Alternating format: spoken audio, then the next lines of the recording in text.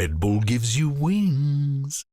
Hey, Law. Yeah? I need a bit of help with styling since I'm new here, and I was wondering if I could show you a couple of outfits. Yeah, sure. Amazing, thank you so much. I'll be right back. I'm a porro snack. Get it? I don't know, man. No, not really. I don't know, Law. It's hopeless. No, it's gonna be fine. Here, let's have a break.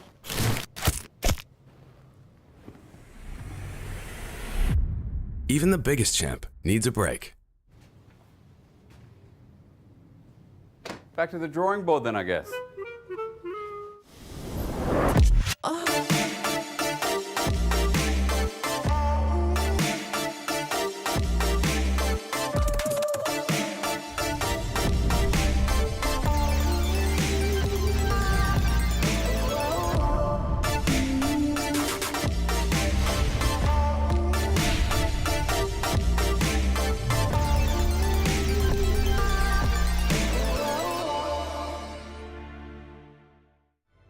There's a place where everything begins.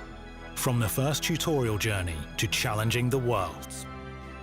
A place where people connect and friends rise to become legends. There's a place where adventure awaits you. Welcome. To the legendary lobby. Marriott Bonvoy. Unlock exclusive member rates and legendary benefits across over 30 hotel brands worldwide. Sign up today for free and claim your Masterwork chest and key. Hey, shouldn't you be on stage right now? Hey, you got a pick. Tom Kent? What? I was not expecting this. And a crazy off-meta pick that secured you the win. How did you come up with it? I just listened to my gut.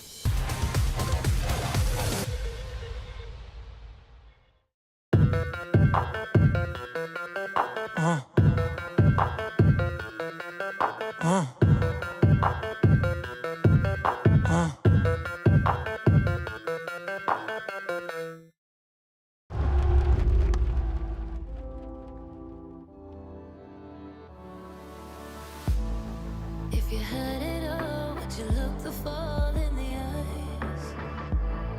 Could you walk away this time? Will you realize, recognize it's never over? And the flame that once had died, awaken.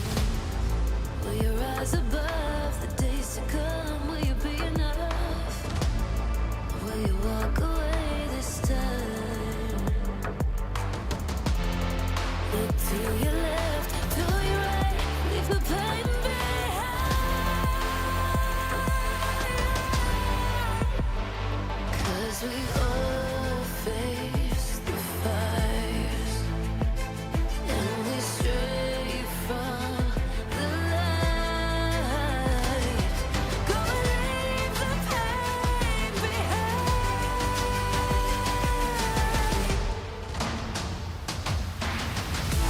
Feel that rush, feel the taste. Can you feel it? Rid the pain. Wash it away and stand again.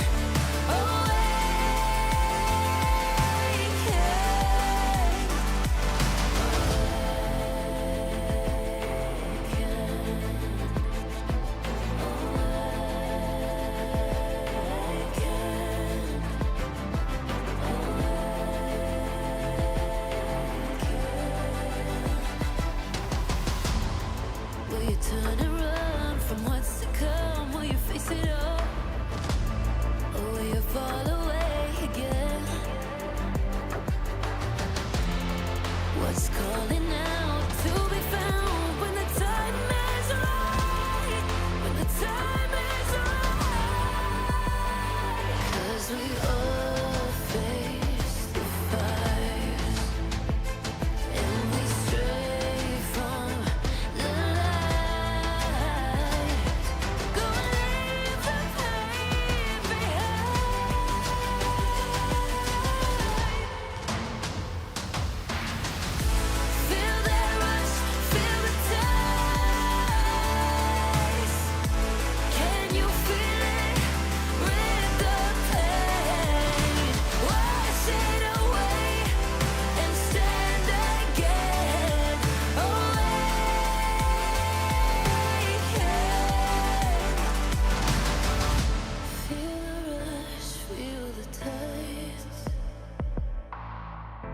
Wash away what used to be. Will you make your stand? The world in your hands again. 'Cause we all face the fires, and we stray from the light. Turn the page and make it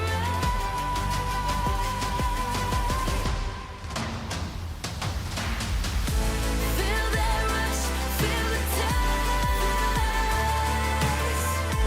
Can you feel it?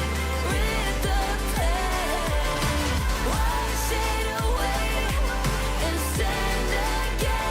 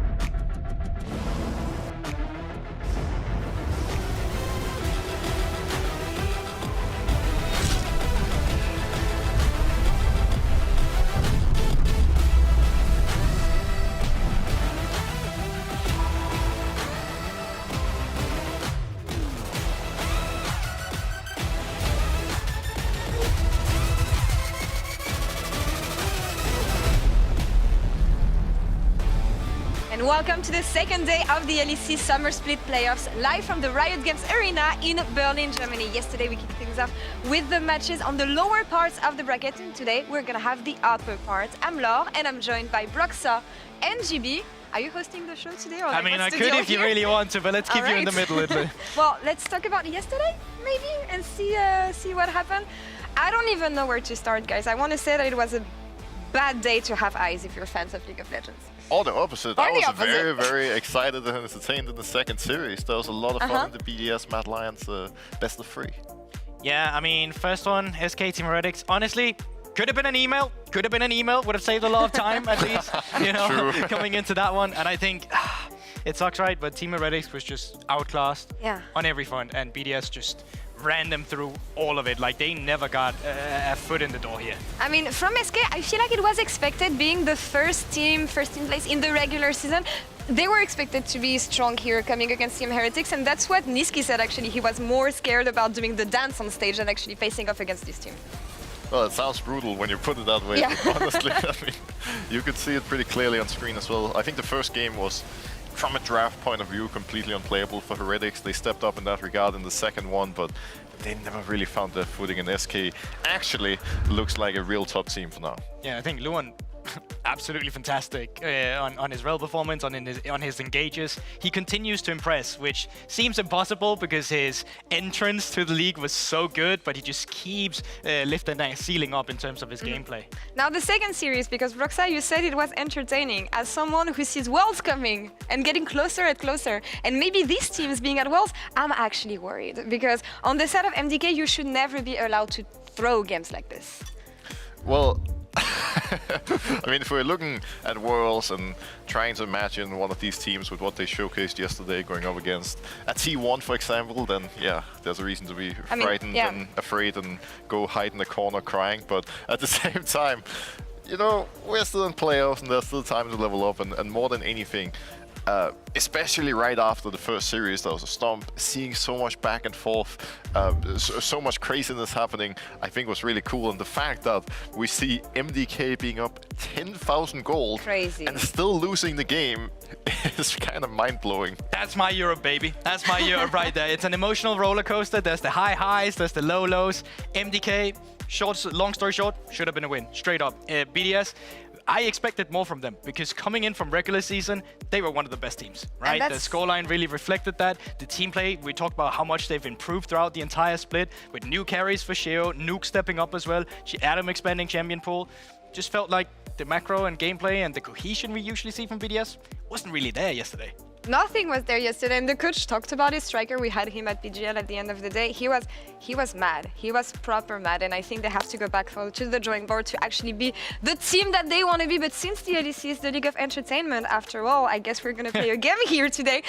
Who I am, because I'm gonna read facts about some of our remaining players in playoffs, and you see the board here. Actually, you're gonna have to guess who the player is. I'm gonna give you guys hints every time, and you're gonna put some of the players' faces down. Okay. Are you guys ready? We have 4 players Hopefully to guess ready. here. I've played this since kindergarten. Yeah. I mean, this is actually a rematch because we played this last year and you guys were facing each other. I don't remember who won, but Me it's neither. okay. Did you win? Let's not talk about it. Okay, cool. So I'm I remember Yeah. the result, sadly. Only present times matter in this rematch here today. Player 1. I have between 100 and 150 LEC games. Oh god, okay. All the 150. newest guys probably goes out. Alvaro, Yeah. Closer. You want to look at the older boys I'm looking here. at Wonder, and I'm like, he's probably played like a couple hundred at least. Maybe I shouldn't tell GP that. Yeah. Anyways, It's fine, don't worry about it. Keep it not a coming. co-op game. Keep it coming. Wait, Yike, has he played over 100 already? Surely not. All right. okay. Oh god. You really are not on the same page We're here. getting more clues, right? Yeah, second clue here. I have the most diverse champion pool in my team in summer. So if you think about the most diverse role, maybe in summer, Broxa used to be Definitely really not. confused. Railroad I'm really trick, just that's not thinking if maybe I put down someone I shouldn't. I'm not mid lane I entirely don't know sure. who's not the left on your same. side, You've we'll played see. probably not the same either. How many? I'm you played a committing few to my different game strategy plans? here. All right, GB, how are you doing? I'm not good, not good. But Okay. I'm feeling the pressure. I'm definitely feeling the pressure. Hold up. And I think with this one, you're gonna know if you're on the right path or not, because my country made quarterfinals at Euro 2024. It's definitely not Denmark. Okay, I think I have a guess. Germany make it. Can I guess? Poland didn't make it. You can guess, yeah. I hope my Euro Okay. memories are correct, but I'm gonna say upset. And that is not upset.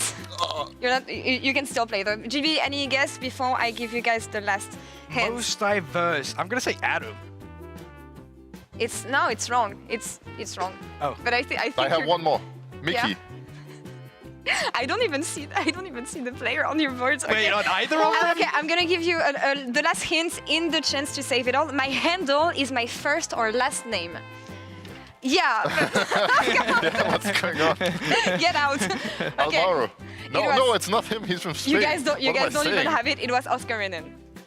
Has he played over that many games already? All right, moving on. Player number 2. This one is supposed to be the easiest one. You told me it was gonna be easy. I readjust my glasses a billion times per game. Okay, all the guys with no glasses. Yeah. Oh, Ignar. No, but come on. I tried to Give go it a bit big. more time. Like, Come on, Brox. I swear I've seen him adjust his glasses. Anyways, Yeah, you gotta keep all the guys with the glasses here. This guy plays with glasses. All right. but nobody here has glasses. No, I but swear. some of them doesn't wear it on photos, but they Yeah. play with But glasses. that's not fair. No, just remember, that's the skill, Broxer. Don't complain about the game. Okay. I need more help. All right. I've shaved my head randomly. That's if you Niski. play. There you go. Boom! See, he plays with glasses, I remember. And he does this constantly. Exactly. Shout out to the manager who gave me He this also one. face palms a lot, but The that other wasn't the hint question. could have been I wonder why that would be. The other hints were I'm a dual citizen or I won a split MVP. But, Okay. yeah, good. Okay, good on Thank this you. one. Thank Player number 3. I am one of the 3 of my nationality in the LEC. And I can give you Oh, the I'm so nationality. bad at nationalities. Oh, that's tricky actually. How So many there's Danes 3 do we players. have? Caps, Wunder. I'm forgetting a Dane. Aye. We used to have those. Aye, We used to have aye. Sigurd. We used to have. Wait, I'm Oh, I'm forgetting gonna a win Dane. this. He's thinking a lot over there. Oh my god. What Wait. the hell is this? What is this? Attention, Broxa. We know you're in there. You have been engaged in negative gaming. Negative Please gaming? leave What'd you the do, list, or we man? will be forced to remove you. Don't believe I anything they repeat, tell you. I'm a Broxa, good boy. Please Okay? No, no, leave no, the no, analyst no. desk for engagement I may in know what this is negative about, but gaming. There's a devil Okay. hidden in each and every one of you. What is this? I Behavior just want to warning? say, I thought it was okay to die 14 times in a game. No, but no, no, apparently, guys, get the him punishment out. system I'm sorry, disagrees with me. I'm sorry, LEC boss? audience. Get him out of here. Out. When you, I thought actually you thought he you was knew one a of the guy. good ones. Yeah, honestly, Yeah. I was like, my Danish brother. What? Betrayal. Like, I guess we're gonna have to find a better option for the desk and the least toxic one. We're gonna look for a replacement here, okay? But we're gonna leave you guys with an interview with Trouble and Cass, GX's coach. Take it away, my dear. We're gonna try to solve this. I'm sorry, GB. I'm sorry. Thank you, Laure, and good luck, Broxa, with whatever's coming for you. Cass, thank you so much for joining me ahead of your best of versus Fnatic. I'm gonna dive straight in. Juicy question. You guys have been scraping by in playoffs the entire year, and even though this time around it wasn't a scrape by because you guys got 7th, what is different this time around for your team? Well, first off, like scraping by, I think it's always very hard to find your identity and find the synergies between each other if you change members. And of course, we changed 2 members between spring and summer. So we had to like kind of feel how it's going to be in official games, because the real problems, they come in official games. So from the first weekend on, we went 0-3. We actually have the chance to fix them, right? Because in scrims, it doesn't actually show the problems. Now, why is it different this time? I feel like everyone is more on ease, accepting each other's strengths and weaknesses and making up for it. So I think that is what's going to help us do better this time. I feel like even though it was a little bit harsh with all the scraping by, a lot of people have so much faith in this team. We've seen you almost beat G2. We've seen games that you guys had almost won. And I'm going to quote Skara here, we were winning until we were losing. Have you guys identified specific mistakes from these games that you're bringing into the series today? I think the Well, biggest, not bringing them. I mean, the biggest thing we worked on is being decisive. Like, just decide 1 minute before if you're going to contest or not contest and how you want to fight or you don't want to fight. Don't have this whole conversation around like, oh, do we fight, do we not fight, how do we fight? Because that's going to result making mistakes. So I think that's the biggest factor that we tried working on there. Oh, so we're looking to see if we're going to have any firm shot calling this time around. Cass, best of luck in this best of series. And Laure, over to you. Thank you so much, Trouble. So we see that GX is actually looking for a stronger voice, a stronger leadership in game. Although, before we get to this, I want to say that we have a new member. So thank you for joining us. Hopefully a least toxic and salty. I'm trying. And I'm trying my best. Okay, good. We take it. You're on probation for now. We'll see how you do. But yeah, as I was saying on GX, I feel like they have been the most surprising team out of the lower bottom team here, because making it to playoffs like this, they're constantly improving. Given the fact that they changed 2 players at the beginning of summer, I'm actually really happy from what we've seen from them. Yeah, totally agree. I think they have a lot of potential left on the table for sure. They are not at the peak where they could be. And it's going to be interesting to see if they made some improvements coming in from week 4 to maybe take it up a notch. And in the on the GX improvement, what do you feel like has been the biggest improvement here? If you can pin down like a specific player or a specific trend that we've seen. I think it just has to be Jackie's. I think he's definitely the star player coming through from GX. I think when people saw him coming in the beginning, there was a lot of question marks. Lock me in, Yone. Let me see if I can skill check them. Can I? No, I failed. But coming in from this split, he's actually had a lot of success with some of his picks. And I think in general with Jackie's, he's getting leads. But my problem with him right now is sometimes he's a little bit irresponsible with these leads. There's often where he'll get ahead because he is actually very good at League of Legends, who would have thought, but then he gets caught up isolated and suddenly the tempo gets destroyed, or they can't continue building into the mid game because they're just not able to properly plan it with a guy dead. Is it just a matter of discipline, you think? Absolutely. But I do like the fact that he is like taking his weight on his shoulders, saying, let me get the lead, let me get the carries, I will take over the game. And I think he has some rough edges left, and if he can fix those mistakes, as you said, they are simple mistakes, if you want to call it like that, and they should be easily fixable, and I think he can be one of the best in the entire league in mid lane. Absolutely. It's kind of like old Humanoid, where it's like, Humanoid's so good, oh, he gets caught on side lane. And that's kind of Jackie's now with his isolated devs. You can see there's been a lot of them. So we're gonna keep a focus on mid lane to see who's getting carried away a bit, and because when you look at Fnatic, usually you need Humanoid to be ahead in the early game to see success for the team for the later stages of the game, and I do feel like he's been a bit sloppy lately in that Yeah, sense. I think, you know, all of Fnatic has been in a slump, but if you were to highlight one player where it's really clear, it's been Humanoid, because he's been solo killed, it's not the same guy we usually see. The story for Humanoid is that he does poorly in the beginning of the year, and then he ramps up towards playoff. He starts ramping up when it starts mattering, doing. But for this year, it's kind of been the opposite. And when Humanoid's not having the same pressure he usually have, Fnatic can't play properly. They're so used to having a reliant mid laner that allows them to play the map. Yeah, especially since I feel like the meta is not really fitting him that well. He isn't too keen on the Tristana, the Corki, hasn't played any Kai'Sa, Ezreal games to any success. And also with Razork playing almost exclusively tanks or bruisers, you need to have a carry in mid lane that is stable and that can get through the first stages of the game, so you have enough damage in the teamfight actually. And when you look at Fnatic here, I know that a few weeks back we had the discussion of the game they're gonna play against G2, is it gonna break them? And I want to say that they haven't won a single game since they lost against G2. 5-game lose streak here if you count WC. But what happened to Fnatic? Because when I look at this matchup today, I actually think GX has a chance. I mean, totally. I think when GX is playing at their peak, they can for sure match Fnatic, and it's always difficult to call like how much does it impact the players coming into the series with the losing streak. I think the EWC games, I don't know if the players even took it too serious, but yeah. I think other than that, it for sure takes a toll on you. Now, the first game, if you lose that as well, yes, all the memories from the losing streak come back, so it could be a hard one for them. But that's the thing with Fnatic, right? They're an emotional team. We've seen that in the past. If they win the first game today, they can ride it all the way towards finals. Someone who has been doing wonders, I feel, for GX has been the Antonio. No expectation from him at the beginning of the split, and he became a key piece and a really important one in this GX lineup. Yeah, I think he's definitely going to be a stable rock for them and trying to secure this win. The laning phase still needs a little bit of work of time, so once you go into that mid to late game, we saw his Gragas. That was exactly what they needed to get ahead in that game. Rematch of the spring first round for both of these teams. If Fnatic make it, they will be qualified to season finals. Let's see if Fnatic is able to get back on top of it. GX will get the first win here in playoffs as the underdogs. I think with the change, we are a really strong team. They thought I was really bad, and I'm here to prove everyone that they're wrong. A broken blade will flash away. The equalizer binds him though as the Antonio is on a killing spree.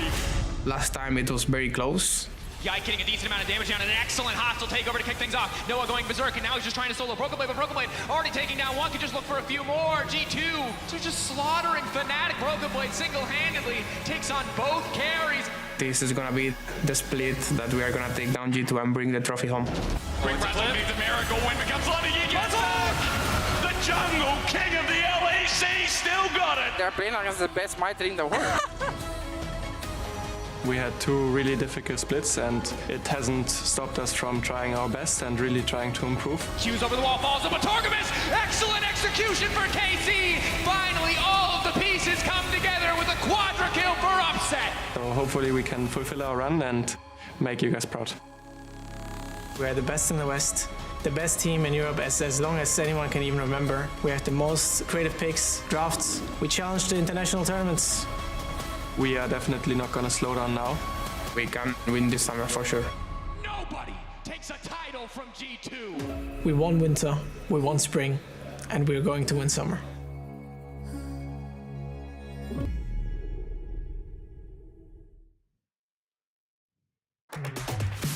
The LEC Summer Playoffs continue here at the Riot Games Arena in Berlin as we welcome you two new opponents, Fnatic and Giant X here in this first round, and Oscar Renan has brought his pet today, Dagda. I didn't even cop what it was. What is it? Oh, it's adorable. It's like a little... A cow? Yeah, horse. I don't know. It's a four-legged animal of some description. We're getting more innovative with the walkouts, Aragon. Yeah. I want to see a dance one time. Niski gave you one yesterday, bro. I missed it. It was good. The LPL playoffs is what we need to bring, or the walkouts is what we need to bring back. Those were some sick ones. The old IG ones, yeah. They were so good. Everyone had like their own charisma to bring out. I mean, welcome again. Fnatic versus Giant X. We're looking forward to this one because Giant X have shown a lot of promise, especially in this split where they were very innovative through their mid laner, of course. And Fnatic, we know, are definitely one of the most innovative teams in the LEC outside of G2, and they're also a bloodthirsty team to beat. Yeah, I mean, my biggest question, you know, they've had 2 weeks. Okay, it's been 2 weeks. Have they figured out their issues? And the biggest issue to me is Humanoid AD mids. Now, is he going to be able to pilot them, or are we going to see the same kind of Varus performance that we saw before the break? I just want to see him not die. Not die in lane. It has not been looking good. So I think the problem is as well is like Humanoid has been such a focal point of Fnatic that when he starts to blunder, but then it starts to impact Razork, that's kind of been that engine for a lot of the early game, and then the whole compartment starts to fall apart. So I think that's where I want to see Razork finding that success for Humanoid, going back towards pick like the Hui and the Talia that Humanoid found success on at the start of the split, and then seeing now if they can find that spark once more. I think the most interesting part is what we're going to see him pull on here, especially when Jackie's has that 80 carry priority, and it felt like it's driven him forward. The mid matchup has a lot of focus here, guys, but remember, as we go into pick and ban, we're going to start talking about these priorities on 14-13. Lee Sin is enabled. Anyone who's been watching LCK, it's enabled here, enabled in the LPL, so not to worry in case we see that here in the best of 3. Yeah, I think as far as priority picks go, right now Rumble's open, Tristana, Ashe, Corki as well. Yep. See a handshake once again of Tristana, Corki, everyone's favorite. At the moment, what they're setting up for, I feel like, is a B1 Sejuani. Both tank options, or rather anti-tank, but the Ivern is out, which facilitates the Sejuani first pick as well. And it's trying to get rid of what Giant X have been comfortable with. When you look at their last few drafts, it has been that high priority on the Sejuani, or at least that first rotation of the jungle pick for Giant X, but with Fnatic now being able to go, hey, we can probably steal that away, could be a good look, but it's also not something that we've seen Razork play a huge amount. He has been more going for these kind of, like the Zinzaos, he's seen a little bit of Brand, like the Ivern has been a big pick, which is why we're seeing the band away, but I think, yeah, trying to get it out of the hands of Giant X is a good shout. If I were to build off of this, I mean, you could do 80 carry like Corki plus AP jungler. That'd be an angle that someone like Genji over in the LCK would do. Other than that, there really aren't any tank options for Juhan, which is something we always see him on. But AP jungler works really well because you have Jackies, of course, going to pick the 80 carries in the mid lane. Juhan is really slim champion pool. I mean, it's the Sejuani, Vi, Maokai so far. That's all we've seen.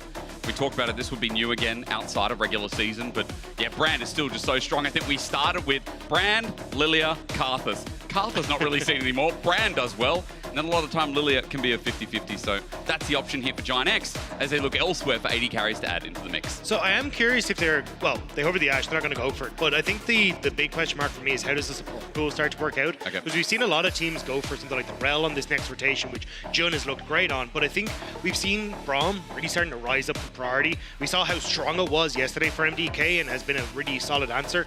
So I'm curious if our Giant X want to try and wait to see if they take the Rel and then answer with the Braum, but now that they've gone for the Kai'Sa, I think you are just better off taking something like the Rel yourself, but it does mean that Jun could end up taking like that double Rel Yord comp and work it out. Who's that dude in the audience cheering for Kasate? Like, what are you doing?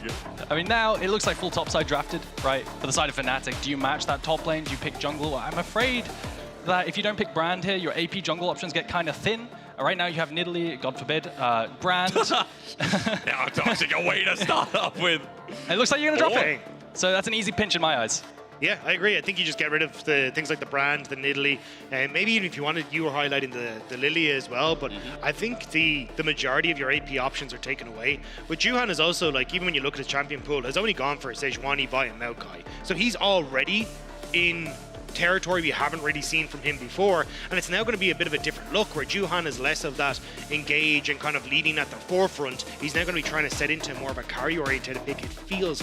I love the point because Juhan has had question marks over him when this team feels like it needs another linchpin or another carry source, or it may be just a strong element in total. Giant X ban away the Aphelios is something we've started to see come back into 14-13. The Brand that was hovered before for Giant X as they look for their jungler also taken away. I think some 80 carry options for Giant X right now. I think Ashe is fantastic for bullying the Kai'Sa in lane because you know they're going to pair off with the hard engaged support. So you could take like Ashe Braum into the potential Nautilus or what have you. I think Ezreal is just generally really strong as well. It's kind of soft countered by the Kai'Sa, but it's also incredibly strong and that might just be pinched. Yeah, I think Ashe Braum is sick here. Like if you take the Ashe, you get the bully in the lane. You also get the Braum for not only just the synergy you have with like a Sejuani, but interrupting the Ornult as well. It feels like such a no-brainer, and that's why I was kind of surprised not to see a Braum ban coming through, because you imagine something like a Rel going to be taken here for Ignar or something along those lines, but I think Braum just works so well in this. And how good is it in the meta as well? I look at you guys, I'm like, there's no way that gets locked in. Zyra can't on the other side, but who cares? Why is there a sad person in the comp of Giant X? What's it? So, I think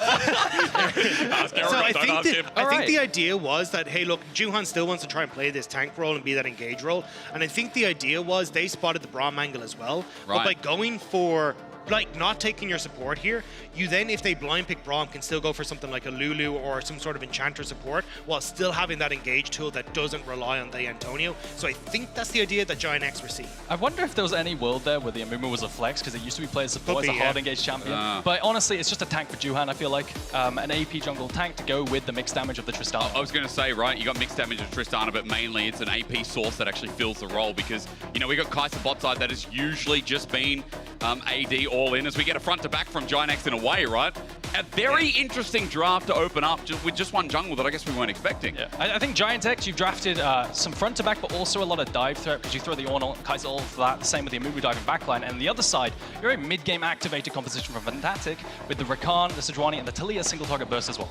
I'm also just very happy to see Humanoid back on the Taliyah. He's kind of been experimenting a lot with the AD mids, as we highlighted, but it just hasn't worked out for him over the last 2 games, getting solo killed twice, and now going back to what was the bread and butter for Fnatic at the start of the year, which was the Hueys, the Taliyahs, playing these control mages where he's able to work with Razor, control space in team fights, and then try and set Fnatic up for success, and in particular Noah for success. So let's put it on the toast then, because that's how you start any breakfast, any good day for these teams in a game 1. With Vegemite. Yeah, with Vegemite, of course, but that comes later. Maybe it's a game 2 or 3, Dagda. Hold your horses.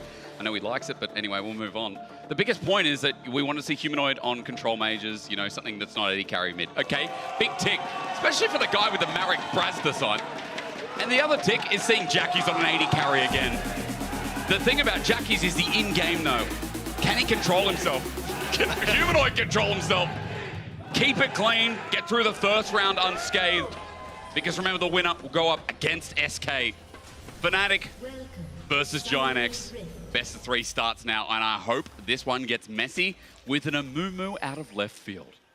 But this is where, again, like, we got to set it properly, right? Giant X, this is an uphill battle. Of course. A lot of people are looking for Fnatic coming in as, like, top 3, if not top 2 teams in the league out of the first couple of weeks. And for Giant X, it was kind of the surprise team coming into this. So taking what is a bit of an unconventional jungle pick, I think a lot of eyes are going to be on Juhan for how can he, one, help out Jackie's in that mid lane in this matchup against Humanoid, and then try and set up the rest of the team for success at team fights. Yeah, definitely my eyes are on Juhan there, just like you said. I think it's really important when you play against the Taliyah to be able to shut her down and not let her roam, right? So early ganks into popping a flash or something make her really uncomfortable stepping into the river. Well, I'm looking forward to what happens. Good. Fnatic. Hey, it could be Giant X, but let's be real, is it Fnatic? The keyboards are out. All right. We'll find out in just a second. Yeah, we will. We'll get a real answer for you shortly. But yeah, coming back to it, look, this is definitely an uphill battle for Giant X. Yeah. Giant X have not beaten Fnatic all year long.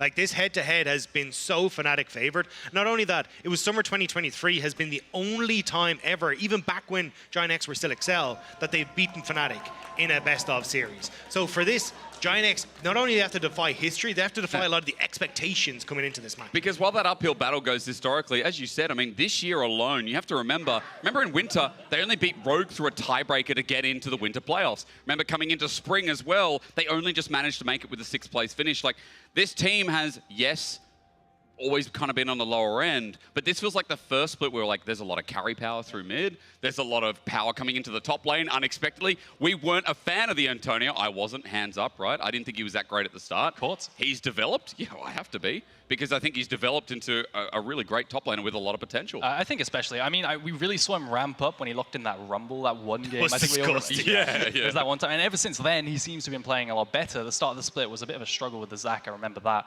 But yeah, I think this split, they could have done even better, because I think back to games versus, for example, G2, where they should have won the game. The game was completely theirs. Throws. And it was just a throw of Baron. So it's just really unfortunate. I think they could have been doing even better in the standings. Yeah, I mean, again, it's upsetting because you see that potential. And it's funny, again, that when you see a team with Patrick and Ignar together, and you're like, well, these guys have got a lot of history behind them as well, and they're not even the stars of the show. That's how good Giant X could potentially be. But that's the thing. A huge amount of what Giant X's game plan has been is get Jackie's fed. Play around Jackie's. And I think even though we saw like G2 were GX put on a show against them, we've seen the flip side, which is against Karmine Corp, who read that GX were going to try and play around the mid lane, they just shut that down. They're like, we're going to send 2-3 people mid, and we're going to make sure you don't get to play around Jackies. And that's where it ends up absolute disaster. That's the wrong button. Banger. I'd like to apologise. I think Aragon caused the pause. What button did you press over there? So if you want to talk back to production, it's the one that says production. I swear I pressed it. No, that's a knob, Aragon. So I was so curious. I was like, when was the last Amumu played? All right. I think you're also caught because you didn't just use the computer. There's a keyboard there, Aragon. Yo, it's kind of difficult, isn't it? Oh my God, this guy. Look, you get used to it. It's all right. But look, I think the whole thing is like, this is where I want to see Giant X kind of overcome their demons, which is continue to play around Jackies in the mid lane, but get away from a guy like Jun, who's going to try and track Ignar as he moves in towards the mid lane.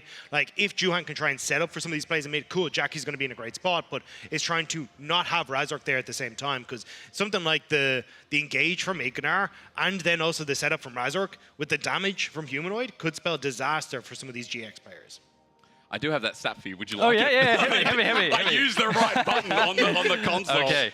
Summer 2023 by Peach, and it was a win. That was recent. Yeah. Well, I mean, 2023 was last year. Giant X. Yeah. Someone on that team likes Amumu. I love how you said that was pretty recent. Like 2023, yes, you count backwards one. But it's closer than I thought. It is. It was also the year that XL made finals for the first time, after beating Fnatic in that summer 2023. So maybe this is the secret sauce. Ooh. Maybe they just need to play more of Mumu. Is it an insult to Peach, though? I don't know, because no longer on this team. As Juhan's taken the place in this split. We're back in. Now, I was told there was an environmental issue. I'm glad the environment feels a lot better so that we can get in and find out what game one looks like.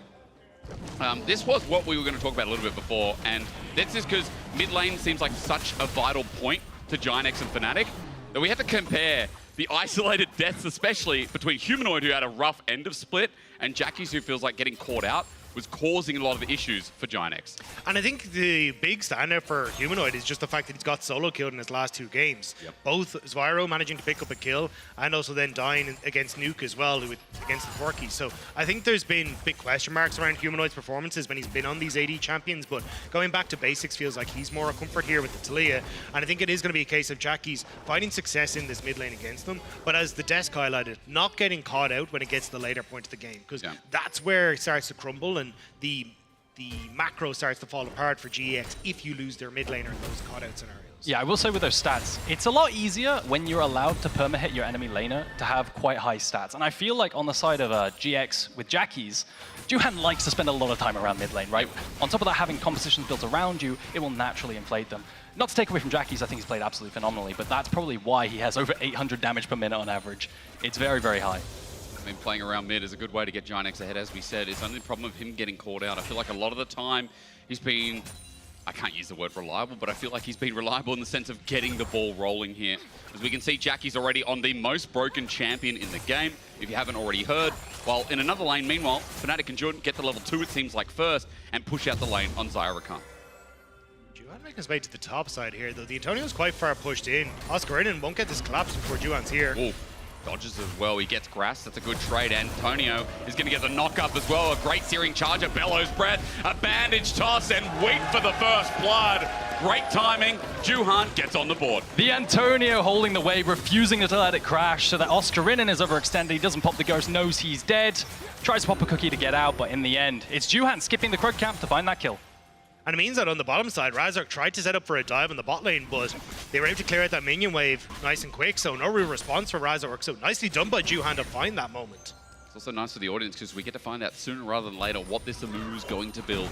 It gives us less time to worry and more time to question and see what he does as he approaches that level 6 mark. Bammy Cinder, so we're going for the full tank start. I don't know if you guys had any questions about that. You're looking at me like, yeah, of course. I mean, yeah, especially when you're going up against like the Tilly in the mid lane, probably going to go for the Hollow Radiance nice and early to get a little bit of that magic resist, because that's mostly where you want to try and play around and make sure you're okay. But yeah, I mean, it's just at this stage you want to be that main engage tool to set up them for the Antonio to come in with that secondary or an ultimate. So I'm not fully surprised to see him go down. Yeah. So I've seen like one Amumu in solo queue this year. I think generally like a Sunfire option into, I think Riftmaker was an option. Ooh, okay. Because you get HP, AP based on HP, right? I think that's like a mixed build. Something like this. Okay. Whether or not you just go full tank anyway, you know, because it's competitive setting, it's different. You see Juhan fishing around mid lane. I told you this mid lane is going to be quite volatile because it's all humanoid and Jackie's activated. Jackie's can keep pushing, take platings. That's really nice. The same for humanoid. If he's allowed to push up and then eventually roam down to bot side, you know, especially at level 6 activated, level 3 activated Zaya Rakan, that's going to be nice too. On a good ward there, spotted the movement from Juhan down. And I think this is something that Casey did really well against Giant X, was getting that deep vision to spot out where Juhan was. Because oftentimes if you can sync up, like Razork's trying to do at the moment with Juhan, you can try and interrupt him playing around mid lane, or at least you can try and persuade him to not focus on his lanes, or at least dissuade him from doing it. So I think that's where we're going to see a lot of Fnatic put that pressure, and see if then Jun can try and match if Ignar ever tries to roam as well. Razork's down the bottom lane. We haven't talked much about him here in this early game. This Stage 1, he's just been farming away. Small lead within the jungle, but remember that Juhan got the gank off and the first blood. Gold went to him as well, so he's currently up. Razork can't find any options as the wave looks like it's pushing back out, with Patrick and Ignar pulling back as well and just accepting and waiting. I think this is where if I'm Fnatic though, I try to crash this wave, reset and move my bot side to the top lane. You got boy grubs that are about to spawn, and you're going to be in a decent spot to try and go for them. You can already look at Juhan and Jackie's trying to play off the mid push they have to set up vision for that, which is going to be nice, but maybe they can sneak one away, but it's going to be tough. I think Giant X are just going to have to give up this spot. Yeah, nice little stopping the cancel on the recall there from the Kai'Sa Voidseeker by coming out of the recall, then coming back into it with the Zaya Rakan. Really nice there. It looks like Rakan's going to open up through mid to potentially contest these grubs. Razork is fishing there for Juhan. It's always fun, but it depends if you catch anything. I mean, first grub already taken down. Juhan's used his smite. Razork has one on the back wing as well. He just walks in, takes it. So we're one apiece for the grubs. It looks like Giant X is still going to be looking for the second one and finding it themselves. As Jackie's just level 6 here, remember. He's got a lot of brain power at him, but Razork just walked in and W'd it. Nicely done by Razork. That was a bit dicey because Humanoid wasn't here. Now he's going to cut them off. Now it's turning into something. I mean, Juhan might have to flash over the wall to get on out. He doesn't have his ult himself, and from Fnatic, they just launch themselves at it, walk at them, and Giant X have to leave. I'm shocked that they managed to get that second Void Grub, because even when I was looking, Noah had gone back to bot lane, so they didn't even have the AD carry support, and Humanoid had pieced out, so that could have gone disastrously, but Giant X unfortunately have to get it. Now Jun's here. I mean, Juhan has level 6, so under turret, I'm scared of a Curse of the Sad Mummy on 3 targets. Jun backs away. Good W, Jun. We saw that. You know, I'm kind of glad for Fnatic because as I might have to hold that. Ignar's looking mid. But yeah, that dive up topside, trying to dive in Ornn with Sejuani Cassante is very ballsy. That's not a lot of damage in your kit, so base damage, hopefully, you know, thankfully, I'm going to go through there. Is that because earlier on, I think in the day, we saw a Poppy getting dove? That was a bad thought, as Noah might be in trouble. The feathers to fly out, depending on if Ignar uses the flash, but holds onto it, Noah walks out. I think he was lucky that Patrick didn't have 6, because if he was able to close the gap, it doesn't matter if Ignar is there. You're kind of just doomed as Noah, or at least you have to burn that flash. So Noah playing a little bit too far up, but luckily it doesn't get punished. The wave is in a bit of a bad spot, though. Jun needs to get here to help him crash this in, especially with Juhan on the bottom side. Level 6 on Juhan now. And this is where I'm assuming Amumu spikes 2 Qs in terms of the charges. So a lot of CC available if they want to burst up a single target. And with Alistar as well, we've seen, I think in the current meta, in the current drafts, gents, we've seen a lot of syncing up, like support engage, jungle engage as well, whether it's AP or not. Like, there's a lot of setup at this level. That's a flash forward from Jackie's. Trying to take on Humanoid. He gets one in return. Razork is just mad and throws out a flail. That's his ulti down too. So Jackie's already heavily trying to punish Humanoid here, popping the flash, so then maybe the regank from Juhan is going to be even easier. Flashless Talia, that's just a Mumu ulted on my screen. Maybe on a regank, a couple minutes time. It just felt very aggressive. You know, I was like, I think Humanoid was kind of expecting Juhan to be there, especially after he just saw him flash in, but I don't know, that was... Yeah, I think he could have just jumped and tried to force the flash anyway, but bottom side now, Juhan starting to move in. Again, Giant X have Ignar at level 6, so you can see Razork down here to try and cover in case any sort of dive comes through. Are you guys worried about, I mean, I'm personally starting to worry and think about the options for the Amumu ult, right? Zaya ulti comes through as well. Getting near is hard with the Rakan. Also, remember, Bandage Toss stops the pebbles from Humanoid. I think the problem is, and why Zaya can do well in like certain situations getting away, is that there's so much on Giant X you have to deal with. Right. Do you ult Ignar coming in? Do you ult Juhan coming in? Do you ult the Antonio ult? There's a huge amount of CC that can come your way, and kind of one get out of jail free card doesn't really cut it in these scenarios. Nice little bit of macro coming in from Giant X there. You see the Antonio securing a wave crash and then shifting down towards mid lane to guarantee that they secure this dragon. a response available for Fnatic, as Oscar has to receive a wave on top side, so he can't TP.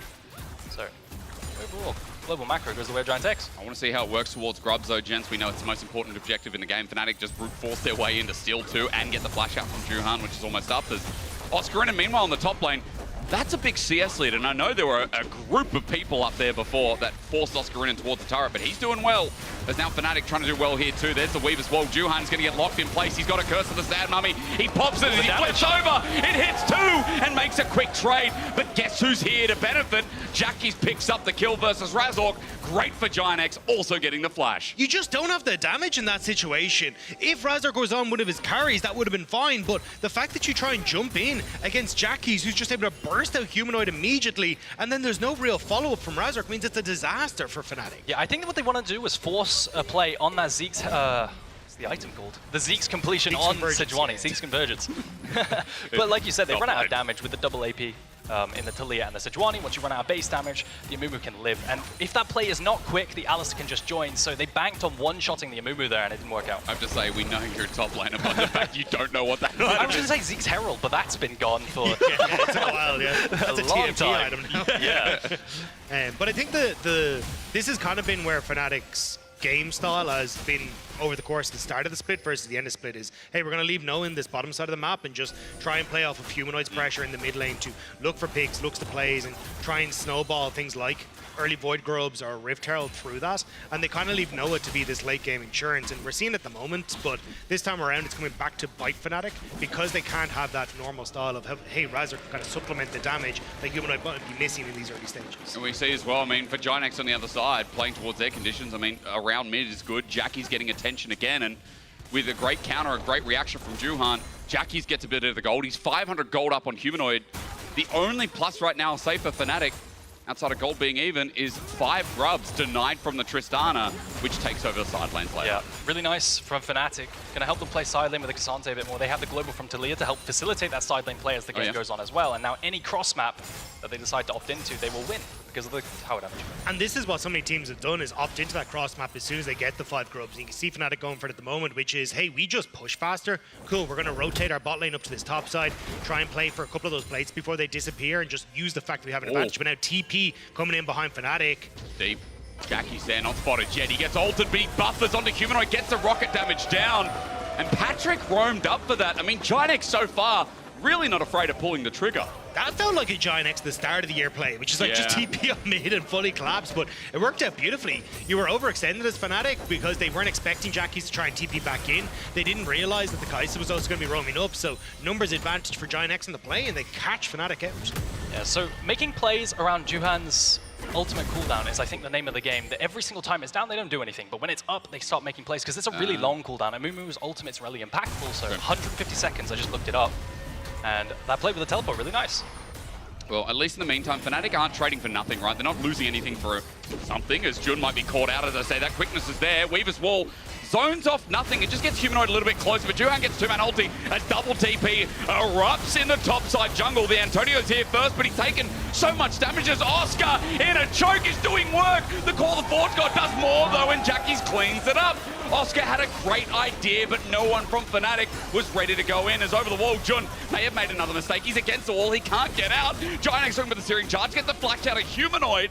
And Giant X is a 5-man crew. Yes, they're so low, messy, but they've gotten more so far. The mess continues, and Dagda, get ready for this one. We're going to need a bib. Humanoid takes down the Antonio, and Fnatic fight back. The extended play evens out the score, but at the start, Oscarina had a great idea. He wanted to cancel the Ornn R2, not allow him to do it, but he got CC'd up, so he could not use his ultimate. You're going to see Oscarina die without casting it. The ult comes down from the Amumu, and here comes the teleports. But this is bizarre. Like, look at where Giant X's carries are. They're nowhere near the fight, and everything from your front line has already been blown. So this is where Fnatic try to re-engage, but they actually end up in a position where Noah and Humanoid aren't able to get past that front line to deal damage. So the entire time, Patrick, Jackie's free hitting Noah, couple of autos there, but that's the first time he's really been able to do anything this entire fight. And I think the idea is from Giant X is that they have a Kai'Sa, right? Kai'Sa can join the fight from 3k range away with the ultimate. So if you start to fight in the enemy jungle, it's suddenly there's a numbers advantage.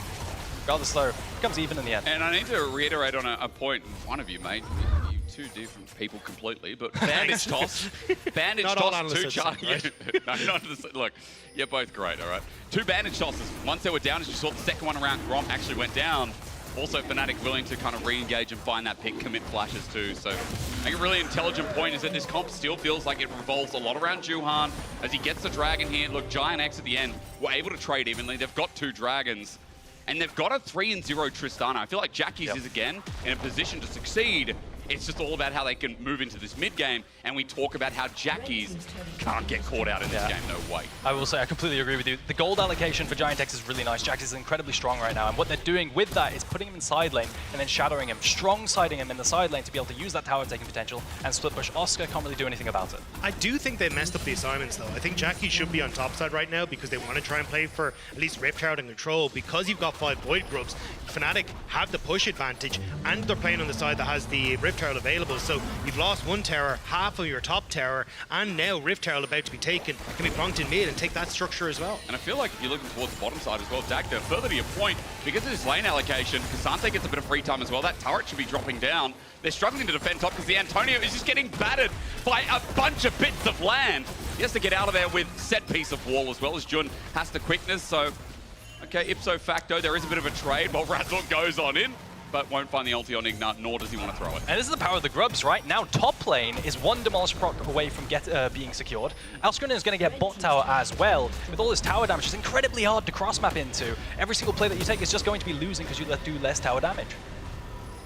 I think you're in a terrible spot now as Giant X, because even though you've got these early dragons, top tower gone, bot gone, Rift Herald in tow to take mid, suddenly this map becomes so much smaller if you're Giant X, so trying to contest for Mountain Dragon in 3 minutes is going to be significantly more difficult. And I think this is where we're starting to see that break between kind of our top 4 teams and the rest of the pack is how they use Void Grubs. Fnatic understanding how to trade on the map to create these moments where, sure, you've got early dragons, but try and contest number 3 because you're going to have no access to that river. Yeah, how you use early Void Grubs is incredibly important here, like you said.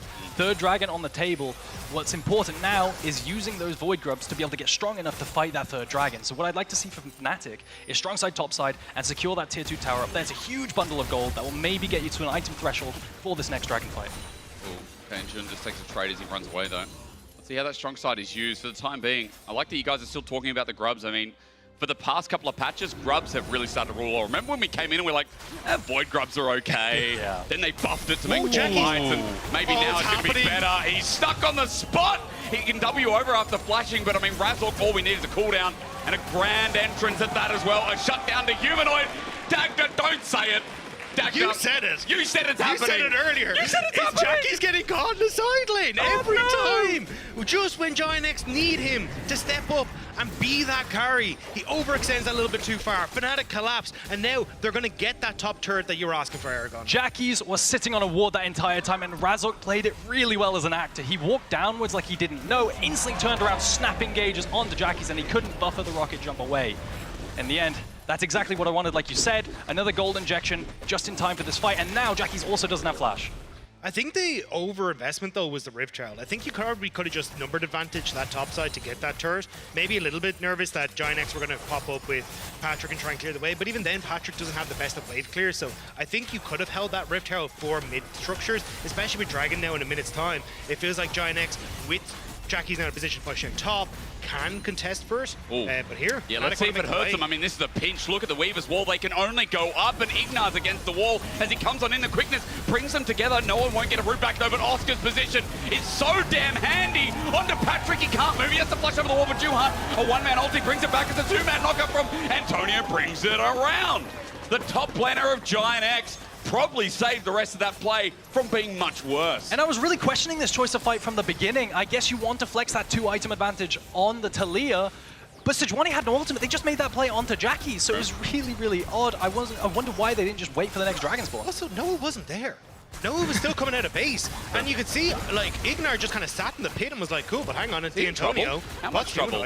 Andrew's going to do a lot of work now. He's able to hop out, but, I mean, Ignar just sat in the pit, was like, hey, Razor, I'll handshake you happily. If you're not in the fight, well, then it only becomes easier for us to take the 4v3 on the opposite side, so bizarre concept from Fnatic to try and take that fight, and now with Oscarina only coming back onto the map, they don't really have the wave space for Dragon. There's been some strange moments in this game. Gentlemen, you're saying this is Fnatic's turn as they try and make this pitch.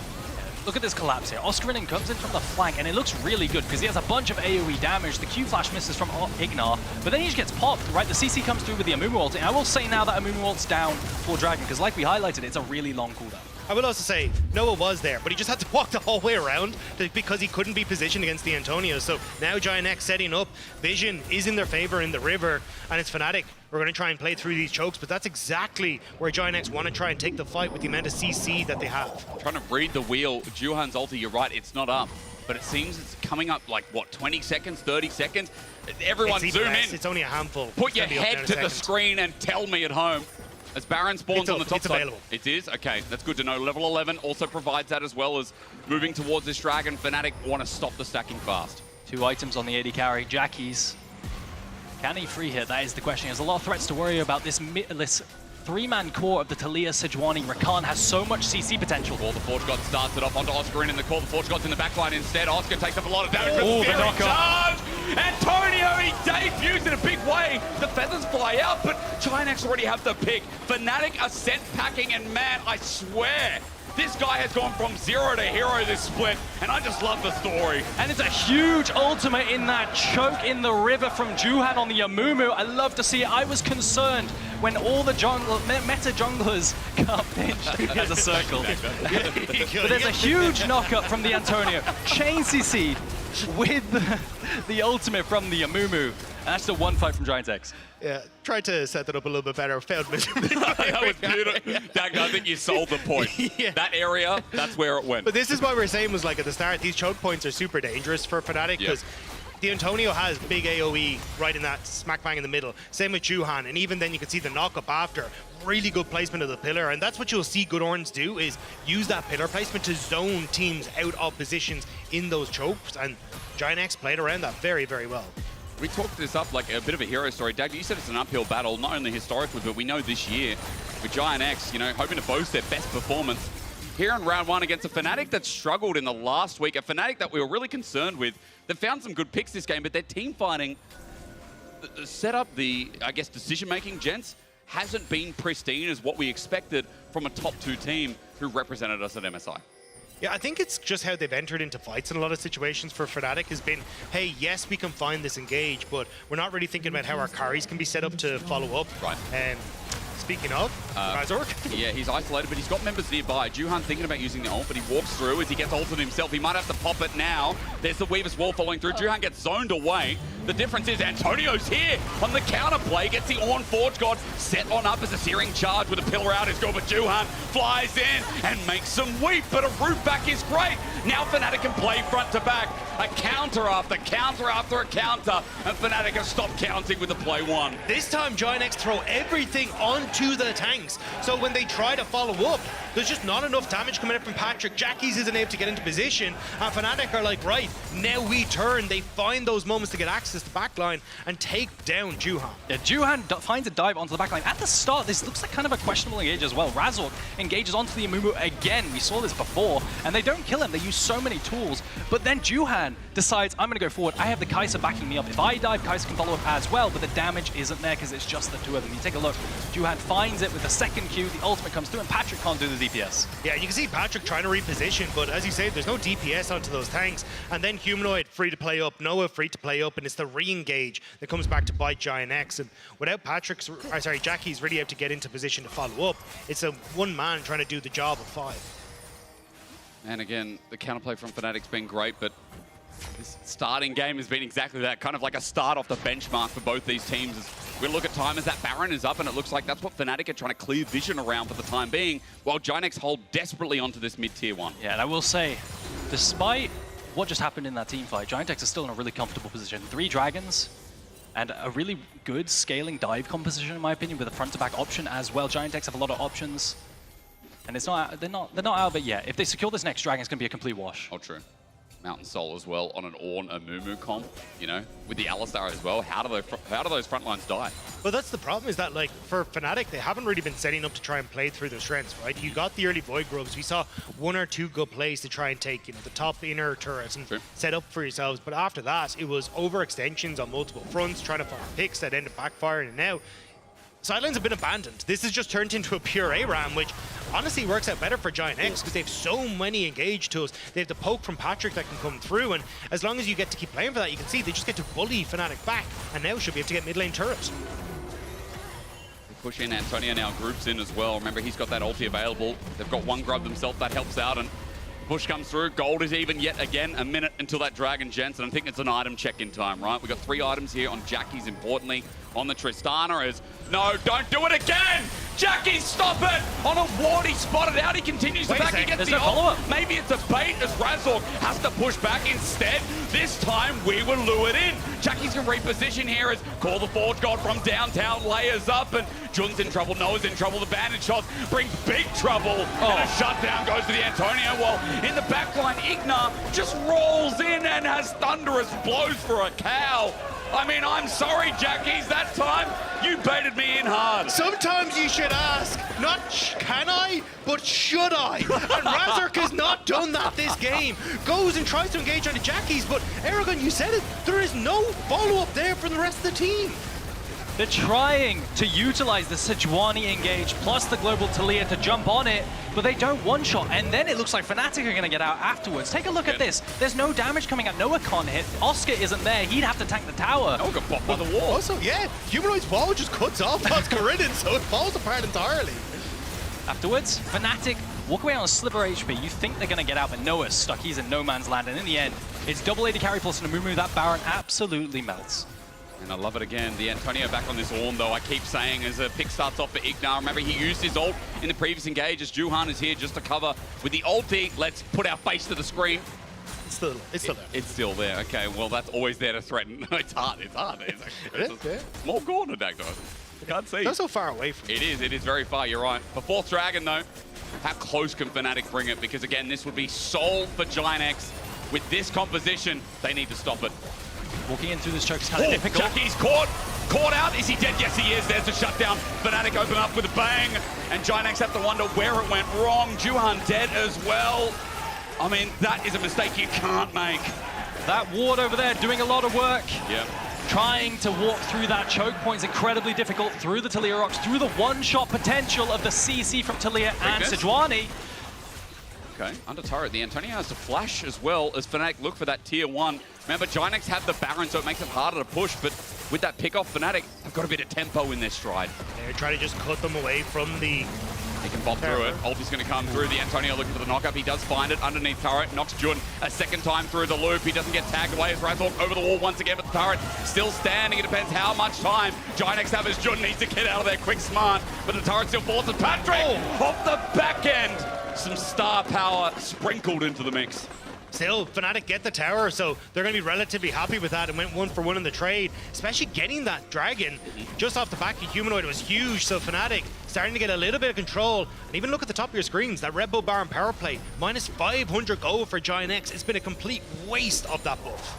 I think Giant X need to rethink the way they approach these fights. It has to be on Ignar with his ultimate of the Antonio walking through these choke points to be able to create space for Jackies to walk in as well. If that's not the case, Jackies has to rely on buffering any kind of CC that comes his way, and it's always a bit dicey. And that's the thing, like the Antonio was starting to do that, right? He'd thrown in the pillar, was starting to slowly gain back some space, but Jackie's just on the opposite side, too close to the wall, and ends up getting caught out. So it's a little bit unfortunate. Now Fnatic have kind of found that window where maybe they can start to claw this game back into their favor, but Giant X back onto the map first, got a couple seconds left in that Baron buff, and want to see if they can at least get some damage onto this top lane turret. I hate to be a cop-out, but I mean, when you talk about experience, you know, ways to come back in the mid-game, how you play the mid-game overall, which I feel like is the hardest part of League of Legends.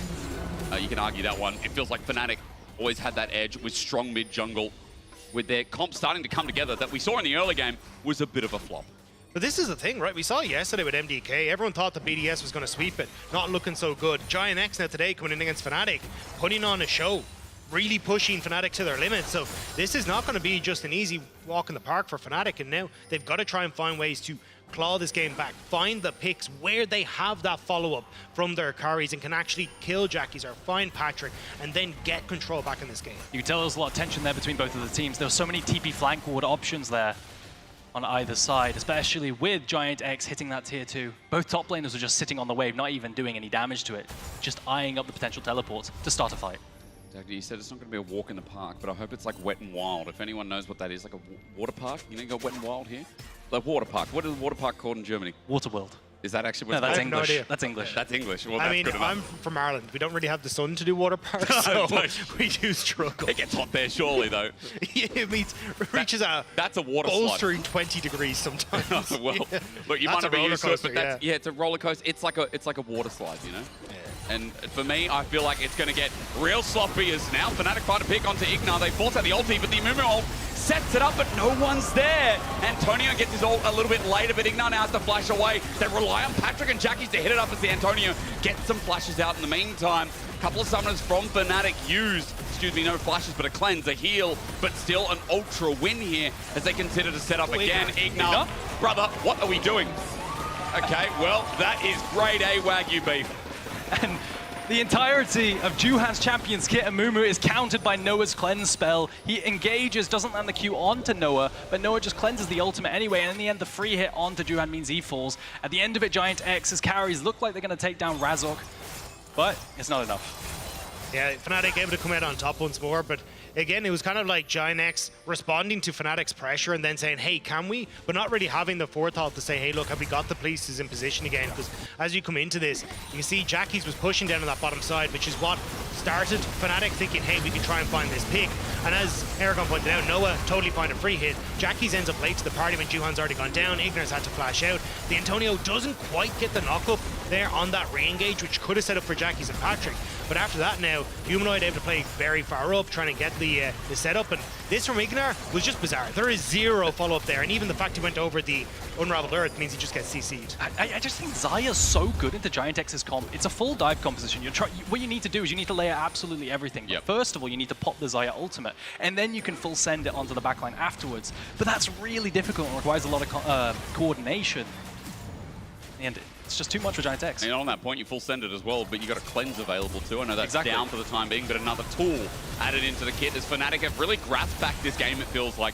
Dragon feels a lot more competitive. The ults feel competitive from Razork as he sends it out again, gets some AoE damage onto Patrick, but Ignar with the reignite, the reset-up, gives Antonio a target. Curse of the Sad Mummy as well onto Oscar. He can't move either. Onto the Antonio. Razork, it's an on! What are we doing there? Fnatic lose it all, and Giant X are blowing my mind a bit. Giant X, they decide we can't dive the Zaya. Let's just kill Jun. We knock up the Celestial opposition, and they one-shot him, CC him to death. He just has a Warmog, so great play coming out there. And you think it's all right for Fnatic, because all the tools are used onto the Rakan, but the it only isn't. thing amazing about that fight is the fact that that feather came from the enemy base. The second time I've seen that from.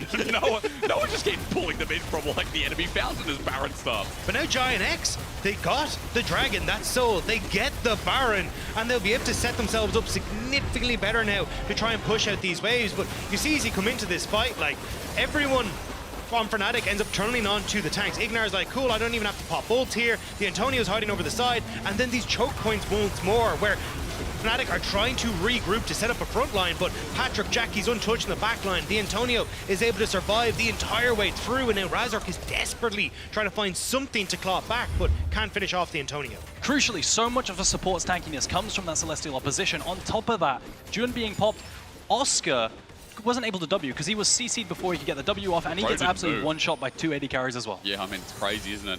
That damage we talk about, not only Tristana, but we've got AP now shrilled out in Patrick's build as well. You can see moving towards a 4th item, which already starts with the Scepter, already starts with the Magic Pen as Ignar chasing Wonderland here, but Humanoid not going to let him continue on as, guys, look, remember Dragon was taken in the replay. It's Soul. Mountain Soul for Giant X. Now, Aragon, what'd you say? Doomed, feels bad. I mean, it's not impossible, but it's a rougher game state now for sure. It's really rough. A lot of your composition, you have so much single target burst. I keep saying this, but when they're so tanky that they live this kind of single target burst, the front to back becomes incredibly difficult afterwards. So I think Fnatic have a massive uphill battle. Giant X do need to try and sync up these waves, though, because at the moment it's become very easy for Fnatic to kind of bounce back and forth between the two. The Antonio now on this top side. I was going to say Fnatic should be able to walk over, so there's no real wave on bot, but they're going to just give up mid Johan tries to engage onto Rosberinen, but just going to get a bit of poke.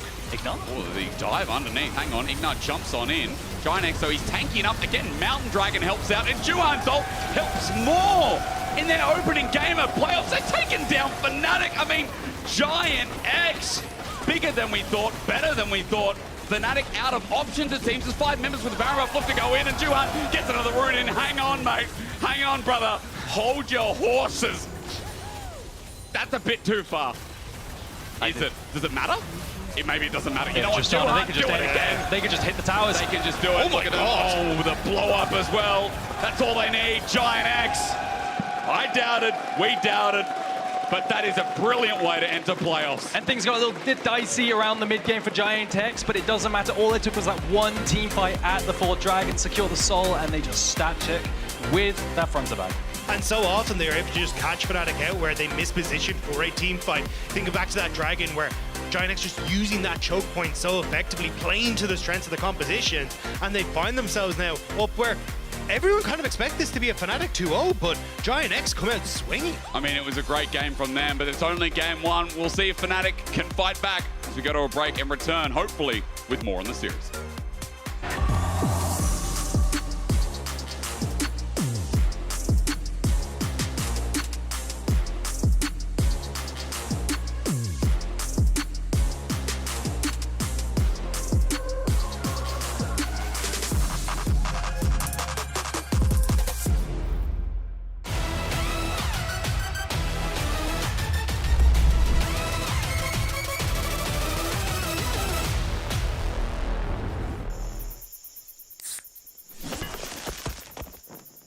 Red Bull gives you wings.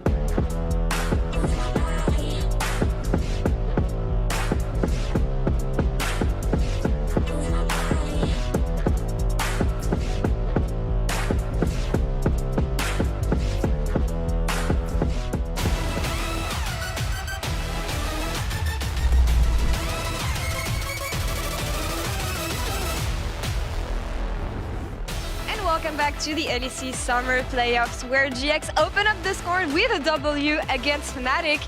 And when you look at the teams' names, I want to say that it may sound surprising, but when you look at the forms of these two teams for the past few weeks, not that surprised with a W from GX.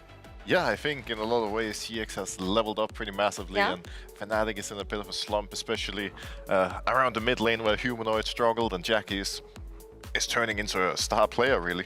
Yeah, thriving on a new champion, Tristana. We know him for the AD mid laners, a new champion here to his bow on the mid lane, Sola.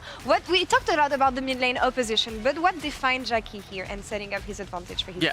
I think he basically just played into his playstyle that he usually has, playing on the edge, going to the limits, and it's actually quite surprising that he didn't pull out the Tristana yet, because it fits so well. Also being able to escape situations where you would just die with any other champion, and we saw that in those games multiple times. He won the mid lane again, and he basically did what we expected him to do, get caught sometimes, but in the end still carry the game. Yeah, I mean, I think that pretty much covers it, right? And on the other side, I mean, Humanoid, in a tricky situation right now. I feel like earlier this year, he kind of got rid of the storyline surrounding him not doing particularly well in the regular split, and he was really, really dominant. But in the past couple of weeks, he's in a bit of a tough place where he has to, I guess, recenter himself. And I feel like the same thing can say around the entirety of Fnatic, because I feel like they take turns in not stepping in actually when we need them to. I'm thinking about June later on here this game, but I do feel like even though GX grabs the win here, they haven't been decisive where I was expecting them to have improved, and that comes from the mid game and various members of Giant X getting caught, Sola. Yeah, for sure. I mean, we saw it multiple times, especially with the Sejuani just hitting really easy ults, and I honestly felt like this game was mostly in the hands of Fnatic. Here we see the situation where Jackies gets caught, and this is basically what I mean. Like, Tristana is the only champion mid lane that can survive this, and they somehow turn it around. But still, I felt like Fnatic didn't really play to their strengths in this game. They have Taliyah, Xayah, who are really, really good at kiting back, but also really bad at following up deep engages. And they didn't really manage to put Noah into a situation where he could play the game at all, even though he had 3-4 items on the Xayah, really, really good self-peel, basically undying, but somehow he didn't get any fights except for this one Baron thingy. So I feel like you need to play a bit more disciplined on how your win condition works in those games. Is it discipline mostly, or even discipline and team synergy, I would say, because it feels like they're not on the same page and they don't want to follow the same calls most of the time. I think this is really the difference between Fnatic and a team like SK right now, where on SK you still have very aggressive frontliners that want to go in, but they usually do it when the rest of the team can follow and is in a position to hit. And in this particular game, we saw it behind us a moment ago, Humanoid dealt a lot of damage, but you know, him and Noah just cannot hit the key targets at the right time, and Oscar and June go in slightly too aggressive. What do they need to do then in the second game? We're going to talk about the draft a bit later, because I feel like I like the improvements on the side of Giant X in here and what they brought to the table. But when you think of the way Fnatic approached this game as a whole, knowing what GX was good at, is there anything that you would have done differently, even from the drawing board? Not even in game. Well, I think to begin with, they need to be a little bit more mindful of when they force fights around the mid lane in the early game, especially because Humanoid was in a difficult position. Jackie's got going pretty fast in Tristana, and he was 3-0 like 10 minutes into the game. That really cannot happen, especially when GX wasn't forcing. They were just responding at all times, and I think that's something Fnatic has to work on. Yeah. It's a bit like the Fnatic we watched 2-3 years ago, where they don't have a stop button, they just randomly go when they shouldn't. I mean, that's the thing. I think about Fnatic at the beginning of summer, and we were like, 5-game win streak, 6-game win streak. When can they stop? Who can stop them? And it feels like it was G2 stopping them. So do you feel like there's been a shift in momentum and in Fnatic's form ever since that defeat? Because they haven't looked like themselves at all. I mean, kind of, yeah. I think if you judge solely based on this game, it feels like everybody is trying to play more of their own game, but it's basically, as Broxah said, they aren't really on the same page. We saw Noah a lot of times still farming a side wave, while the rest of the team was already looking for a fight, and then Noah didn't really manage to join. A lot of fights happening at choke points where he was still rotating, and they just weren't on the same page exactly, and especially if both teams have really similar comps, just 2 tanks, 3 tanks, and just front to back. then those seconds matter a lot. An AD carry not hitting for the first 2-3 seconds of the fight is basically 1k, 2k damage just gone, and in such close games, that makes all the difference. And on the side of GX, we know that they started the split by slowly and steadily putting themselves in a position in which they can close out games, not quite being able to do it.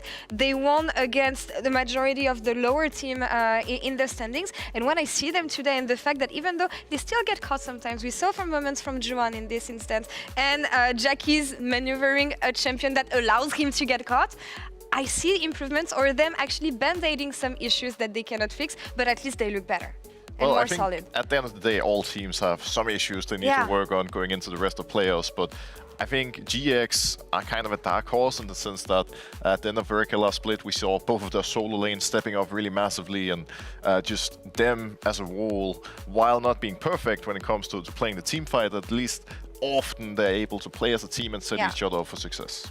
Thinking about Game 2, we see that Fnatic has selected blue side, so I would love to take a quick look at the draft we had in Game 1 here, because I'm happy to see Amumu coming back.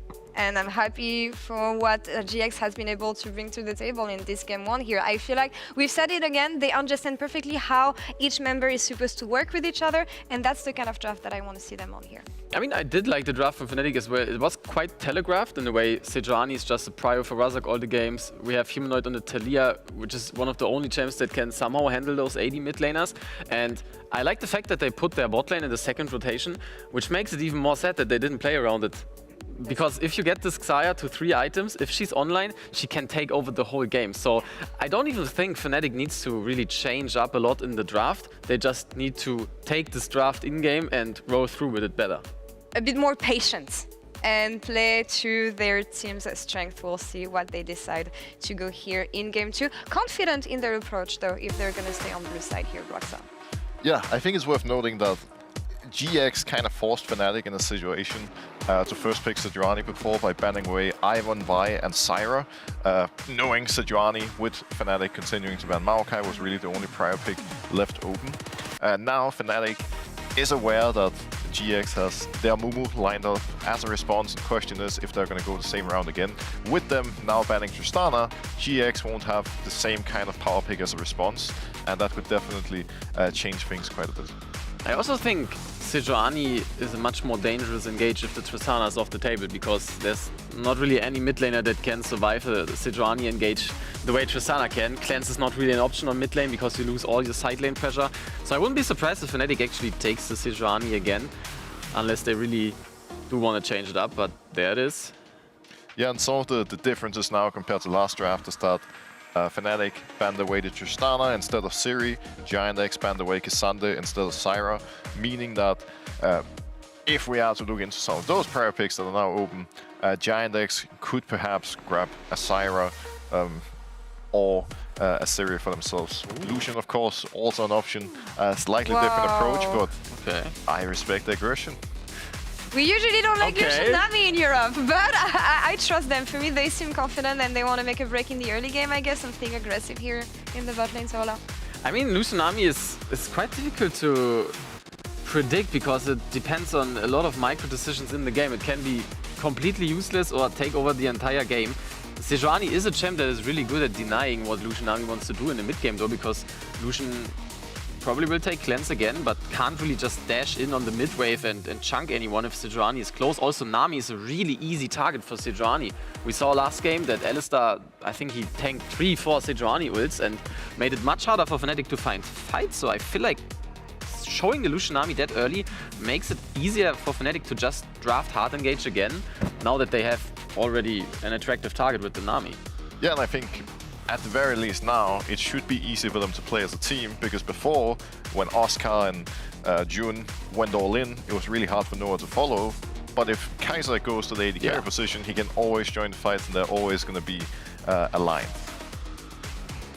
I like the adaptation with banning K'Sante, because they probably plan to just go on 3 again. And Oscar, even though he was like 0-4, was up almost 2k gold, so it's probably a bit easier for Antonio to just manage the lane, banning out some top lane carries now. But yeah, I totally agree. The Kaiser basically fixes all the issues they had last game with the Xayah. If they had Kaiser and played the same way they did, then the game would have been a whole lot easier. Now the question is what Fnatic decides to do about the jungle pool, because obviously a lot of junglers are already banned, but presumably that is what GX will be looking out for on 4, taking a jungler and then saving a last pick for mid lane. Unless of course there's a lot of prior mid laners being banned away, so the ones to look out for would be the likes of Corki, Azir and Taliyah. Yeah, we see last burn now for GiantX. Probably another top laner. Oscarinian has a lot up his sleeve, so gonna be interesting to see. But they do take out the Azir, okay. So... I mean, makes sense against the champion pool that Jackie likes to go for. I feel you don't want to have too much range. Don't want to play the long fights like this. What is going to be the last ban, though, for Fnatic? I would stay in the jungle department, I guess. Well, that's the question, right?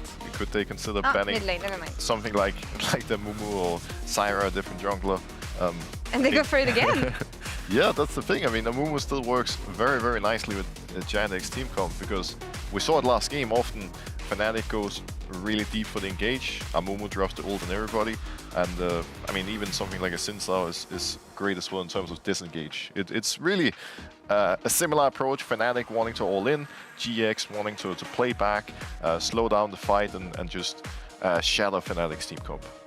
Yeah, but for Fnatic, I probably see the Taliyah again here in mid lane. Just again, good against Lucian, good against Amumu. The LeBlanc would be kind of surprising, but he is up against the counter pick on Jackies, who gets last pick once again. And Taliyah is just the most stable mid laner for Humanoid here now that Corki and Azir are out. So I do expect that. Also nice CC lineup with the Nautilus, one of the best champs for Taliyah to just hit her combo. And gonna be interesting to see what Oscarinian is taking into the on here. Oh, the BB special. Would that make sense here, though? I think Mundo generally is pretty good into team comps that have a lot of beefy targets like the Ornn, like the Mumu, and generally in top lane you can pick almost anything into Ornn and get away with it. Question is, yeah, I was about to say whether they're going to be having enough damage with that. You already have two very, very beefy frontliners in Sejuani and Nautilus, and they may need a little bit of extra damage to power through Ornn and Mumu. Olaf certainly will not only bring that, but also GX are going to have nobody who can deal with Olaf on side lane and mid late game. And we have an Ezreal mid for Jackies. Yeah, something we've already seen him play.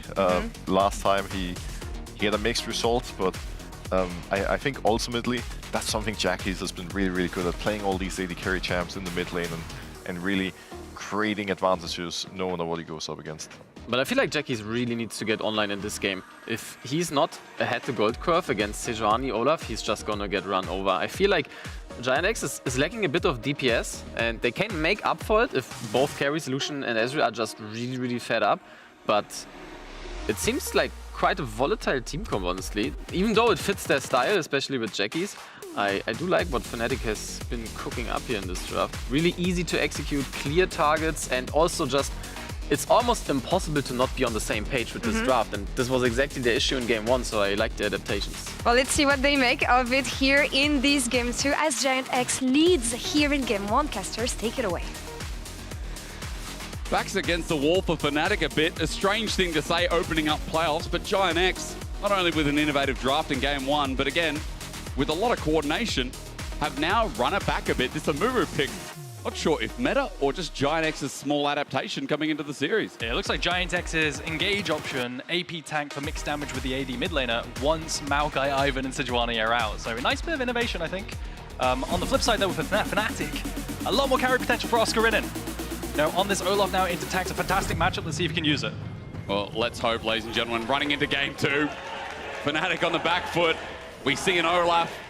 Aragon, as soon as he saw the Mundo, was like, wait, can I talk about the Mundo straight away? I was so hyped. Well, Mundo is such a fun champion to talk about. You get excited about it. Here we are. Hello. X-Derix, XDD Dagda, and X-Daragon. He's got one now.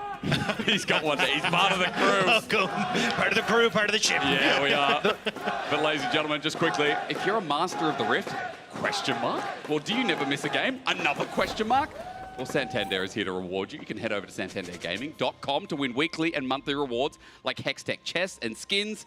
This week's code is KDA30. Or you can say Dagda. can you please help me out? And he'll say, no, just read this. Exactly. KDA 30. It's simple. Get yourself over there. There you go. And what are you doing right now? Well, you're probably watching LEC, so focus up, lock in, and then... Yeah, but usually I do have a 30 KDA. Oh. So that's why, yeah, you're getting... It makes sense. Dagda is that good of a support. Well, it makes sense. Let's hope we get a good lane this time as, man, Jackies, what are you doing? Hey, are there any mods here? Can we, Jackies, can we stop it? He's spamming TL against Fnatic. Don't laugh, that's cruel. And now they pause. Mods, good job. Good job. Let's see to that. Let's see to that. Jackies is in trouble. The refs, hey, that's really not called for. We're a team here. We're a team region. That's really not, I can't believe he's spamming that. Oh, man. I mean, look, had to do it to him. They're going to go check him out, be like, look, you got to remove it, you know, can't be having it anymore. It's also like, it's the same as Isma. He doesn't spam the Mad Lions logo anymore. He just comes up. He's moved on. Has anyone adopted the NRG emote yet? Oh. Versus G2? Maybe G2 should get it out of the way. True. And, you know, just so no one else does it, right? You know what really bothered me? I mean, I don't know if you saw through regular season, Isma just kept spamming Mad Lions all the time. Yeah. And I noticed yesterday in the game, thumbs up now. No, the thumbs up is gone. Oh, really? I don't know if there's a way to, like, is the word quelch to stop, stop the emoting? Or he's been told, hey, please stop doing it, because he does it every 3 seconds. It's, like, impossible to observe him. So, anyway. I have getting that off your chest. I did. I feel a lot better. Ladies and gentlemen, there is a bit of a delay. I've been told we're going to throw to a short Kit Kat break, and then when we return, I've got a fun stat for you. Just chill out and go have a break yourself. This one, goldish yellow. I'm guessing it's gonna be banana or like vanilla. This one's good actually. That one would be like so sweet. It's not that sweet actually. I'm not actually sure what's inside. Maybe it has like cream. I'm tasting cheesecake. Yeah, this is banana. Maybe like cocos. I think caramel as well. Sweet potato. Sweet potato? No way. I don't actually know how Kit Kats usually look. This is just chocolate, I think. The aftertaste is a little bit different. Maybe like a different type of chocolate. Is this like cherry or something? I would say like some kind of fruit. I think Azuki is cherry. I guess we'll never know. Some kind of sandwich. Smells good. I would say it's like a coffee taste. Something with waffle inside. I'm just gonna call it waffle crunch. Biscuit flavor, no? I would say I was close. Actually, I'm gonna finish it. This is really good. I believe. Yeah, so I'm gonna... Issue on stage, and hopefully we'll be back in shortly. We'll keep you updated as we go on. It is myself, Aragon, and Dagda here. I want to hear your fun fact. Me too. My fun fact has been given to me by the great crew here. The fact that Ezreal mid, as we jump back into the Rift, it last won in LEC Summer 2015. It was Power of Evil. It has lost 8 times since 9 years ago. We've seen so much Ezreal mid this summer. Crazy, right? Yeah, and they've all lost. That's what my magic screen Jackies. says. So, yeah, 9 years since Ezreal mid has won. I mean, to be fair, there was a big break of Ezreal mids for like 7 of them, right? And we've only just seen it come back recently with 80 carry mids being so OP. Speaking of which, he carries on bot side as well, very volatile. Ignite onto Ignar. Noah thinking about going in for the next trade. I mean, he follows up onto Patrick, so a win for Fnatic with the health bar advantage. Right, so down in bot side, this matchup is very volatile, especially the hook lands. Jun with the hook onto the Nami is absolutely fantastic. In mid lane, sounds pretty good, with Ezreal being able to hop over rocks rather than dash through them. And in top side, you have a fantastic counter with Olaf into tanks. Has a lot of armor shred built into that Q with true damage as well, so naturally will always get the push. Excellent drain tanking. Yo, meanwhile, Jackie's great trade onto Humanoid. Just like last game when the Tristana, he was really running the lane a little bit and getting really aggressive in the face of this Fnatic historic mid laner. Yeah, and this is where you kind of, if you can get this early lead for Jackies, gives you the opportunity maybe to, well, look for the solo bolo, but also just get Juhan into the mix and see if you can try and play for something there. And if you can lock Humanoid up at all, that's a definitive flash burnt, if not more. So I think Eyes, again, going to be on this. Although this time around, looks like Razork has his eyes in the bottom lane, and he's trying to make his way in towards here. I'm not sure if he's going to be able to set it up, though. Timing's great, though. Level 3 just hit by Ignar and Patrick. That's the only difference. Razork thinks about it, holding still. The wave is being held by Fnatic's bot lane here. Razork and Jun have flash, so if they manage to land a flash hook onto Patrick here or Ignar. Just waiting, he's being very cautious. I mean, they're sus, aren't they? They're junglers on this side of the map. If Razork gets caught out, it's a big issue. He's over the wall. He's now going to be spotted out, but look, Juhan on the way. He's level 4 as well. Aqua Prison dodge. Nice from Razork. Bandage toss as well. Another dodge away. At least it does manage to break the freeze, though, for Giant X. So even though they don't get the kill on towards Razork, the fact that Fnatic had to step up means that they will get the push. So it helps out a little bit for Giant X on that bottom side, but you can already see, at least the moment, attention is going to be on this bottom side for both junglers. Mid lane and bot lane are so volatile in these matchups that ganks can become incredibly easy as well. You can see Juhan fishing around mid lane as well. Ward onto the Raptors could be good. But I mean, he came in from this angle before as well. Same differences. Bandage shots this time connect, but the seismic shot back was great. No flash there from Juhan is, excuse me, it's just Jackie's eating in. Humanoid only just reset though, so that's huge, but bot side now. The big wave as well. Let's see how they go through it. Aqua Prison is flashed away. TP as well. Razork under turret. Ain't clean for now. He's getting 2v1. Razork, this series has been off his game. But it's this wonder play as well. Razork, whenever he goes for these dives, they've come back to bite him so consistently. they were trying to wait out the CC from the Nami bubble, but then they saw the teleport coming through, so they felt the urgency to pull the trigger, and they pull the trigger on the dive, but Sejuani is still CC'd, so the damage isn't there. I guess the only question is, are you going to get anything top for that first blood given over? Because it goes to Patrick on Lucian, a lane that we know has to succeed. Feels so important. Jun on the edge here, just looking for Ignar. Dreadclimb flashed away from. See if there's any punish. Is Aqua Present? Oh my god. With the red buff, you're right, Dagda. Patrick still has flash available, but if that Aqua Present hit, it would have been a 2-0 start. Take a look at topside. Topside's a bit miserable as well. As we get into this replay, take a look at this, right? So what they're doing right now is waiting out the CC on the side of Fnatic. Giant X, they use their bubble, but then the TP comes through and they start the engage, but Razork is in the bubble, so the damage and the burst isn't there. Play goes through. In the end, at the very least, on the other side of the map, you have Oscar in and getting a bunch of waves and a massive CS lead up topside. Now, I know it's been a really bloody early game, but there was something that, thank you to our production, that brought up before, a little bit about the top lane stories here. Because remember, again, as the Antonio and Oscar in going up head-to-head, these guys did actually face off in the LVP. 2022 was a while ago as well, and remember that these guys, this was kind of their build-up getting into the season, especially the Antonio, who was there for a very long time to get to this point. But it's funny because it's kind of similar stories for both these guys. When Oscar Renan joined, a lot of people were doubting him, not thinking that he was really going to be able to fit into the LEC. And look, get a couple of rough weeks, but he has very much come into his own. He's had some great performances, even you think back to like MSI and things like the Camille. Like this guy has really now come into his own as a top laner. And it was similar to the Antonio. When he joined the league, a lot of people are like, come on, he's a tank player, he's not going to be able to do much. But this Giant X has been vitalized with the Antonio coming in. His Rumble has looked spectacular, and now we get to see these two, old gods of the top lane in the LVP now fighting off against each other. And for added context, I mean, it took almost 9 years for the Antonio to get here as well. There was a lot of doubt because it was in that, he was in the secondary system for so long, where on the other side, Oscar Renan started back in 2018, worked his way up, also went through the gap as 5 years, and then finally joined Fnatic as his first team. So it is nice to see the development of these top laners, especially when in this game, one in Oscar Renan feels like he's going to be dominating the laning phase for a long time to come this game. The thing is with the Antonio, he's been playing so long that I have scrimmed against him. Back in Season 7, we played... You must have Season been 8. good back then. No, I was awful. We managed to... I don't know how we got those scrims, but we played the Cho'Gath-Gnar matchup, and he absolutely decimated me. Oh, yeah.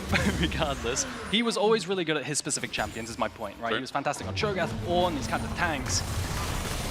And now, it's on him to play mitigation versus this... Exactly that. I mean, under turret, he's cleared the way, but as he flashes away, even Humanoid comes on here. He's got no Bellows Breath to kite this one out, so Seismic Shove makes it easy. Razork! The Antonio almost dying. Oh my god! Fnatic! What is going on? I mean, Oscar Renan's low. He might be able to die this. Antonio! He's dancing on him! Well, wait! Oscar, no! In the LVP matchup, the Antonio clubs him with a hammer. Meanwhile, bot, Fnatic are in tatters! They are getting destroyed by our bottom of the barrel we thought from winter. Now the Giants are back. The barrier! They stand strong. The barrier! And it's happening, bot. Just as I say it, man, Giant X, why do you have to do me like that? It's bloody down bot side, it's bloody up top side as well as Noah. Dead. What? The flash! Makes it. Okay, worthwhile. 3-0 start. This is the This is the Euros. Can we stop with the bloody dives? This has only gone disastrously for everyone involved. At least Giant X are able to recover that one a little bit, but my god, this has been messy. Take a look at this. He managed to survive the dive 1 versus 3. try, He Tactic. pops a cookie at the end of it, gets a bunch of HP. I think the Olaf ult expires here because he flashes away, mitigates it. Does the knockup land? It does, but he's just so damn tanky. The second wind doing a lot of work as well as the potions. Look at the healing from the cookie right there. He heals up so much HP to the point where he could spam. Yo, get medic here, he could dive. Better than this. He'll also be able to give us great stats as to why that went disastrously for them. But you can see there, Cass very, very happy with that one. Giant X. I mean, look, then we get the flip side, right, where this was happening at a similar time, and it went a bit disastrously. They get the initial play on towards Jun, which works out really well because they've actually walked away from the tower. But it's the follow-up after this that starts to go terribly. Noah able to use that killer instinct to reposition back underneath the tower, and then they're like, okay, cool, we can try and set this up. But Patrick ends up tanking initially. Sorry, Ignar ends up tanking initially, which sets him very low. Juhan ends up taking the empowered auto attacks then, and I think at this stage, Noah is just kind of done for. Patrick has his pot running. He's waiting for just enough health to finish off, but what's going under the tower again? I mean, it might not matter too much this time as the Olaf has his ulti available again with lifesteal, with the Vampire Acceptor. He'll heal a lot, ladies and gentlemen, but Dak is telling me the Antonio has an ult up his sleeve if it gets dire. The way this goes is this is best case scenario. I might have to hold that as Yeah, the you might engage comes have to down. because again, tidal wave, double bubble as well. Juhan, the ulti not going to be used this time around as Jackie's moves on down. I'm not sure if it's available again. Question marks on the corner as Bandage shots to get away, but a good pick from Fnatic to re-stabilize what this messy early game has been. It's been nuts. It has. It's just been absolutely nuts, but at least Fnatic getting something back on that bottom side. So 2 kills now for Noah gives him a little bit more control to try and help out and push in towers, get him into a position where he can try and be that big carry, but the Antonio ulti comes through. I mean, it's just going to be damage. You see Humanoid, Not no way, again. True Shot Barrage, dodged. He flashes, Jackie's in lane. I mean, today is a bad day for Fnatic fans. Heavy trades up topside. Oscar's got a recall as well. His recall's getting stopped, and now they've swapped up topside for Grub, so a brief moment of quiet before the Grub fight, I believe. If the Antonio still has TP to try and join, you can see Humanoid having just teleported back into mid, so no top liners there for the moment, but I don't think Fnatic can really contest because you just end up with a numbers advantage here for Giant X, so even though they will rotate, it's more just so Noah can catch the wave. Starts on up, I mean, Giant X, they seem clear to take all 3 grubs left over here. Fnatic trying as culling, zones out. Juni's going to dredge line to the wall after taking half his HP. Humanoid thinking about it with the Weaver's Wall now in action. Jackie's going to sit behind range as the Aqua Prison doesn't hit, but Juhan does. Curse of the Sad Mummy sets up so the Humanoid has to sit there and die. Jun now getting outranged as the Antonio and Ornn. This third pick red side again, man. He's just doing it better. But every time Fnatic are taking these fights when they just don't have the setup. We just said, look, you're got to wait for Osgurden to try and get in. The Antonio ends up walking up, but they're not really in a position to go for it. Jun took half his HP before he got in, and Giant X immediately turned onto Humanoid as he tries to Weaver's Walls through. And the problem is they just don't have the gas here. They run out of damage because they can't burst up a single target. Humanoid gets CC'd, and the damage is just crazy at this point for the champions that Giant X have in this choke as well. The chase from Juhan, I mean, it's just the Amumu pick doing work. I don't know what happened to Humanoid after that G2 game, but he's just been running it. Like, straight up, solo kills back and forth. He's not been in good positions on the map, and now, again, just overextending in that fight. It's giving Giant X so much leeway in these scraps. It's also just a really weird choice of fight. Their champions don't come online yet. It's Olaf as a champion comes online with Ravenous Hydra in terms of the 1v1, right? You play for trades and then heal up with that Ravenous Hydra in the wave. You are so useless with Tiamat and all these components and at Cull. He's running over there really late, and they just can't win the fight like this because their champions are worse at this state. I mean, it's just showcasing again how, like, for Fnatic, we talk about all these basic things, like how they play through mid-jungle, how they move into the mid-game. They were a very bloody team, but they also felt like their individual micro was carrying them through. And to use less fancy words, there's just been sloppy mistakes as Humanoid takes a True Shot Barrage. Ooh, Razok? He's going to try. I mean, he's been flying over the ulti. Actually hits as well. Nicely done. That's more like it. Patrick goes down. Noah gets a 3rd kill. Dragon's going to be taken here, but now it's about how they get out as Razork with the flash available chooses not to chase.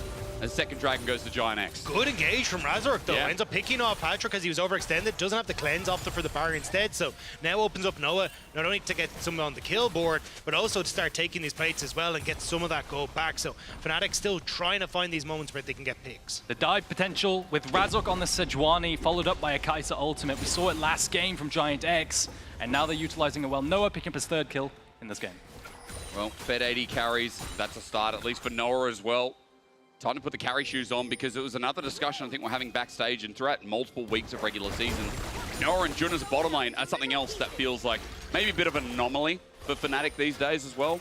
You know, Noah and Jun were considered one of the best bot lanes. I think Jun, especially this year, has been one of the best supports, if not the best. Noah alongside him as well, although not the best performance at MSI, he came back firing, and now putting your life in their hands in this series in the first round before potentially going to the lower bracket if they lose here. Fnatic now have to rely on this Kai'Sa to shred these fights. So I will say, Fnatic do have something good going for them now. Oscarinen has completed his first item, so now they have a winning side lane no matter where they put him, because you just cannot move an Olaf away from the side lane when he has the Ravenous Hydra completed. So I think what's going to happen is they give up this Rift Herald in favor of cross-map down bot side. Antonio can TP down bot side if he wants to catch this wave and defend the turret though. You were saying, give it up? Fnatic are here though. And as you said, the Olaf is there, so maybe a soft contest Aragon to use your language. The problem is you can't contest, and this is the nature of having no TP on your top laner. If you want to group, you have to decide way beforehand and have the TP-less top laner group preemptively to predict a potential TP from the enemy. But I think that's the thing. Fnatic were kind of grouping up towards Rift Herald to say, if we see the Antonio's teleport, cool, we can probably look for the 4v4, but without him actually investing it, they feel a little bit skeptical about trying to go for that play. So now GX open up with the Rift Herald immediately in towards that mid, as Juhan will ride the extra movement speed back over towards his buffs. Just keep up with camps as well. Same build this time. Unending Despair, Unyielding Despair. Which one is it? Unending Despair. Unending Despair. Unyielding Despair, I don't know if it's an Ornn upgrade, but it's just stuck in the back of my mind. Either way, wave clears there. We've got 2 tanks in this game yet again. No Alistar for the engage, but we've also got a support in this game as well, which makes it feel a little bit more brittle. And guys, it's a Hextech Soul. So Giant X, for so far in this series, have been blessed with the God of Dragons. Looks like a dive potentially coming out top side. Oh, yeah. Juhan and Ignar shifting up towards top, and this could just be pressure to hit the tower, but Jun's here to cover. I think you still have to be careful here as Fnatic. You still have the Antonio TP. The wave isn't really in a position for Oscarinen to really try and threaten that tier 2, so there may be a play, but it looks like Giant X, they're just going to back away instead. 2 minutes until that Dragon is up and available, so just going to try and get control over mid. I'd imagine shift the Antonio up towards this top side and try and get both waves pushed in to Fnatic side, so then they can try and contest. So in general, in the mid game here, what you have is perma push with the Olaf into the Ornn and the Ezreal. So what you see is Antonio pushes, Oscar pushes, and then he can shift into mid lane here to find a play with that Ghost. He's on 2 items right now, right? So he really wants to make use of these 2 items because they're super cheap. The Zeke's are super cheap at this point. It's a huge spike at this point. Okay. But instead, nothing happens in the mid lane, and that's what he's fishing for, but he has to just go catch down wave bot. I mean, again, you said a lot of it relies on how Oscar pushes the map, especially with that TP. We've been watching it so far. For now, it looks like he's doing the same thing again, getting that push in and then looking for the movement around. You can see already, Antonio is starting to get his own movement with 1:20 towards Dragon. I feel like the setup here is really important because Giant X will be on Salt Point again, and you have to admit, like, yeah, Grubs have gone to Fnatic through this series mainly. Game 1, now Game 2 going even, but Dragon stacking has been in favor of Giant X, and they've been using it well. Yeah, and I think this is where you start to see a small benefit of the Ornn passive is the Antonio doesn't actually have to reset. He's just going to be able to build as he goes. So he's going to be able to push out this bottom side. Olaf going to try and move top, and it looks like Fnatic, they're actually going to give up position on this Dragon instead. They're going to look for the top tower instead. Jackie's is completely alone here. Juhan is off to the wings, but I think he needs to abandon the turret. If he doesn't get caught out, I mean, again, that's been a question. Patrick with the culling, though, thanks with the tight calls. Blessing forces the flash. Right before that said Dragon, 35 seconds, Razork though comes in with a flash. He's revived! Anomaly no more, Noah with another kill, and Razork is starting to bring meaning back. And finally, the plays from side into mid with that side push workout for Fnatic. Oscarinen shifts into side, and once again, it is off the back of Razork's ultimates. I feel like they're heat-seeking. He keeps landing them and securing the engages for Fnatic's comeback. Yeah, and I think for Giant X, you're just like way overextended as Patrick and Ignar. Like you're trying to threaten on towards the tier 2 when you have no push in top. The Antonio is still showing on that bot wave, and it makes it easy then for Fnatic to know that they've got that play in the mid lane because they've already forced Juhan away as well. And now with Dragon up, you need Ignar here, but he's nowhere to be found. Yeah, they find the pick, but they do have Hextech portals, so he can make it back in time. Jun might be caught out. I mean, it depends. Humanoid as well. His angle after the TP is great. He gets the seismic shot back, but he's also stunned. He flashes in a straight line, takes the damage as Juhan's just on top of him. Oscar. Meanwhile, Oscar's cleaning up. Ragnar Lothbrok returns as Jackie tries to get the angle, but he can't get the damage. Juhan knocks back, and we're in the slop again. But Fnatic have one thing for certain. They've got their dragon in their sights to stop the stacking. And the Zeke's Ravenous Hydra, Olaf, Oscar in the backline, managing to drain tank all three people. I think Solar on the analyst test talked about, you know, maybe they don't have enough DPS. Maybe the draft can't deal with the Olaf, especially on this mid-game spike. Yeah, it's absolutely huge, and the fact that you end up getting this Lucian so low to begin with makes things easy. Jun hits the hook, Humanoid's there to follow up immediately, and Juhan kind of has to panic here to try and get out the setup to keep Patrick alive, but it sets up then for Oscarinen to run on through, turns onto Ignar, forces the flash, and Jackies doesn't quite get the Mystic shot onto Oscarinen here, so Juhan dies on top side, and Noah is just able to deal with the rest of Giant X on that bottom half of the fight as well. I mean, no one's going to touch Noah. He's so damn fed. As he might be caught on out, but at least giving the separation here for Fnatic to take topside turret. Remember, they got some grubs as well. And after that play, after stopping the dragon stacking, 3K gold lead here for Fnatic at 20 minutes into the game. They're also pushing as a 5-man unit towards top wave. True Shot Barrage won't be able to clear as TP committed. And Fnatic see that there. It's Jackie's bot, but they're going to get an inner top. And maybe this is exactly what Fnatic needed. Don't put Oscarinen on a tank. Don't put him on Cassante. Give him Olaf. Give him a counter pick where he can scale in isolation and come into these mid-game fights absolutely massive. Yeah, and he's very, very large now. 2K gold lead for himself. The fact he's been able to get some of these side lane leads for him are going to be huge, but I think it then becomes a question of like, how are Fnatic going to continue to set up these fights to set up Oscarinen for success? Because we've seen a mixed bag in the last game, and it feels like you kind of need Oscarinen to be coming in on flanks to get access to Patrick, to get access to Jackies, or at least find good setup for Jun to enable Oscarinen to just dive in onto the backline. Otherwise, like running into a Culleen, running into Jackies as he kites back, you could see how low Oscarinen went, and that was already Patrick very low off of the initial play from Jun. I feel like as well, seeing Oscar in a point like this where he has to carry. I mean, he's been, I'm not sure if we can call him up and down all year. There's been some really good moments of Oscar. I think as well, we kind of agreed that MSI, Oscar had a good performance. I think we also at the start of the year were questioning his performance being a bit down, but then he came in, or rather Winter was good, Winter Playoffs was a bit down. I mean, it's been a mixed bag, right? Oscar's got a lot of conversation starters here as Fnatic at least get mid-turret, and I'm talking about him because he's on the way to third item as he moves spot. But the thing is, he's not alone. Noah is just as large. Like 4 kills on Kai'Sa, 2 items already completed.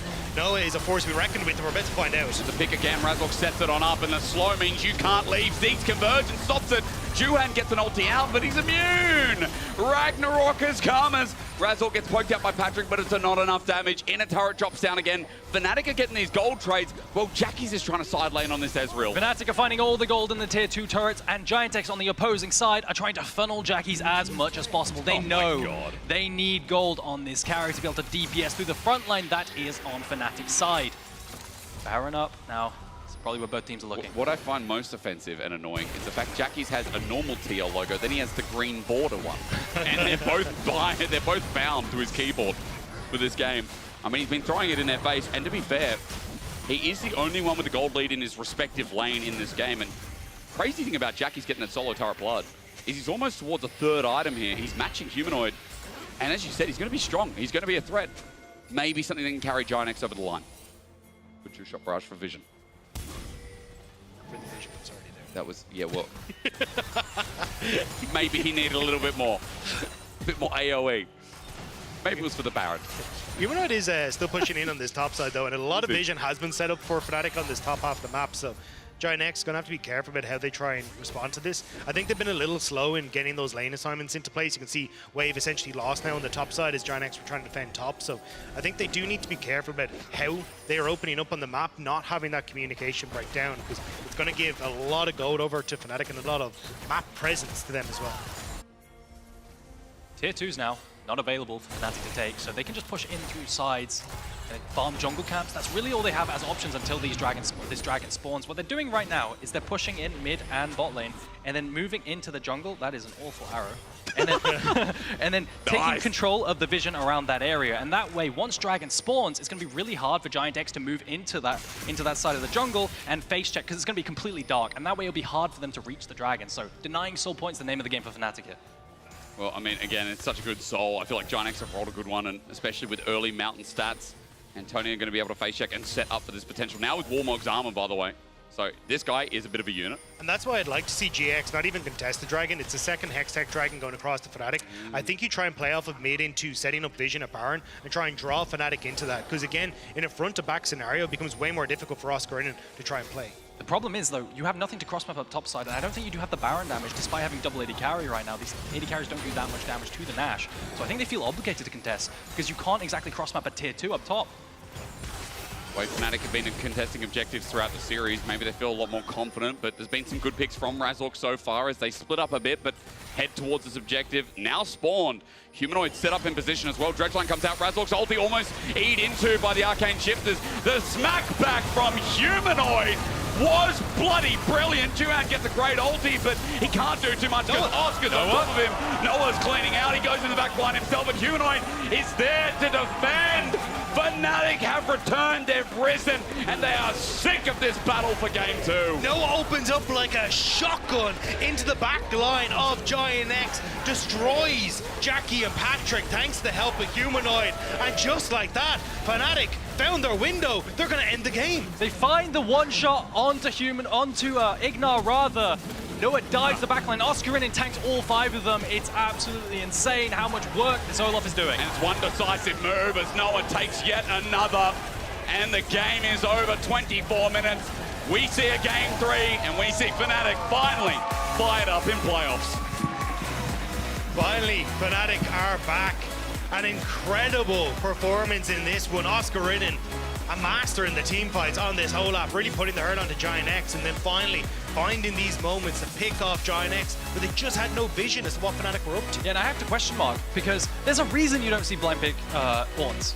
You just don't, because there are so many good anti-tank options. You ban away Camille, sure, you know, that's a great answer into all, but there are so many others that you can go for, like an isolated scale, and eventually become too much for a team to deal with. I mean, this time Antonio didn't get away with it, despite what we saw in the early game and the dancing on. Well, we go to a 1-1. Giant X are being tested, and Fnatic have finally returned. We get our answer for our opening series of today, right after this.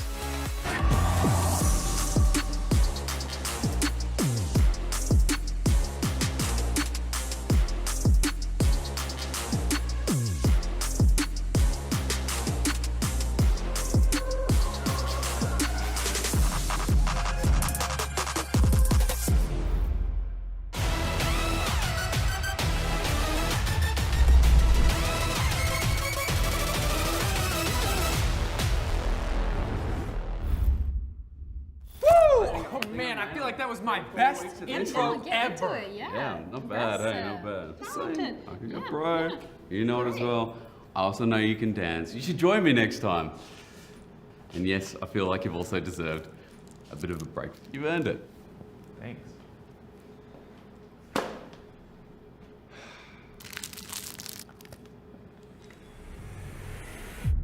Even the biggest champ needs a break. Good job. Hey, thank you.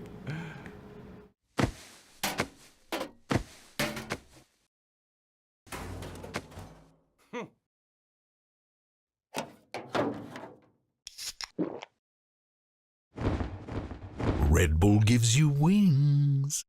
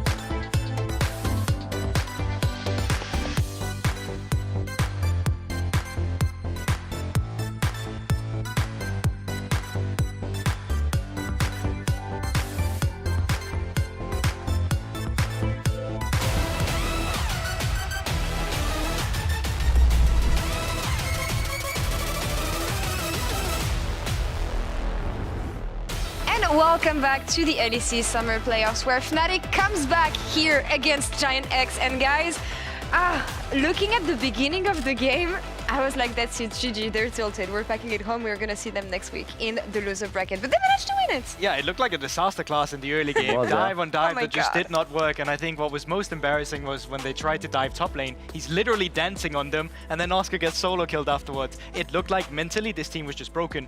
But, you know, props to them. They really managed to crawl themselves back into this one. Yeah, I mean, they stepped it up after the first, like, 10 minutes of the game. It really looked abysmal. But I think the draft was just so easy to execute and easy to come back into the game that they managed to pull through, especially also Noah with the outplay on the bot dive. I think that saved a lot mentally and also in-game wise. Oh, absolutely. Like, he was even losing waves even after he went even on the kills, but the fact that he just got something out of it just kept him in the game. Yeah, you guys mentioned the draft. I want to take a clear look at this here, please, because we've talked about the approach on the side of GX, the Lucian Nami, a combo that we don't often see on the bot lane lately, and the fact that you actually had good answers to play around this in the mid game. Yeah, I mean, I just heard how frustrated Sola was as soon as he saw this Lucian Nami into Sejuani, so I'm just gonna let you expand on that. Yeah, the Lucian Nami was a curveball, but I don't see it, honestly, because it makes the game so hard to play. You always put a lot of pressure onto Jackie's carrying the game, then you have a bot lane that needs a lot of attention, that is really volatile and needs to play from ahead against so much engage. No cleanse on the Lucian. Nami's just a free target. We saw in the first game how good Alistar works against this hard engage comp, and I feel like this series is all about ease of execution. The easier your team comp is to execute, the better. And Giant X just picked something that is so hard to play, and I think we saw it crumble in-game as well. Absolutely, and I think, you know, in speaking of ease of execution, that was the freest Olaf game I've ever seen in my life, especially the way that Oscar Rinning was performing that. But I also think that GX gave them windows, and I think this is a position where we often see Lucian Nami. They try and punish mid lane, but they are not in a position where the team is there to back them up after they've gone for the play. And this is the play that completely explodes the game open, because after this, it's just so hard for GX to find a footing back into the game. You spoke about the team fighting. This is a really good representation of why it was so difficult for GX. Yeah, exactly. And we also see the Olaf just running through everything. Lucian chose, Patrick chose the Fire Cannon item build, which is there to exactly do what he tried to do, like step up on mid lane, chunk the enemy carry, but you have no damage at all against Olaf, who was, even though they botched the dive, up I think like 2k gold in the mid game, just completely unkillable, and even the lights agree. Yeah, absolutely. What just happened? That's so menacing. But no, but honestly, and that's what you were saying, like the fact that Fnatic have an easy to execute composition, and we know that Giant Hex has a tendency to get caught in awkward places, and I feel like with the composition that Fnatic had here, you could collapse super fast on the enemies, and that's what they did, and it feels like allowed them to come back in this game and grab up this winning fight. Yeah, I mean, at least it was not just Jackie's that got caught this time. More players of GX started stepping up, but I think even just a last team fight, right, that just reaches a point where this team composition becomes unplayable, where you're not able to pilot from behind going into the, you need to be ahead to make it work, and when you just when you're not, like, it's just not going to work. You see how easy it was. Even Noah could just dive into the backline and clean up the entire fight.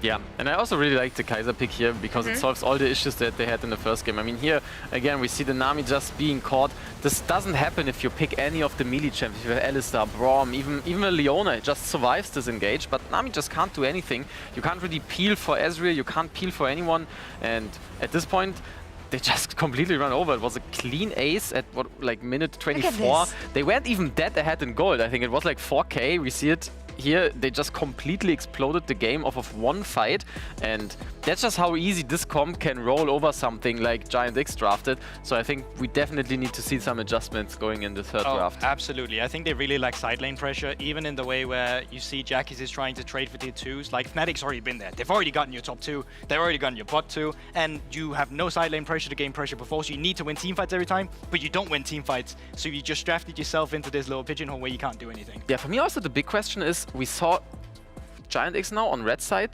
blind picking the Ornn 2 games. Actually, it wasn't a blind pick in the first game, but they still picked a matchup that isn't really winning. So Antonio is just forfeiting the top lane to stabilize the team. It worked in the first game, but I'm not sure if it keeps working if they just blind pick the Ornn again and again. I think Oscar has enough champions up his sleeve to just roll over the top lane matchup. And we saw what made the Antonio successful this split. I'm thinking of the Malphite, I'm thinking of the Gragas, all these champions that can allow him to flank and help his team and create these opportunities. So that's actually what I would be looking for on the side of GX today. But what is going to be this third game about? Because rolling back, Fnatic, super inconsistent and undisciplined in the first game.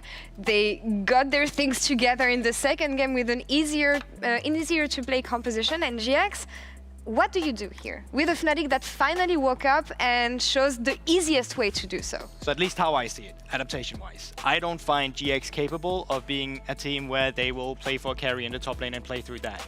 So you still have to keep Antonio on a facilitator, because where his weakness is in the laning phase, his strength comes how he stabilizes a team fight, the windows that he finds. So you know that Oscar is going to have the edge here. What you then need to make sure happens is that your bot lane is the best position impossible at all. So you can't play anything risky. The Lucian Nami, I think it's too volatile to draft. I think you need something that's way safer. You can even go Asai yourself if you want to. Kai'Sa still works. Hyper carries, whatever that's reliable to put Patrick in a proper position. I think that's how GX gets an edge. Yeah, totally. We also had the Zeri not picked at all in this series. Could have been a potential pickup as well.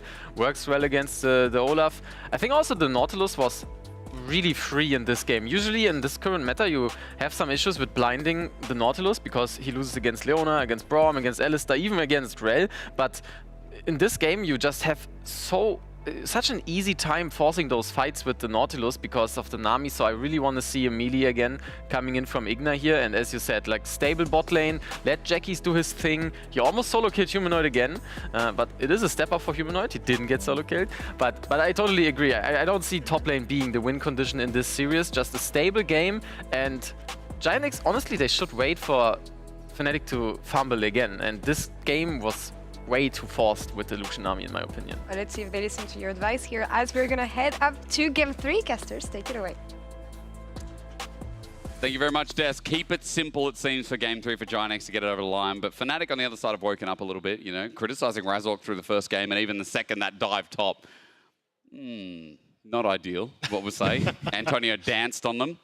And Fnatic, you know, still ended up finding themselves a snowball, ended up winning the game. It was a, I think, good turnaround. We have to see Giant now pick blue side. Aragon, if you'd like to start us off.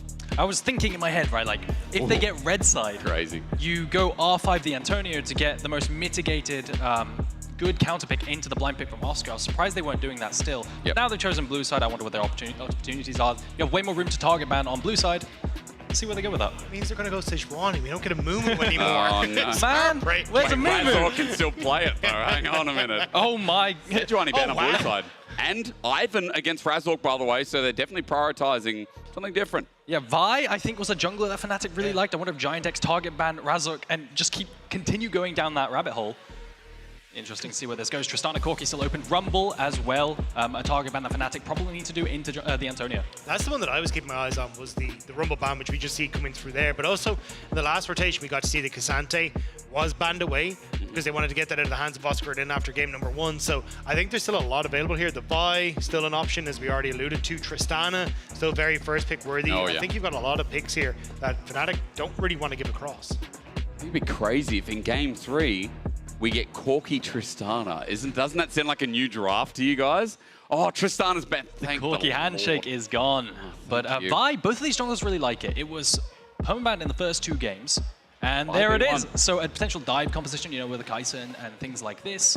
Corki's still available. You could pair it off with the Talia. I believe that rises up in priority as well. That's what I'm thinking. Maybe Fnatic try and take the Talia away here. Humanoid has been happy to play it over the course of this series, so maybe that's the option that you want to go for, and then you can open up Razork to go for something like a Zinzao or something along these lines, and then keep that counter pick for Oscar in an R5, as you were already kind of talking about on the opposite side. Oh, okay. It could just be an AP jungler alongside it. Poppy angle is really good into Vi pretty often. Yep. So there is that, but then you have double AD mid and jungle, so maybe not that. Brand is still available as probably the premier AP jungler, but I feel like pros maybe lean towards Zyra as well. But that's what I'm potentially looking for on this R3 pick. I feel like other regions are still looking at Zyra as like, you know, either a B1 or R1. Yep. So as we get a Zir in the mid lane instead, not often a combination we see. You know, the sync up isn't really there, but I mean, the Antonio on third every time, pick me Ornn. And it's just every game this series has been third pick, top lane, blind. So I think the idea here is going, hey, look, if you don't take an AP jungler here, we end up banning away AP junglers on the next rotation. If you don't take something in the top lane that can deal with the Antonio, we ban away those top laners instead. So they end up taking the Poppy, which is kind of like a, hey, we're going to take that into the Ornn in the top side. And then, as we were already talking about, there's still like Brands, there's still Zyras, there's still plenty that you can take into the AP slot for Razor. Yeah, I mean, this Poppy's still a flex, right? I think it's likely to be in top lane because it is good a matchup into the Ornn, but Olaf is a great angle here as well. In the top side, Olaf offers invade potential into the very weak level 1 of the Vi, as well as a very low damage top side in the Olaf and the Vi duo, but it could just be a Poppy in the top lane, like you say. Yeah, let's answer that question shortly. For now, AD Carry getting banned by Fnatic as Zeri, one of the most OP on the patch. Jinx gone as well. You know what surprises me? We've seen no real priority on Misfortune. You know, not as much as other regions, right? Like, yeah, I was curious for LPL if it was because of Fearless or if there was some people like hope they were just like, we're just going to... And they're out of Fearless now as well, right? It got the buff on the recent patch, and it's strange, isn't it? But for now, at least not looked at, and going towards maybe something historically for Patrick, as the Rakan as a partnership is also taken away. Yeah, I actually thought we'd get a little bit more emphasis on the AP junglers, but I think Razor can just go back towards the brand, which is actually, I think, very overlooked in Europe, an incredibly strong pick. So I think taking this now, where you've already got a lot of poke coming through from Kai'Sa, from Corki, the brand can add into that with the Q as well, and you've got a decent front line that can try and prevent that engage tool, or at least a follow-up engage from Giant X as well. So I like what Fnatic are bringing to the board. Yeah, Ezreal, the next premier AD carry, I feel like. I think yesterday we went down all the way to the Aphelios, but Ezreal is soft countered by the Kai'Sa. You can still take it though, because he's just that strong. Paired off alongside potential hard engage support like Nautilus, although that might be a little bit difficult versus the Poppy there. And you have a potential Alistar angle into the Nautilus. So instead, you're going to take the Braum in advance. In this meta, I mean, everyone loves the Braum right now. A lot of people still picking engaged supports into it, but Braum's chilling with any engaged support that runs into him, right? Yeah, I think the Braum as well, preemptively, because you know they're going to take hard engage. On top of that, denying the Braum into the Ornn angle to block that ultimate, so you take it away yourself. Yeah, so I think Giant X, at least in the last two, have kind of rounded it nicely, where you do have a very strong front-to-back composition, but we've kind of seen that this game hasn't been decided by these big front-to-back fights, or even this series as a whole, where it has been more of, hey, we're going to find these quick picks and find these moments where we can catch people out, and I think that's where Fnatic really do thrive. They have a ton of damage and great follow-up if they ever find someone who's caught off guard. My only concern is I feel like you've got a Vi who is kind of being a role player, kind of a disengaged champion, because you can't dive. You have no real dive buddy outside of an Ornn over the top of you. Usually you pair off Vi with stuff like the Rakan, stuff like the Nautilus to layer on top and burst a single target. But instead you just have a kind of just a front-to-back Juhan on this Vi, not really doing anything. I feel like roles in the early game as well for Juhan going to be, you know, even at level 6, like, how does he pair up with lanes? Relies on Braum, relies on Ornn, right? But then we're looking at Poppy, we're looking at disengage of Rel, or, you know, a lot of AP damage for counter jungling. I think there's a lot of questions in the back of my mind in how Juhan is going to operate in this third game, when, as you said, there's no real partnership deals there that we're seeing on the board. I think, though, when you've got like the Ornn to follow up and then Braum being able to come in with the ult, there's enough of a bounce house kind of comp that you should be able to find enough, and you've got enough flexibility with the mobility of the Ezreal and the Azir, where I think you can probably follow up. So I don't think it's the worst in the world, and especially when Fnatic, like, your only real opportunity to dissuade that engage is Poppy, hoping that she can get a good steadfast presence. I think we'll definitely find Giant X finding these moments where you do just lock up someone for a long time, which is being able to knock them up all the time. We need to put more full names into the LEC, I think. But now we're stuck on Marek Brasco. There you go. Oh, my full name. I don't mind. You can say it again later, Dagger. As we go into Game 3 now, Giant X, they started this series with a bang, but Fnatic woke up. I think Razork especially. Game 1, start of Game 2, it hasn't been a good series, but after that, his ults were like, he literally just flipped a switch, and dude was on point with the follow-up from Humanoid finally coming through, and the pairing there, returning to what we know about Fnatic at their core. A lot of the picks, definitely off the back of Razork on that Sejuani, now filling a different role. A lot of Brand is farming, power farming, cycling your camps continuously, and then throwing your ultimate in a team fight and just doing absolutely massive damage as this carry with the front line in front of you. So see how well he fills that role. I'm a bit worried, though. Humanoid on these AD carries. Now, I will say they have not looked clean recently, and it's really on him in this Game 3. See if he stepped up in these last 2 weeks. Role reversal. What do you think about Jackie's on a mage? Or is Azir too much of an AD carry? I mean, he kind of fills the role of auto-attacking, no? But he's got a lot of playmaking added into the kit.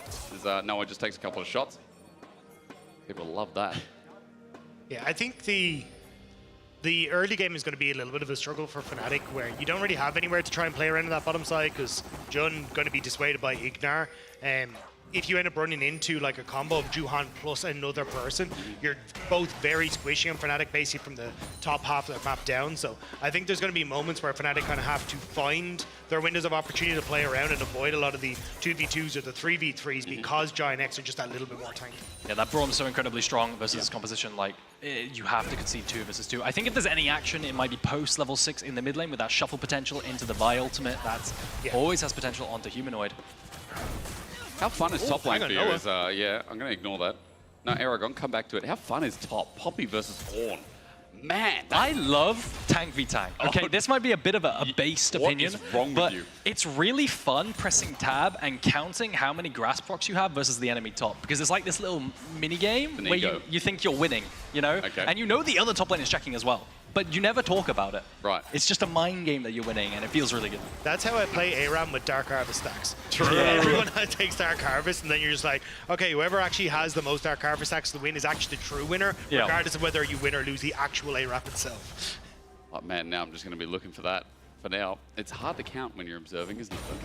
I think it's kind of impossible unless we go on our own screen and see the grass stacks. Either way, we'll try and get some kind of element. I don't think we've ever asked our observers to do that. How many grass stacks? Okay. Let's keep track of this. Putting them on the spot now. They're like, wait, what? Grass tags, wait, what? We want an update every 5 minutes. For now, Oscar, and I know you already talked about it in Big Ban that, you know, this Poppy's going to have a bit of an edge in this matchup as well. That is going to be a bit annoying for the Antonio, who just continues to pick up this Ornn 3 games in a row on this role player as his wave gets pushed in and an early demolish. Camp cycle for Razork, just full clear into topside, very standard. Both of these junglers aren't very activated early game. They also don't have that much setup to work with. Vi needs level 6, so you often see Vi is just power farming. Same with Brand needing to cycle camps as volatile trades down bot side might change that. No one's losing it though. I mean, this is pretty good from Giant X so far. Patrick again, have been playing this bot lane exceptionally, but now Jackie's, he went in. And shifting sands in, absolutely. Razork thinking about going in, but the Pillar of Flame misses, so does the Seer, and Razork can't get anything done. Yeah, I was wondering if we were going to see Razork pull off the Q flash into E combo, which is it's really hard to do. Maybe I'm overselling it, but it is really difficult. And you see people mess it up all the time, but he doesn't pull the trigger, doesn't want to trade his flash for Jackie's. Again, we just watched top. Interesting matchup. Like watching bread dry, isn't it? Bread dry? You know what I mean? Do you watch bread dry? I can't really eat gluten anymore, so I forgot. It wasn't years ago, 6 months ago. So you've taken all the bread in your house and just thrown it at the walls just to let it dry. I left it outside, it's wet in Berlin, and now the bread's just hanging up, hoping that I can eat it one day soon. But it's gone a bit moldy, Dag, doesn't it? I don't know what to do with that analogy. Well, it's early game, so you can do whatever you want with it. I mean, especially since, you know, Fnatic feel like this early game's going pretty well outside of the bottom lane, right? Mid especially, as Jackie's is just getting Gatling gunned down. Shifting sands is a good trade. I might take it back. I mean, Jackie's in all 3 of these lanes every game. Has been going toe-to-toe with Humanoid, to give him some credit. Yeah, he's been doing a good job, and I think in this matchup specifically as well, Humanoid wants to try and play aggressive with the Gatling gun to get that shred, try and get a lot of the damage down, but Jackie's setting up the Soldier as well to try and answer back. And now, I mean, there is an option for Juhan to try and set up for some sort of mid play or try to play around bottom, especially as on this next, like, minute, he should end up hitting his level 6 as well, and can then start to look for plays. But Razork revisited mid, but again, look at the vision control that's already set up around this mid lane. They know Razork wants to play for Humanoid. Well, he's going to try and get a trade. Humanoid, the Phosphorus Bomb actually connects, but Jackie's wants to step back up to the wave on a ward, as you said, Dagda. Razork walks away regardless, but Juhan, the earliest Dragon start I think I've seen in this patch and last patch combined. Like, no one prioritizes it much anymore, but an early Dragon down to Giant X to open up the game. Yeah, because of the mismatch Dragon and Grub timers that have been introduced, Juhan can actually walk up to topside and potentially contest the Grubs as well. W. Oh, good dodge. Nice sidestep, no passive. By the way, I got an update. Two for Antonio. I think it's 3 for Oscar. 2 grasp stacks. I think that's it. At 6 minutes. That tells you that exactly is terrible. It is. Top lane, baby. Let's go. We'll update you again shortly. I hope I got the numbers right. So Juhan now starting to move up. We'll spot out that Razork has already started these void grubs. He's taken 1 so far. There goes the second one. Can he get the third? Okay, there's this snipe away. Nice. So this is a direct result as I'm... The flash commit. I mean, Humanoid's here as well. He has his own flash. He matches over the wall and he's level 6, so he's got a rocket right out of the pocket. There's first blood. Humanoid nails him down. Tries to contest the grubs after securing the dragon because of the mismatched spawn timers. But they find the collapse onto him. Humanoid has the push and the priority now. Antonio might be dove. I mean, there might be a seismic shove out. Antonio's trying to clear the wave. He flashes back on him, but the damage from Corky is nuts. And man, Fnatic have been scaling into this series now with Humanoid starting 2-0. I was about to say, I like the idea from the Antonio. Just go for the wave, say, look, the job's done. As long as I can get this wave, I'm happy. But it burns that flash thinking he can get away as well, which only ends up, well, costing him more when he still goes down. Absolutely massive CS lead for Oscarinin in topside as well. He is performing out of his mind with his counter pick. A color advantage on top of that for maybe something like the Black Leaf of the Sundered Sky, but that is doubling in CS. But he's only got like 4 grasps. True. So, you know, it's like... True. He is winning, though. He is winning. That is true. That is it's true. 4 to like 3. Definitely, I think it's more than that. I think we got updated that Antonio got 1 since I put that stat on air, so... This is the worst stat I've ever asked for. I still, though, I think like this is where Oscarinin really does shine, when he's able to get these good matchups, and now we're getting to see when in our LVP top laner battle, that Oscarinin is definitely coming out on top with some help, some friends, but now Jackie's going to be the focus of attention again. These wards have been great from Giant to spot out a lot of these movements, but still, Jackie's hasn't really been able to dissuade the fact that Humanoid's picked up 2 kills now. Humanoid doesn't have flash now, though, right? So he's done very well in playing on this AD carry mid lane, but now he's flashless, and the real test is, can he survive the Vi ultimates, the roam down from Antonio with the Ornn ult, as well as the Azir shuffle? Potential there is still to die. Well, I mean, still, the kill's going to matter, but you're right to be exposed. However, right now, I'm looking at stats in front of me. Leads through solo lanes for Fnatic. Bots holding on. You see Patrick and Ignar have been doing really well in the 2v2. That right now feels like that's a lot for Giant, but when they have so much scaling, at least they've got a lane to leverage as the game tries to slow down for them. And I think that's what we'll eventually see, is that with Giant continuously able to get first push in this bottom side, with Void Grub spawning in just a minute 45, reset, move your bot lane up there, use that push advantage, and then try and solidify yourselves a little bit of a lead there. And I think even at that point, you're going to be in a fairly decent spot to come in for a team fight with all your ultimates available. They have a lot of damage here. Oscarin has built AD, and Razork's base damage is huge. Can they stun? Wave. If he dies here, it's going to be a disaster. Without TP, a clean dive. Oscar already 2 plates. Demolish will make a 3rd with grubs. Guys, this Poppy is going to be the father of top this game. And Juhan needs to try and find an answer elsewhere. You can see him moving down into this bottom side, but trying to dive onto this is going to be so difficult. Level 7, full health. This is going to be tough. Barrier up as well. Noah is really tanky here. Really is. He can buy some time. The Magnus Storm under turret, though, is Ignar is tanking up for the time being, but Noah takes a while to die. Ignar has no health bar to play with, and Juhan now either. Jun is at half HP as there's a Vault Breaker in. He flashes, Shattering Strike, counter plays as an auto there, and Patrick's tanking up under turret. He has to flash away. It works in the end, however scattered it ends up being. Ignar tanking up that tower shot at the start for the redive onto Jun. A really clean play coming out from Giant X, finding the kill through that barrier and the exhaust. Oh, though, Juhan didn't end up canceling the reset. Razork has no flash to try and follow forward, so Ignar getting that slow, going to keep them at bay. Razork just trying to interrupt the resets, though, because with Noah already back in lane, might be able to catch some of these plates. Just a clean dive, isn't it? Just a lead for Giant X down the bot side. In it? Did I say in it? But take a look at this, right? The dive, it looks really sketchy because barrier is up. They drop an exhaust onto Noah. They pull the trigger instantly, but it's just flawless tower juggling. I mean, there's nothing else to break down. Ignar tanks it very well. And then on this redive, he tanks it first. I thought Patrick would tank, but Ignar tanks it, tanks 1 tower shot, but then he drops it. There was a second there where he juggled the tower auto attacks and spaced it a little bit. I think it was the minion, so I think he timed it with when that tower shot went off, so he didn't end up tanking, but really well played by Giant X. But here we were talking about, look, Fnatic, they're already set up, they delayed those resets coming through from Giant X, now they get those turret plates to the bottom side. You saw potential for Jackies to try and roam into this bottom side, but I think at this stage, Patrick just kind of realizes he's not going to be able to approach this, and Ignar separated as well. He's walking in, Jun just X-flashes over the wall, the crash down is there, the Unbreakable absorbs the damage, so it's Razork. Gets some friends with Juhan.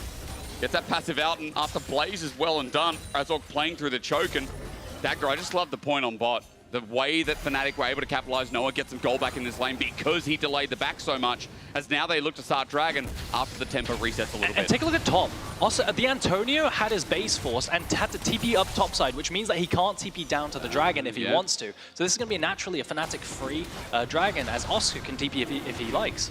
I feel like with the TP as well, doesn't that mean Grubs is an easy transition for Fnatic? What do you think? Like Razork, he's got his mana back, two-shot barrage, okay, slows it down a little bit. But let's see what happens there, because it's already 2 Grubs for Fnatic, as Juhan's like, I gotta hit this fast. But you can already see, because the interrupt on Razor came through, he's got a little bit more time with it. And realistically, all he needs to do is try and get 2 of these to make it 3 for 3, and you don't get the little Voidling spawning. So at least getting 1. I think he could have stuck around for 2. Yeah, he's going to go back for a second one here. And Patrick, with Ignar now moving in, will have control on bot side. So Fnatic just having these small little reset timers stopped makes a big difference here for Giant X. And after these Grubs, the most important objective is going to be First Blood Tower, because you're going to have a downtime of about 4 minutes. And that top lane tower is on 1 play in isolation. Well, with a couple of ganks from Razork, Oscarinen has managed to accumulate a huge CS lead and 4 plate advantage. Now, any trade he does is healed up by that Sundered Sky, and he's going to be able to free hit onto this tower with Demolish. I mean, I don't normally remember seeing Poppies with Sundered Sky first. I guess with a lead like this against the tank, Bro is going to be doing a lot of damage. Cull almost complete as well, so it feels like there's going to be another injection of gold. 1,700 gold lead for Oscarinen, by the way.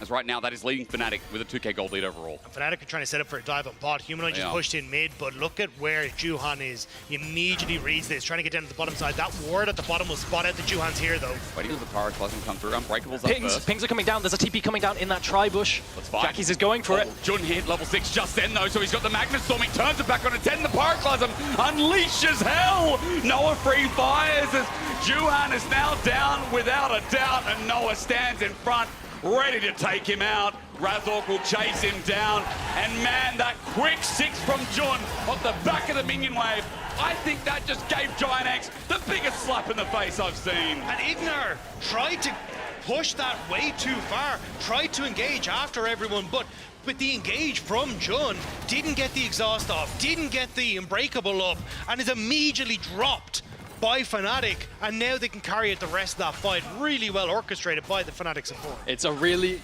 great snap decision making from Fnatic. They see that they are going to be TP flanked on that ward from the side of Jackie's. So they just decide to pull the trigger going in one direction. As you can see, the pings were coming down for a long time. The teleport comes through and they have to decide, do we go onto Jackie's or do we go forward? Jun pulls the trigger. He engages instantly onto the backline. And that way, Jackie's can never dive. You're caught out in the afterplay, right? He's just completely out of position. Jackie's is caught on the wrong side of the fight, and because Fnatic end up fighting down, it turns into a position where Giant X are just so spread out. Really well orchestrated fight by Fnatic in punishing the fact that Patrick and Ignar had gone that bit too far forward. They were set up for Jun, and he just sees that moment. And I think the biggest slap in the face is in top side as well. You're losing, as you just lost First Blood Tower in that entire, another one.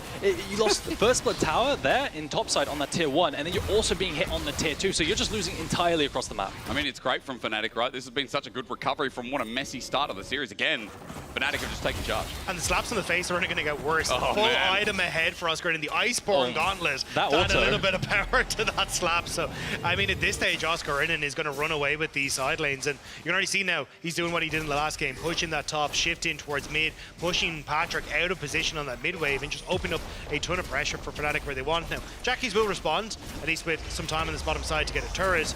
But when you've got a minute and a half until that next dragon, I feel like that's where Fnatic are looking. I mean, the biggest problem I see right now is that that's only a kick in the leg, right? If you're slapped in the face, like that's kind of a KO. Depends on how hard it is, but the kick in the leg is just a bruise dagger. So at the end of the day, gold injected back on him, but a 4k gold lead for Fnatic is what we sit on. And I think the biggest thing that's a problem for Giant X right now is because of that humongous top lead, they have full topside vision control because they can't check, because they're just going to be one-shot by the Poppy. So now, Oscar can just keep farming and stealing away camps if he wants to, and Juhan's going to fall further and further behind. No body part injured there. Aragon, no punch in the leg or nothing like that. No, he's got a good eye for where the wards are. Slap on the wrist. Okay, nice, all right. Fair enough. Well, now that we're through that. Now that Asterix is done pulling your leg, we'll move on and start to move in. God, we're good at our jobs. I mean, with Tower going down here, it's just impossible really for Giant X to even look at this dragon. Fnatic just have full control, and they kind of realized it. You can see them sneaking past their own red buff. We have no clue as to where anyone Fnatic is. Yep. Now they're going to use Rift Herald on boss. The Antonio trying to clear the way, but I don't think it's going to matter. Not. Yeah. Absolutely not. Herald gets the charge regardless. The pillar won't stop that and enables Humanoid to come up and hit still with 2 grubs. The family brought thanks to Shelly as well. That goes back into the rift. I mean, Inner goes down. Mid is the trade-off. Noah's in trouble. He's going to get stunned up as well. The duo out of Giant X trying to keep it alive.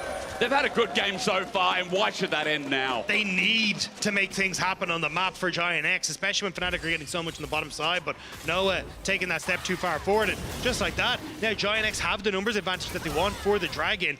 Will be a lot of gold that's gone over into Fnatic, but at least Giant X still continue to stack up these objectives. And I will say something else that Giant X are doing really well is they're matching Jackie's into Oscarinen. You can see in this entire play, Jackie's does a bunch of magic damage, right? And Oscar's built full armor, so he can actually match what Oscar's doing and wave clear and not allow Oscar to push his lead. You could see that right now Oscar's trying to avoid where Jackie's is going. Now he's going through bot side. He initially opened up top.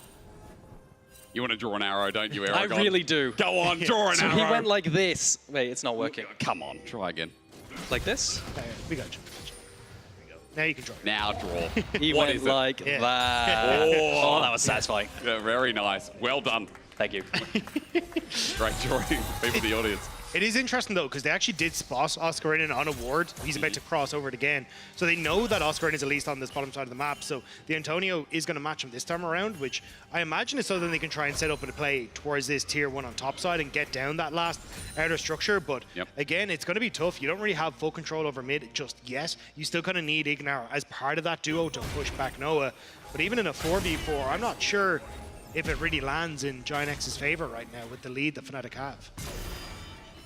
It feels so hard, doesn't it? Especially when we've already talked about this Poppy controlling side lane. 70 CS lead where no one can really stand a toe with Oscarinen unless you've got, what, 2-3 members. Even then, this Poppy against the composition, gents, there's a lot of denial there. Brom jumping in, I think Jackie's as well. Big ultimate engage. Vi as well. The Poppy against the comp going to be threatening, especially when it is also unkillable on top of all the CC that it can deny. Yeah, Poppy's absolute menace. And now what you're seeing, you can see Kai'Sa consistently shifting towards the Poppy lane. Because if Poppy ever dashes forward onto the Ornn, Kai'Sa can ult off of it as well. And then they have a numbers advantage play in the side lane. Yeah.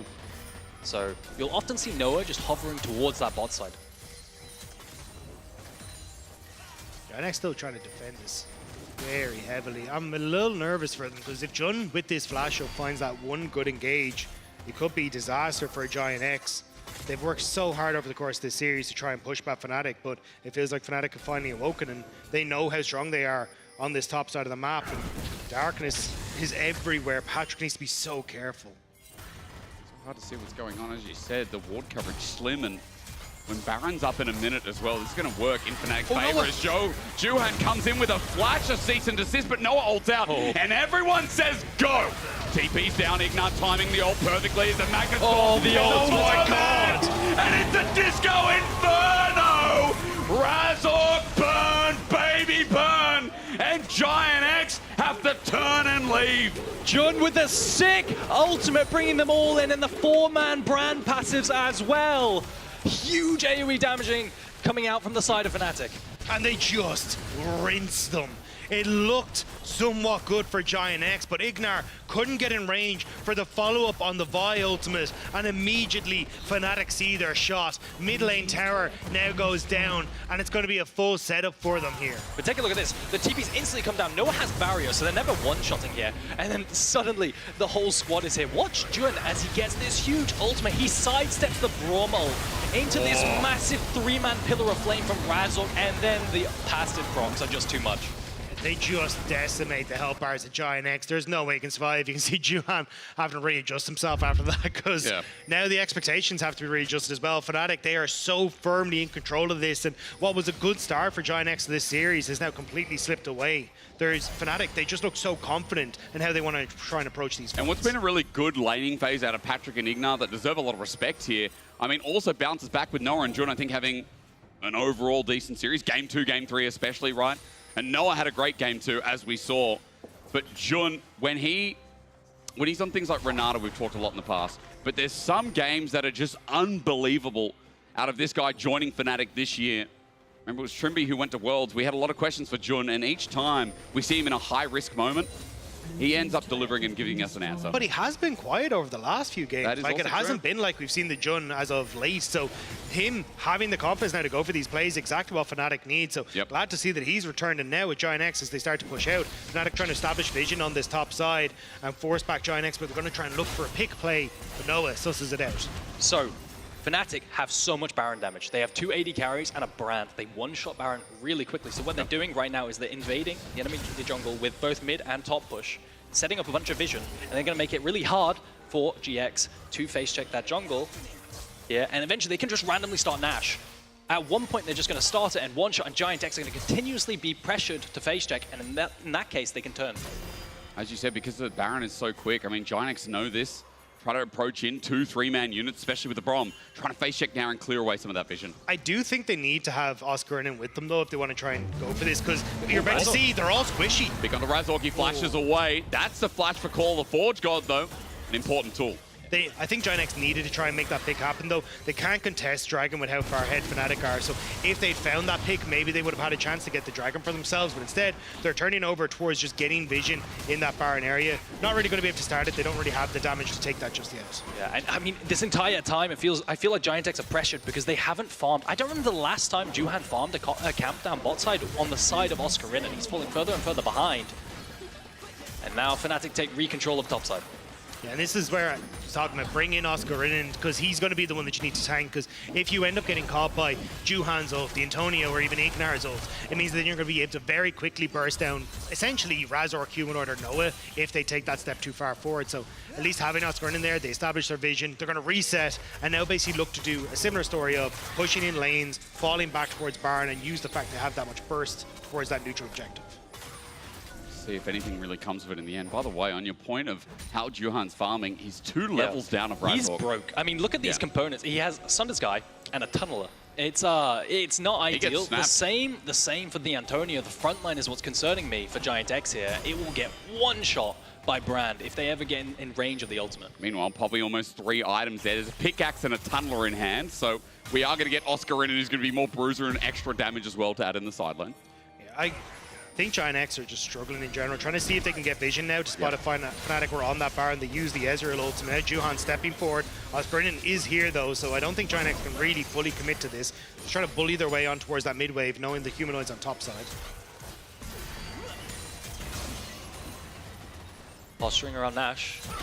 A lot of tension because if an engage comes down, even a small chunk onto a target without sustain can turn into an immediate Nash force.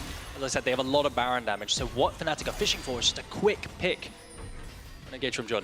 Maybe it's not the end of the world that Jun doesn't have that dead sustain yet. Looks like he might be backing now to try and get the Warmogs. That components in his inventory look like he should be close to getting.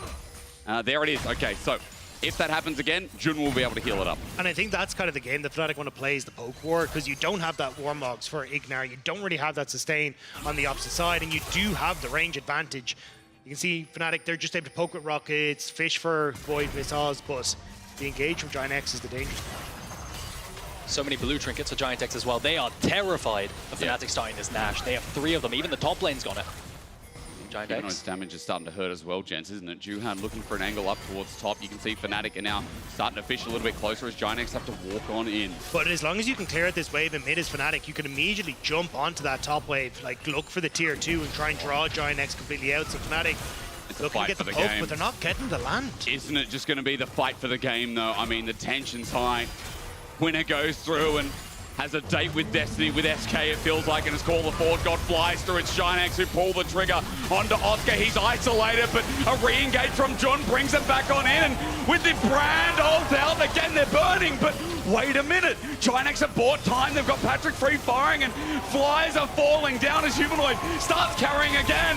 Noah flies through, and the carries of Fnatic are too far ahead. Giant X saw a chance, but the wallets were filled with cash for Fnatic. And what looked like a great fight for Giant X turns around. Fnatic pull off the win. Oscarinen tries to walk in melee range of the Ornn ultimate to cancel the Ornn R2. If you take a look at this right now, the engage comes through. Watch Oscarinen try to run to Ornn, but he gets CC'd by Ignar. And in the end, the carries from Fnatic just do so much damage. And it's also, watch this, the stopwatch from Razork prevents the fling back from Jackie, so he's not in the middle of Giant X. True. He's now able to back it on up, and all the engage has been used from Giant X, so now the long range that Fnatic have against some of these melee players is able to come alive, Noah able to follow over the wall. And it's just, even if you look, Ignite never really got in position to even use an exhaust in the middle of that fight either, so you've got vital tools for Giant X that just couldn't get used properly in that fight. Clean sweep now, and it's just a Baron Siege. They do so much damage, and I just don't think they have anyone who can hold it inside. They do so much magic damage, and naturally the super minions, or rather the Baron-empowered minions, are going to be incredibly tanky towards that. Poppy, despite not being the strongest in team fights as a bruiser, is going to be incredible in the side lane. And now it's just going to be a clean sweep, I think, inside lane for those tier 2s. I mean, look, it's almost a 10k gold lead. For Fnatic, they've found sides, and Jackie's might be the victim, but he's got Juhan behind him if it evolves. Wave's been pushed out, giving a bit more time to Giant X. If there's any hope in this game, it might be around Dragon, it might be around Elder later in the game if it gets there. But the lanes have been rough in the top side of the map this game, as Razork might be the pick. Wait, it's never over till the Nexus falls. Antonio, no! In a game 3, he needed that to hit. As Ignite now gets away, John, the Magnuson forces the flash over the wall, but Oscarinen is going to close the gap. A double kill picked up. Noah's setting himself up, and Fnatic will take that every day of the week. It was a scramble. It was desperation from Giant X, but the execution wasn't there. And now Fnatic, it's a march towards the Nexus. They already have the wave starting to come on through. Dragon is up and available, which is what you can see Razork resetting to go towards, but the outer turrets are going to be completely decimated off this push. Giant X trying to stop the siege before it even happens with the snap engage from the one item buy, but they don't do the damage. Razork has that Zhonya's Hourglass and a bunch of HP to buy time, and in the end, it's going to be an entire clean sweep of tier 2s as well as the Dragon for Fnatic. And these carries are so clean. It's been great fights from Fnatic. It's Razork who's revived himself, 13 out of 14 kill participation in this game. He's been everywhere on the map, and as he picks up the Mountain Dragon, moves the Soul Point, Fnatic become that much more unkillable. This Poppy with Sterix Gauge, only dying once in the game earlier on, but I don't think that'll happen again. And the question was, they had 2 weeks. 2 weeks to get better and fix their flaws. Can they play 80 mids? Can Humanoid play 80 mids? True. Which will allow Razork to play meta on these AP champions? And I think the answer, safe to conclude, is Maybe not. I'm still like, let's look at game 1 and game 2, right? Yeah. So I think there's still answers, and now the TP behind. I mean, this is the last resort, isn't it? Call the Forge God is available, but the turret is gone. With Baron, Fnatic push on in as here we go, a lock up, a lockdown. Razork goes golden, the steering charge. That's great, it's a good engage. The damage has been done, but for Fnatic, they still stand strong, and Razork is going to burn them alive again. Noah flies through this 4-item Kaiser just about, and now the final deed to be done. Giant X had faith, they had belief, they had the game in the palm of their hands, and Fnatic rose to the occasion. It's only round 1 of playoffs, but Fnatic were tested, but they brought the fire. We asked, did G2 win them? Let's find out, because the game's not over, but hey, at least the Nexus is bare. There's a shutdown over to Patrick, and maybe, just maybe, the game goes a little bit longer, but it still feels so hopelessly doomed as Fnatic hold such a big margin. The shuffle into the fountain onto Oscar buys them some precious minutes. I see what they were trying to do there, trying to find that TP flank. They prepped that ward onto the bush, but they just don't have the damage, right? You see Juhan trying to go and dive on the Vi on top of the Ornn ultimate.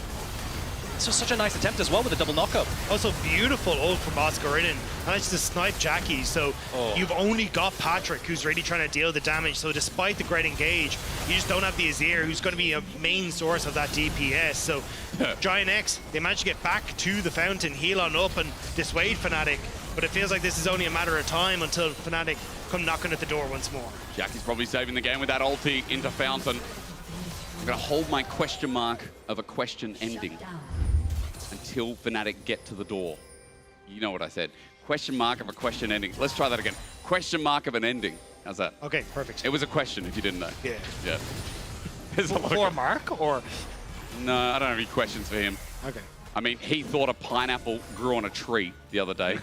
That guy of Mark, I'm going to take him to a garden soon. We're going to show him. He also thought rice was made of potatoes. Yes. So it's like, yes, you he know did. what? I Maybe love don't this. go to him for He food. can't respond. He can't respond. Let's just tell all the flaws about all the weird stuff he thought. What else? Well, I'll tell you one thing. I had a pineapple in my fridge at that time, and I thought, bro, I need to give this to him and be like, how is this weight going to be held by a tree? All right, well, outside of that excursion we've got planned, don't forget, G2KC are coming up next, by the way.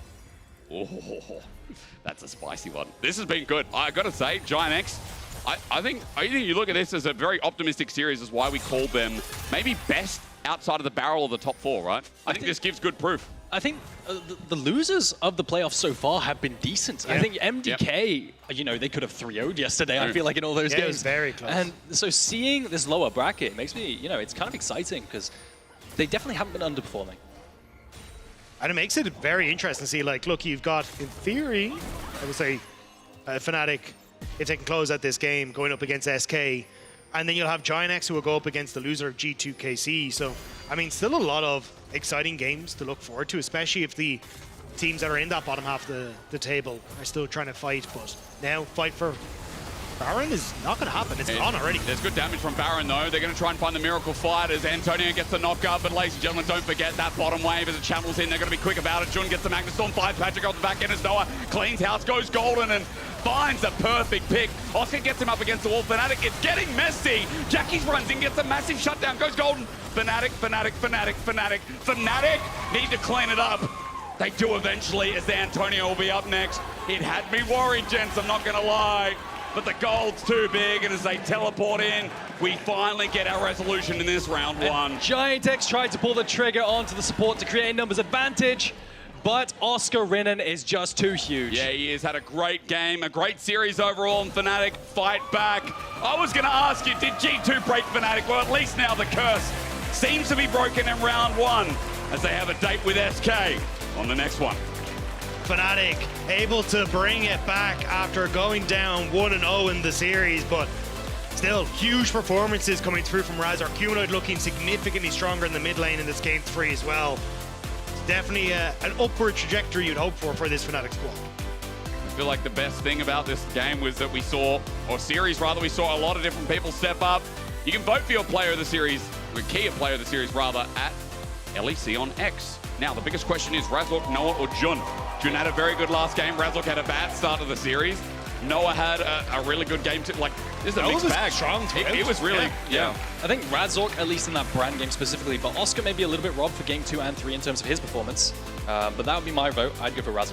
Yeah, I mean, look, the tenacity and like the resilience of this jungler.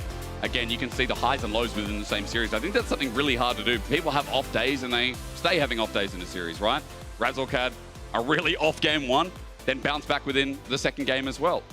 And so it's crazy, again, to see such quality of play that came out within that same series from such a player. And that's why I still have questions, because even though Fnatic looked great in game number 3, game 1, game 2, Razork very much overextending on plays. They didn't seem like they were coordinated well. Noah was separating a lot of these, but at least game 3 we can look at and go, if we can keep this Fnatic, this is a team that can contest for that finals and try and go up against some of the best that Europe has to offer. I mean, Europe's best is in the next round as well. SK is going to be a big challenge for them. That's why it's got to be cleaned up a little bit. I know a lot of the Fnatic fans are happy to see what they saw in games 2 and 3, but again, it's a consistency question. Remember, Giant X aren't out as well. They've got another match to come up as well in the lower bracket, but I have heard that Trouble is now standing by with Razork in the Marriott Bonvoy post-game check-in. I've got a lot of questions for him as we throw it over. Thank you so much, Hysterics. Razork, congratulations on this victory. 3-0 and 16. Leave brand open, mess around and find out? Yeah, I mean, I think brand right now is kind of OP, I'm not gonna lie. I feel like in team fights, if you can get like few passives on front line, it's kind of strong. So yeah, I mean, I'm happy that I played brand after 2 Sejuanis. You are a carry jungler at heart, after all, Razork. I want to take you all the way back to game 1, because a lot of people expected a clean 2-0 from Fnatic coming into this series. Was that an unexpected result from GX? I mean, I actually think that GX is a pretty strong team, not gonna lie. And I also feel like we are not playing that good right now. I feel like, yeah, Yeah, our level is not the best. I think we were in our prime in the beginning of the season. Now we kind of dropped a little bit. The meta read is not that good, but I feel like we are getting there slowly. We actually couldn't play too much solo queue because of the tournament that we went, and I feel like right now we're starting to catch up, and that's it, basically. Talking about the meta and tournaments, UB won Sejuani twice in a row. This is something that we've seen specifically from NIP over in the LPL. They do favor that champion. What's your take on that? I think it's a really strong champion now because of the items, and Warmox being like really strong right now is a champion that benefits a lot from the base HP that you get. With the passive, it's really hard to one-shot her. You can face check, and in this front-to-back comms, you can just ulti front lane or like just be a piece of meat and then let your carries hit the enemies, you know? So you pretty much do all the work and they just have to finish it off. Yeah. Razork, thank you so much for joining me. Congratulations again for joining season finals. And we're gonna toss it over to a break, but don't forget to be back because we have another series coming right up.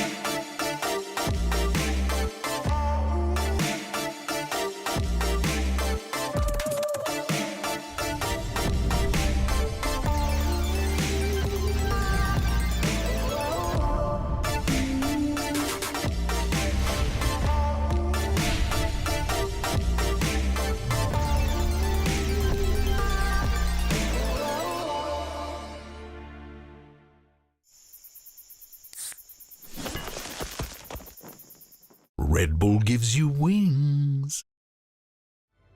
There's a place where everything begins. From the first tutorial journey to challenging the worlds. A place where people connect and friends rise to become legends. There's a place where adventure awaits you. Welcome to the legendary lobby. Marriott Bonvoy. Unlock exclusive member rates and legendary benefits across over 30 hotel brands worldwide. Sign up today for free and claim your Masterwork chest and key.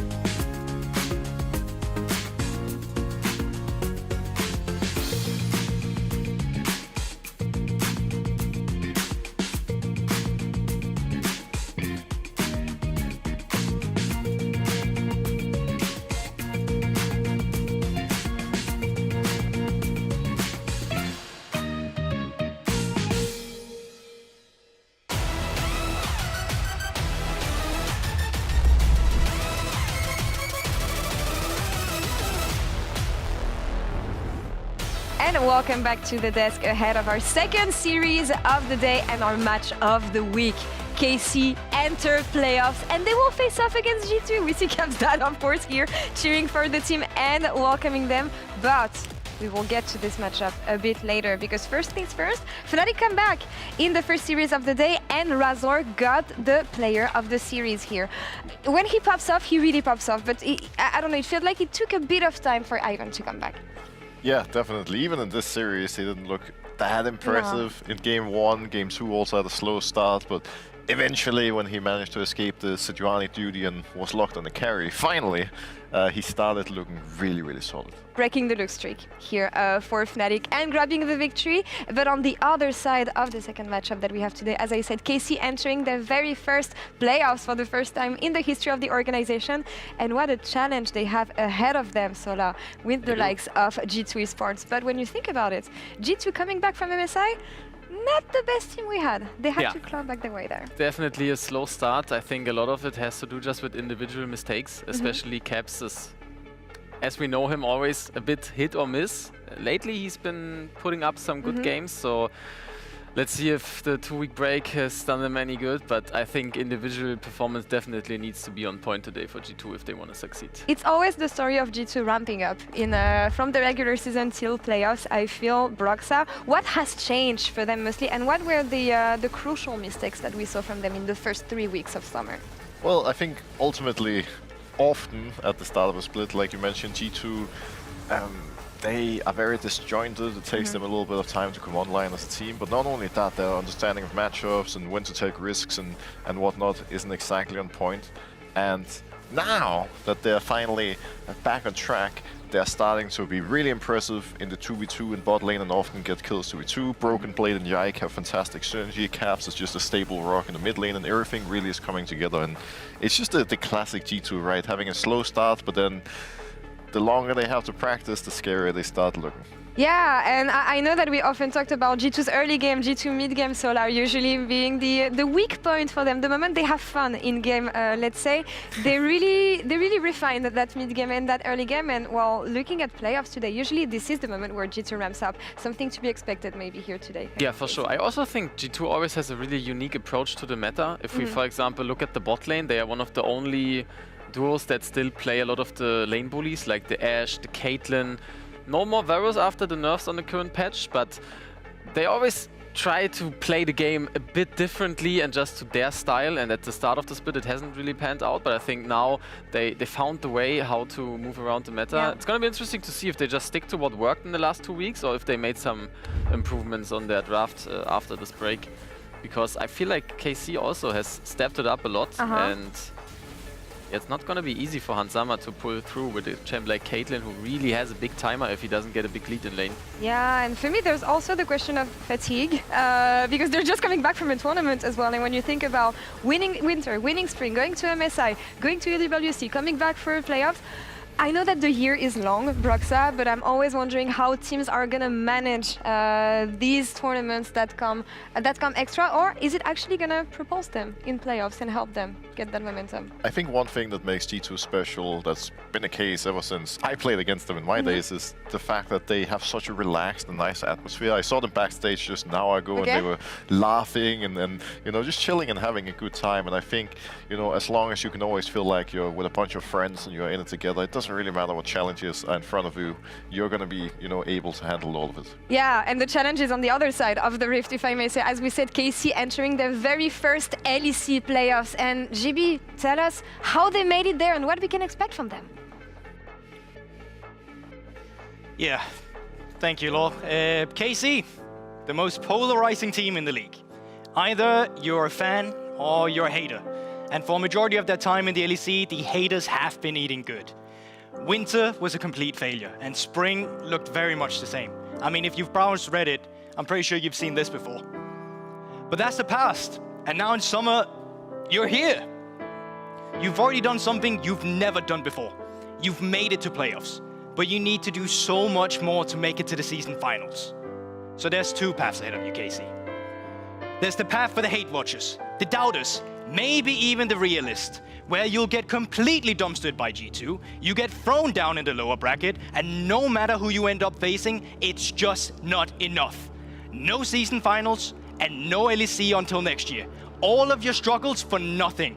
4-9, no different than the 2-7. But there's another path. There's the path for the faithful, where once again you have to do something you've never done before. You have to beat G2. And beating G2 is not going to be easy. But somehow you're going to do it. Because failing is no longer an option for you. Because you failed all of winter and spring, but still you kept pushing forward every single time. So now you push of the limits of what any sane person thought possible. And the insanity continues because you beat whoever is waiting for you in the next match. You make it to the top 3. KC makes it to the season finals. But let's not get ahead of ourselves, all right? Because you are here. There's only one way to find out which path KC will be walking.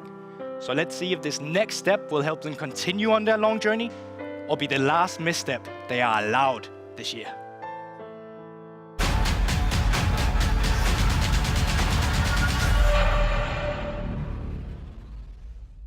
Karmine Corp have not had a good year. Loss after loss after loss after loss. For the second split in a row, KC will finish 2-7. And now they finally made it one step further, only to see their next challenge is the hardest that they've ever faced. For KC, the only path to season finals is top 3, and right now, that path is blocked by G2.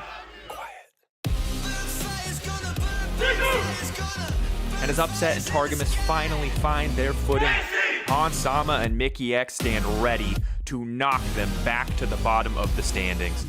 The whole league is racing to beat the reigning champions, and KC will be the first to face them. Can KC rise to the challenge and begin their march towards the top of the table? Or will they be yet another stepping stone on G2's year of domestic dominance? Watch G2 vs KC this Saturday. And it is this Saturday. In fact, it's right now as we're here for G2 versus KC. Ready for what is probably the most anticipated series of the weekend, obviously for Karmine Corp. It is a long road ahead of them. They have to make top 3 in summer if they're going to make it to the season finals. For G2, they've been here, they've done this, they've seen it all before. It's going to be a story of the underdog for KC. G2, even with their challenging start to the split, you know, where they were seen floundering, people questioned the level that they were bringing to the league. I feel like that they have rapidly been elevating themselves domestically and are poised to secure another title in the new format 3 in a row. At least that's their goal, that's their ambition. And today's going to be the first indicator. Let's see what KC have prepared for us in the 2 weeks that they've had ready for this best of 3. I still do feel like G2's overall, the story of how much are they floundering might be a bit over-exaggerated, Veddy, because I feel like every time they come into playoffs, it feels like a slightly different team, right? It feels like they've got more prepared. Overall, they kind of throw more curveballs in these best of 3s, and that's been the trend whenever they've hit playoffs so far this year. Again, whether or not it's going to be the same case here in summer, because there's been a few more ups and downs this split, yet to be seen. But speaking of floundering, and before we get on into the draft, I have a fun fact for you guys. Did you know a new species of crab was discovered this week? Oh, no. It's called the Gothus Timo. Oh, it was discovered in the South China Sea, and it was named after Timo because of its ability to camouflage. Wow. There's your fun fact. Anyone ask you to name a crab? That is a great fun Gothus fact, Timo. There we are. I'm impressed that it's related to League of Legends as well. That's rare for you. Zeri going to be banned away by G2, targeting Upset off the bat.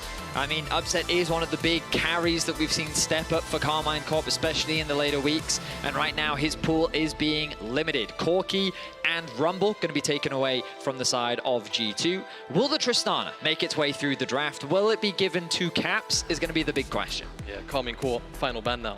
We just got to kind of wait and see. I feel like if you're Karmine Corp, you might just want to ban them both, I fear. Yeah. Go towards something like the Sejuani, still up, of course. You see it first picked a lot. For G2. They go towards the Azir, so they're willing to let G2 take up this Tristana and then look to trade out something like that Sejuani and another jungler themselves. Yeah, Caps has only played the Tristana once in summer, did win on it. In 2/3 of G2's games, though, it was banned against it. So wouldn't be too surprised if it is the first pick here. Obviously, the Sejuani still a possibility, but you've got Maokai as well if you are looking for that utility tank jungler. So you pick the Trist, and then Karmine Corp get their pick of one of those two junglers. I guess there is also that cool brand champion that Razork just played for the first time that we've never seen before. Oh, okay. Yone, along with the Sejuani. I am very curious. I mean, we've seen Vladdy bring out the Yone mid before, and I wonder if that was their plan as an answer to the Tristana. Does struggle in terms of the early push, but later on is a great answer in the side lane. Being given that Sejuani too means that Karmine Corp have already set themselves up nicely in terms of their mid-jungle duo, but G2, a very swift response. Leona, the most popular support in the world right now, paired up alongside the Renekton, a strong top side. Karmine, they need to, well, they're going to respond in kind with the Kai'Sa locked in for upset, one of his best performing. He did get that quadra kill heading into the Riot break week, and he had some strong performances on it. Yeah, a lot of dive for Karmine Corp so far, right, overall. Curious about what they're going to round it out with. They've got loads of options, seeing the Leona, they can go towards the Alistar. Of course, these are things that G2 are going to be thinking about banning too.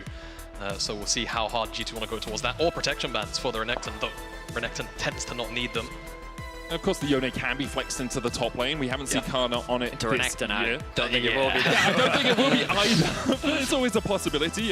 Kana has actually brought out 9 different champions in the 9 different games they have played so far, and it would be his 10th. So if he wants to continue that unique champion spree, it's a possibility. There's the Rakan band away. Alistar as well, as you mentioned, Jamado, a possibility here for G2.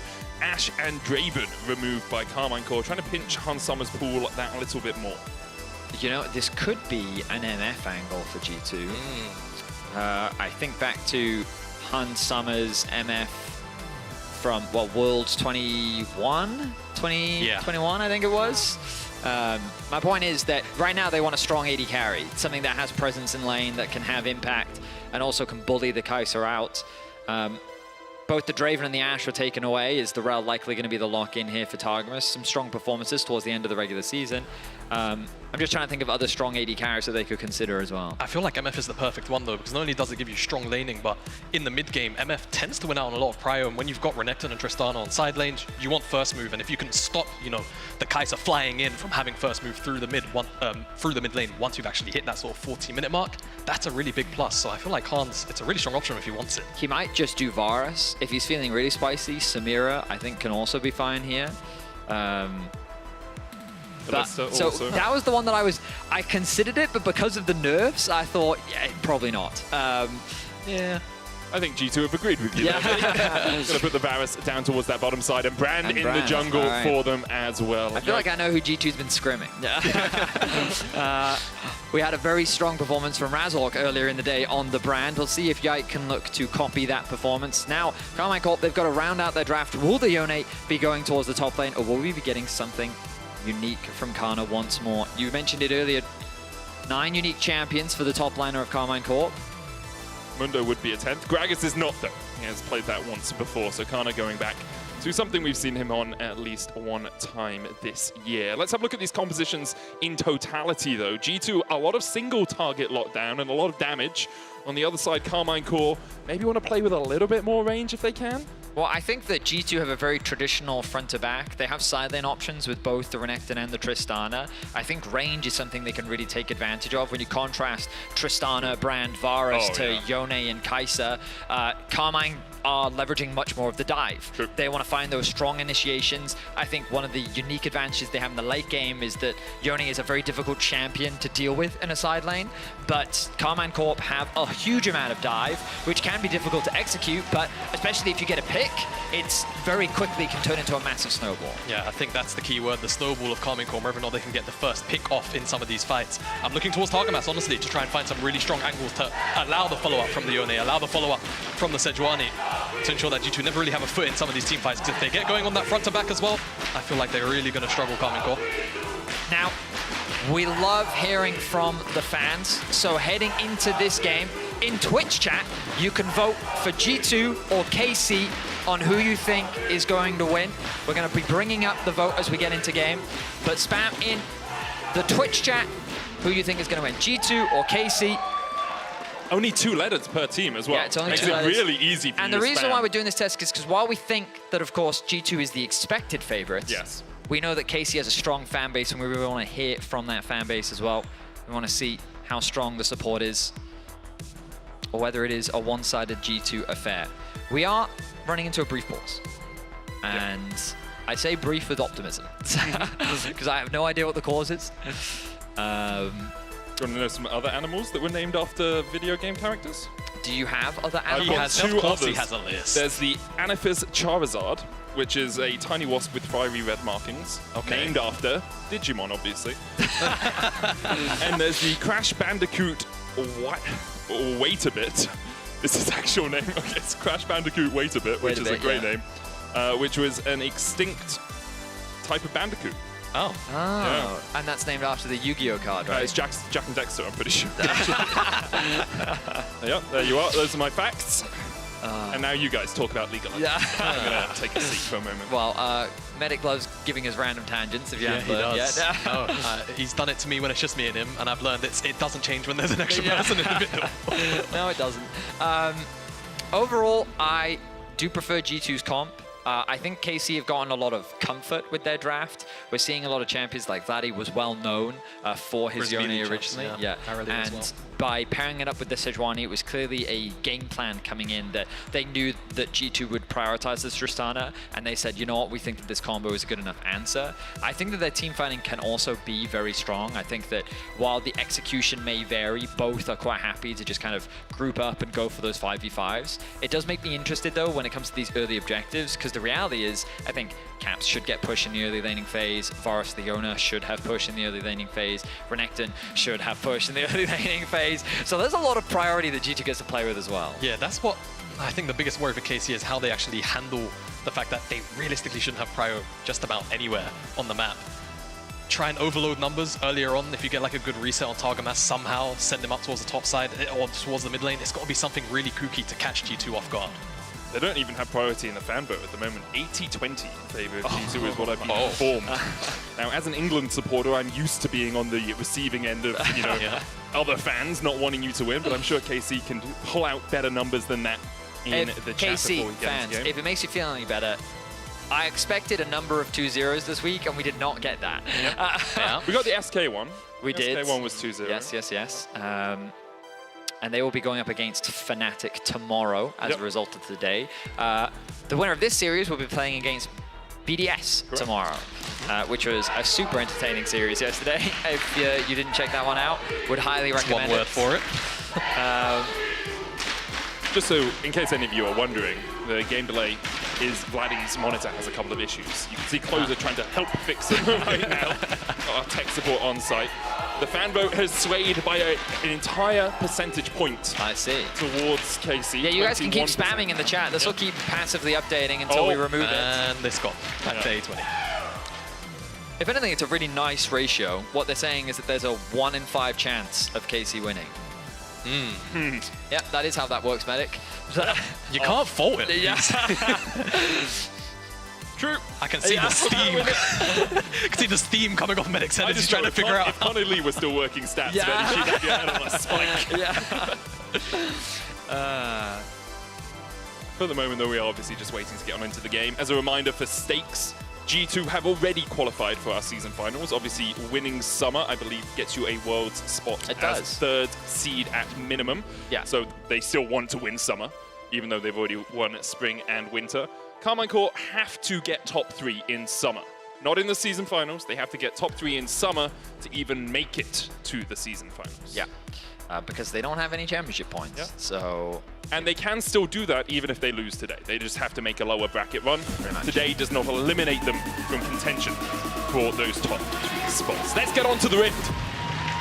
See if we can spot any Gothas Teemos hanging out in the river. We shall see. Not sure anything too particular is going to occur level 1. Feel like for both these teams, especially G2 with the brand, they want to get him on Yike that is as standard a full clear as they can keep him on. Feel like he can always take over a jungle matchup, brand, just into about any tank really, as long as he gets that first clear nice and safe. Really sweeper though from Mickey. I wonder if they're considering some type of delayed invade. You can see him hovering right now in the bot mid tri-brush. I was trying to think of a better way to word it, but it's not a tri-brush really, is it? Sorry, it's not even a tri-brush, yeah. it's the brush. That's that sweeper we were talking about, clearing out some of this vision. Now, we talked about prio. This to me suggests that G2 is thinking about an invade. They're dropping a ward on the red buff, and they're trying to gain information as to where Closer is starting. The fact that Mickey and Hans have push and bot means that they should be able to set up for Yike to invade on the bot side blue, and maybe they could even split the map. They can leave the Renekton isolated with the Gragas, knowing that there's no real kill threat there. Even with a Sejuani gank, there's probably a high probability of the Renekton being able to survive. Mickey, I think, even catching that ward there. So, really nice vision setup in the early game. No real response coming out from KC, and we may see... Well, we might see KC falter in the early game simply due to the sheer amount of lane pressure that G2 have across the map. Just about not buckling for Karmine Corp, because we know the comp will come together eventually. It's just going to take maybe 20, 25 minutes, 2 items. And then maybe they can really go toe-to-toe, but before then it's about creativity and actually trying to find windows where G2 are maybe just a little bit lackadaisical on some rotations. Yeah, I mean, keep your eyes on the minimap right now. It's, in fact, I can even enlarge it to make it even easier. You can see, like, push, push. Right now, bot lane is kind of conceding pressure for the time being. They're actually willing to allow the push to come through. But this is the type of pressure that we were talking about, and it's something you always have to be very cautious of, especially at the pro level, because junglers can really take advantage of that. And there was always the risk. I think part of the reason that G2 accepted the push in the bot lane is Yike was on that side of the map, and they knew the enemy jungler was top side. So if Yike had just cleared his bot side, gone through Tribush, with the Karmine Corp bot lane pushing in, they're pretty much dead, or at least burning summoners to escape that game. Well, it also just suggests that Yike's plan wasn't to invade, right? We discussed the possibility of him looking for a blue side invade, but the fact that they conceded their pressure is also, as you highlighted, they want to be on. They know they're on the weak side of the map. So instead, they'll concede the first few waves. He'll play towards what feels like his stronger side, and as mid continues to push, you'll see Caps now dropping that ward in the bot river, and they're trying to gain that information and leverage their prior ward. This could also end up being a top dive on Kana. I mean, he's kind of chunked out 70% HP, but between Renekton and Brand, both level 4, I think they can murder him in a single rotation between the two of them. There's pings up there as well, so Yike's on his way. He's looking for it. Big wave. It's a very big wave. Even if you just force him away from it, you can deny so much of that experience. Uses the Drunken Rage. Broken Blade looking for that Ruthless Predator. Gets the enhanced stun into the flash stun from Yike. Kana is burning, and Broken Blade's on his way to pick up the kill. Flashes forward, 2 flashes for the kill, but G2 denies so much under this tower. Real nice by G2. They did have to both blow flash, but at the end of the day, Kana misses so much for that. He's going to TP back, but still, damage done. And that's a good early lead picked up for Broken Blade on the Renekton in this matchup. Yeah, I mean, the plan was clear from G2, right? Mid, top, continue to push. Yike in a good position, the wave stacked. Right now, though, KC is trying to respond. Yike is there.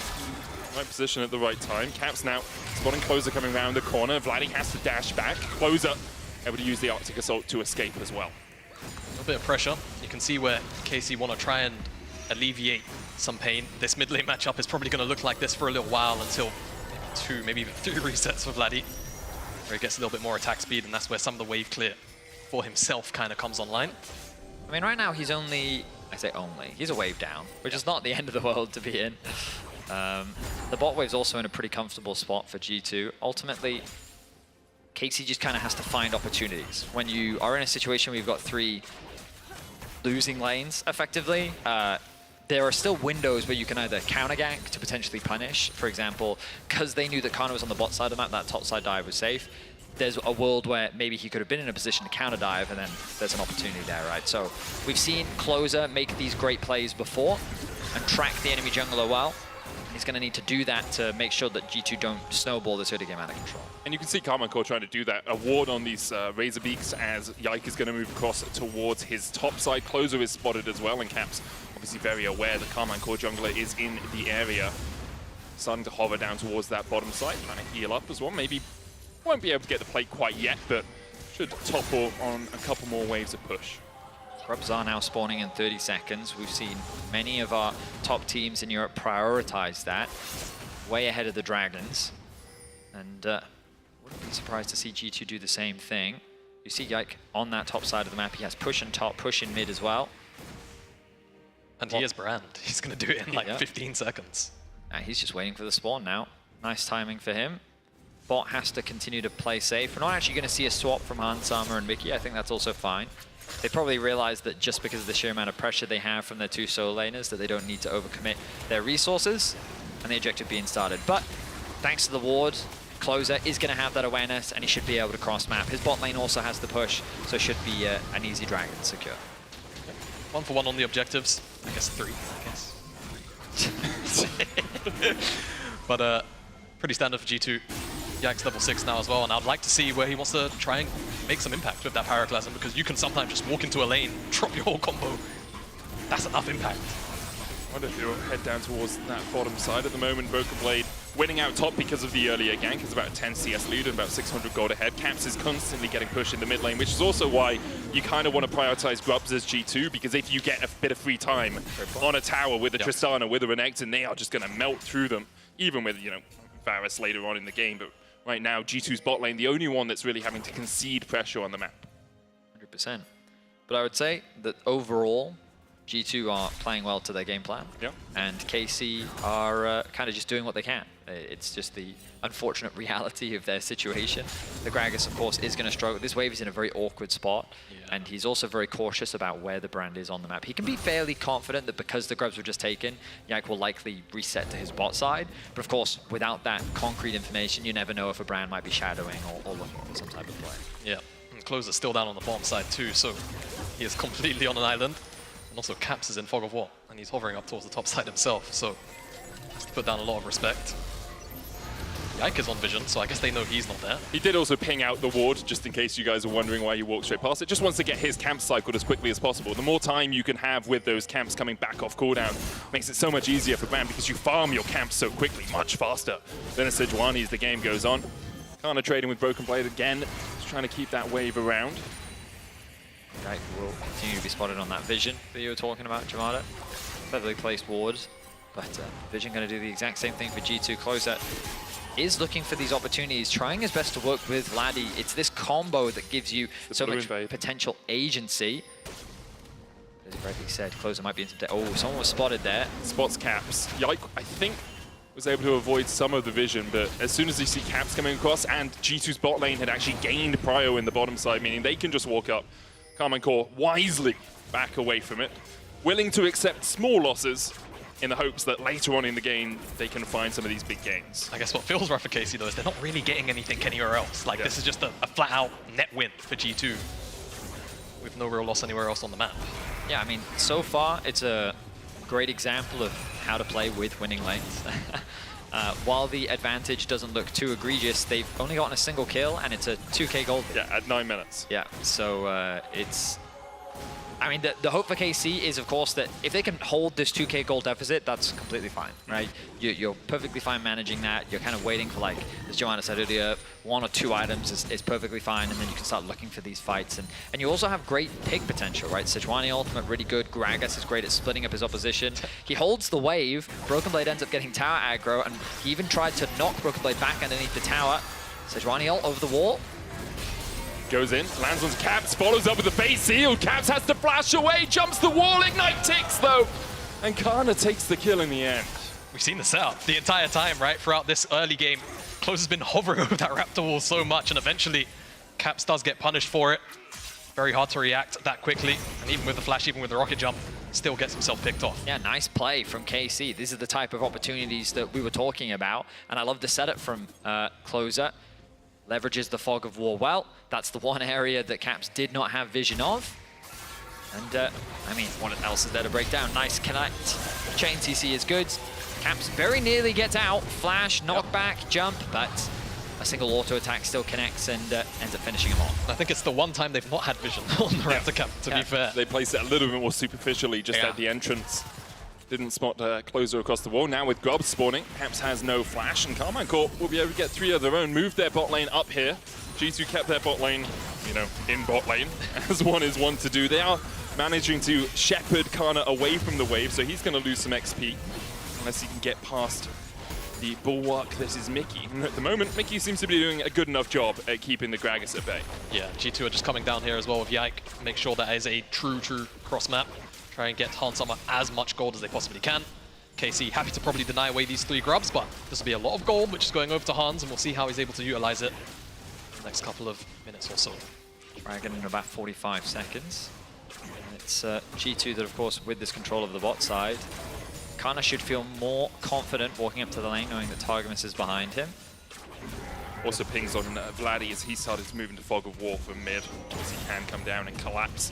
As you say, Veddy, I think 30 seconds, the Hextech Drake, probably the next point of contest between these two teams. The problem is G2 have just reset, but Closer's pathing up towards top, so neither team really in a great position right now to contest for it. I'll say having about a minute's leeway before you decide to play around one of these neutral objectives can be okay in certain situations, Veddy.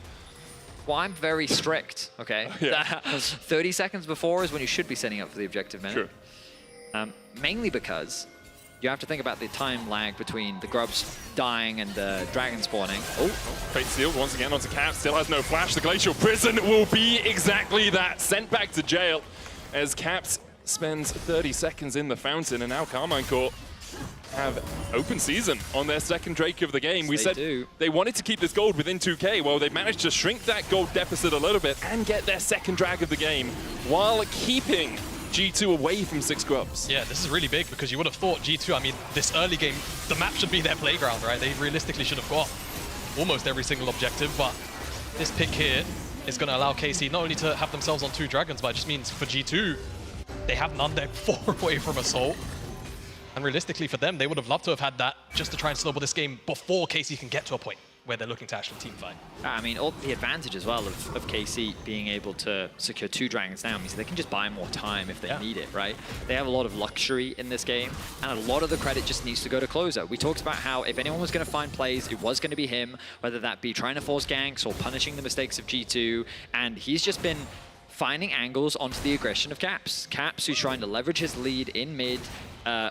Closer has been navigating his way around the vision pockets and has been connecting those ultimates onto Caps and setting things up for his mid laner. There's barely a goal difference between them, and you got to remember Caps has 3 plates. Yeah. So huge credit to KC. This mid jungle definitely paying off, but now G2 have committed 4 members mid to secure this town. Yeah, they're going to get it as well.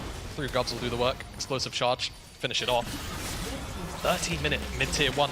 Herald's still not even on the map yet, so that's going to be a big advantage for G2. We spoke about they want those first rotations to side lanes later on in the game. That mid-tier 1 down, it should be a lot easier once we get to that point. It also just makes getting enemy jungle vision that much easier. Yeah. It's now much harder to punish Caps than compared to before. It was a smart play from G2 to commit to that objective. And a lot of it thanks to the aggression that has come through from Caps in the 1v1 matchup. Makes it a lot easier for Yike to get in and steal away Camps as well. You can see he's got about a 30 CS lead on the brand over Closer now. The rest of the map relatively even, apart from top, where Broken Blade has really snowballed that first kill and the denial of a lot of CS to Kana under the tower to about a 40 CS lead as well. I think Broken Blade, the standout performer for G2, not only this split, but I'd even, you know, say this year. I think Broken Blade's improvement has really been very evident in this team. 100%. I think that the story of Broken Blade has definitely been a fascinating one, especially when people really didn't trust him internationally, but I think that at MSI, people really changed their tune. And he's going to be a big factor in these fights, especially against dive compositions. Renekton, big shields, he can offer a lot of value. KC have set their sights on this bot tower now. Broken Blade realizes he's on the weak side. He's going to be forced off this. And credit to Closer, he's been playing around Vladdy very well this entire game.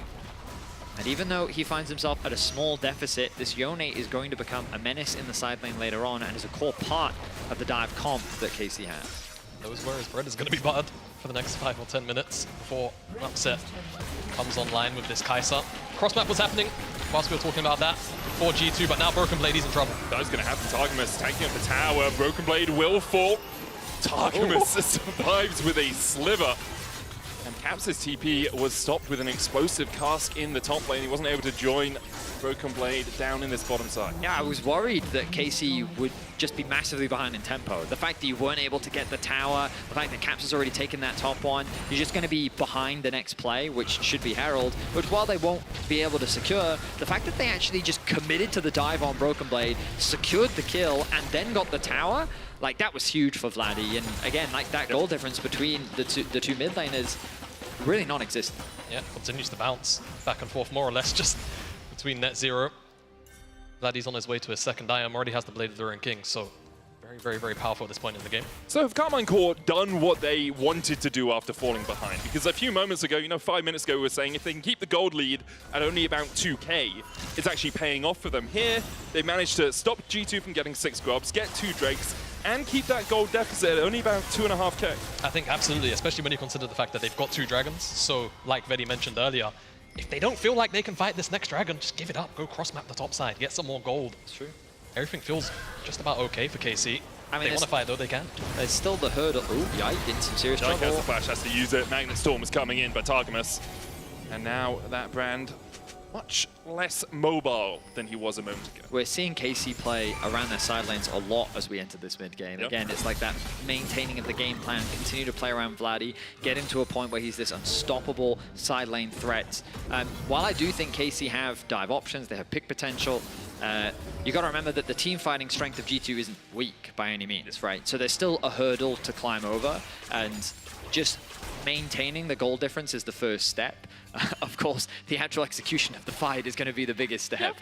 I will say, though, if you're a Karmine Corp fan, you've watched this team not make playoffs twice, to then be played up against G2 and have got over the first hurdle. 100%. I'm taking that, yeah, right? Like, 100%. if you can, it's a vast improvement from what we saw from them in winter and spring. Ultimately, the thing that my biggest takeaway is they've come in with a clear game plan. They had a very sound draft strategy with the Yone and the Sejuani, and they've made it work, right? They've stuck to the game plan, they've been able to execute upon it. But now becomes the important part. Can they pull off a fight? TP behind. Kana's all the way back in the jungle here, now moving past the red buff. G2 have started up the dragon. It's stolen away by Closer. They're 1 away from Soul Point. They seal going in as well, and G2 are falling by their numbers. Mickey has to flash away. Cap's going to be able to kill off Targamas. Will he escape? He jumps across the wall. Hansama is riding Shelly out, but Mickey is left alone, stuck with the bill, as Karmine Corp pull off the heist, get 2 kills, and get the hell out of there. All right, Karmine Corp, 3rd dragon, everything they could have asked for. And the flank from Kana as well was just perfect. It was pretty deep at first, but I feel like KC are just able to bide their time, slowly whittle down the front line, and then Targamas eventually finds his mark. Vladdy finds his marks. And the follow-up from Kana is just beautiful. 2 crucial things. Numbers advantage initially there for KC means that they should feel confident to go for that fight, but also just the execution of the dive. You saw it perfectly, the wombo combo that they have available. Targamas with a great engage, the immediate follow-up from Vladdy. Yeah, I like the hand gesture that Closer made. Perfection was what I was reading there, because it really was. Great execution on the fight. And that was the second hurdle, Medic. First one was getting through the early game. The second one was being able to execute upon the team fight. And so far, KC is living up to the expectations they've drafted. And even more critically, before they've even really hit their second item spikes, which is where I feel like Karmine Corp's composition does come online. So it's a real big win for Karmine Corp, more than you may even think. Well, let's see how many fair weather fans there are in the audience, because at the start of the game we said who's going to win. Is it G2 or Karmine Corp? It was 80-20 in favor of G2. Now you guys can start voting again, type KC or G2, depending on who you think is going to win. And we'll see how many of those G2 votes may have switched over to a little KC over the last 19 minutes or so. Gotta remember, of course, KC are the massive underdogs in this series, but G2 hold on to the gold lead for now, and this brand is still very strong. Caps, though. Vladdy, Soul Unbound has to flash. Mickey looking for the Solar Flare, and Caps just jumped in. I've been told there were so many votes coming in, actually, that our software crashed for a second, so we'll get the votes back in for the next game. Apologies for that. But perhaps now that you see G2 pick up a kill in the side lane, the votes would have switched back anyway. But, I mean, the big difference here, Caps, he was very close to getting caught on a side lane, but he had the support of his jungle and support this time round. Something that KC has done very well this game is offer that assistance for Vladdy, and this time round, Caps was able to get that assistance himself. Nice punish from the side of G2, and just like that, they turned the gold lead back in their favor. So although the graphic we used to show it was the one that crashed, I do still have the numbers, and I'm going to say them only because of how nice they are. Yeah. Okay. Karmine Corp, 31% of the vote. Oh. You can work out the rest. Was that before or after? That was before that. It was before that. Still. Nice, very Okay, nice. now it's 74 G2, but that doesn't sound as good as, 31% Karmine Corp. Still, not the 80-20 we saw at the start of the game. We'll see if G2 can continue to find these picks in the side lane, or if Karmine Corp can slow the game down once again, because Upset is at 2 items. Vladdy's on his way towards his second. Closer has 2, not as impactful, but still powerful if you can be that front line alongside Kana, who has the Thornmail and the Fimble Winter completed. There is this soft timer for G2 with the Infernal Soul in a little over 90 That's seconds true. time, though. How soft is that timer? I feel that's quite a hard, like if you lose Infernal Soul, I feel like it's pretty... Objectively. I mean, for me, I have so much faith in the damage dealers of G2 that I feel like even through an Infernal Soul, they might just about be able to get away from it. Okay. That said, so far, the one example of a team fight that we've seen from Karmine Corp has been near perfect. I mean, all we can say is that the Infernal Soul will create a point of hostility, right? Both sides will want that objective, and we're gearing up for a battle of the ages. That's all we can say. A point of hostility. Yeah, I'm expanding my vocabulary, Medic. I think both these teams do you know will the conquer word, the gods. The word that we were playing with yesterday was dismissive. Dismissive. Yes, dismissive. It's like the forward tense to dismiss something in the future. So, like, for example, G2 would not dismissive the upcoming dragon for its value in this game is great. Sure. Are you trying to be an Elden Ring? I wish I could be an Elden Ring narrator. But yes, important dragon. 35 seconds. Still we're getting closer to that time. We see items being completed. There are the 2 item spikes you're talking about, Jamal. It's coming through from across the board. Slight gold advantage. I say slight. 1.7k gold lead. You can see that being in the difference in itemization between the junglers. But here we are. It's KC with control around the objective for now. The bot wave pushed ever so slightly in their favor. You've got to contest that mid wave, though, and it's G2 that's first towards it. Upset ready to catch the wave, but this means that G2 can guarantee numbers advantage and walk their way into the river. And that's exactly what they're going to do. There's no weird flank angle from Karna this time either. It's all full frontal from KC. So G2 have a little bit less to worry about in that regard. They know where everyone is, but they need to keep a track on target as he's slipping off to the side. Look at Closer. His ultimate's going to be crucial to kick off this fight. Upset's poke as well can be pretty impactful. If he can land those Void Seekers, there's no Warmogs yet on G2, so they're not going to be able to heal up through that poke. Here we go. The Drake has been started, down to 10k. Karna on the front line, G2 as a 5 pushing forward. No vision in that bush for Vladdy. Clears out one ward, 8,000 now on the Drake, but where's Targa? Spotted on the control ward. He tries to sneak in the side. Vladdy down towards the bottom side of the fight. Targamas has walked his way all the way across here. And Karna goes in first. And someone Yike able to get away. The Solar Flare is gorgeous! A Solar Flare around an Infernal Drake. What serendipity for G2! A massive team fight for G2. The idea was so good from KC. The initiation from Closer, the angle that he found. But they couldn't quite lock down Caps and Hansama. That resulted in them grouping up for a huge solar flare to come out from Mickey. And then the ultimate from Yike just did so much damage. That's going to be a one-team fight. The Soul will be denied. The Baron will be secured. A tower as well. So close, yet so far for KC. If we felt like KC had a foothold in this game, I think it's just crumbled. And like you said, it's about that initial look-in from KC. But then it's just this solar flare. Everyone's clumped up on top of each other, and then yike! Oh, the hands over the wall! Oh, it's just disgusting. You can't answer that much AoE in such a short period of time, and then the rundown is just easy. I'm going to double check on my PC because I'm convinced that it was the spell shield from Yike that actually... Banshees on Yike meant that he could flash the wall in time. Gets him out of there, I believe. And now the gold lead looms towards that 7,000 mark. KC held on for dear life in this game, and for a few moments it looked like they were going to get back into it. Caps now flanking Vladdy. And Vladdy does have flash, fate sealed, misses, flashes the wall. Caps jumps forward once again. Closer coming in. Glacial Prism. Is it enough to kill off Caps? Vladdy dashes back and Caps will fall. Karmine Corp reacting on the side lane well, but Karna did invest his TP, and that means Karmine Corp are undermanned in the top side. I mean, it's a good kill from the side of KC, but as you rightly said, objective lost on the top side of the map. I guess you could make the argument that they're not going to be able to get much more off the back of it. But Caps, I feel like you kind of have to get used to the fact that Vladdy seems to always have Closer right behind him every single time a play happens. Closer is right there to support his mid laner. Nice to see that synergy developing. Unfortunately for KC, it's not going to be enough as the gold lead just continues to excel in their favor. You're kind of looking in terms of where could there be a shining opportunity for KC. Upset keeping even with Hansama in terms of itemization, but this Brand is in such a strong spot. This Renekton, if he ever gets on top of the carries, like he's nearly got a 2-level lead over Karna, is such a monstrous front line to have to get through. KC is going to need a miracle team fight to swing this game around. They're going to need something like that third dragon fight again. And it's going to have to be onto Hans and Caps. And once Yike has flash in a few minutes' time as well, I mean, he's got that Banshees. It effectively helped him make that last play. Karmine Corp don't have any range to defend this tower right now. You can see how far back Vladdy's having to stand. Upset only just finishing his recall right now, so the tier 3 in the bot lane gone. G2 with the push on the Baron, about 2,000 gold off the power play. Still have 40 seconds on it. Caps has a mid-wave, but no Baron buff on him remaining because, of course, he died in the bottom lane a little bit earlier on, but Tristana doesn't really need Baron to help her take these turrets. G2 continue to do this 1-4 split. Caps hovering over towards the top side. Vladdy there to try and answer. Targamas looking for the flank as well, and Caps jumps away from Vladdy. It's a blast cone. Gets himself to safety, and that will be the push called off for G2. They get a turret in the bot lane and half of one in mid. They hold off well. Baron about to wear off, and KC, at the very least, keep their inhibitors alive. G2 deciding that, you know what, overstaying would not be in our best interest. So we're going to go back and reset.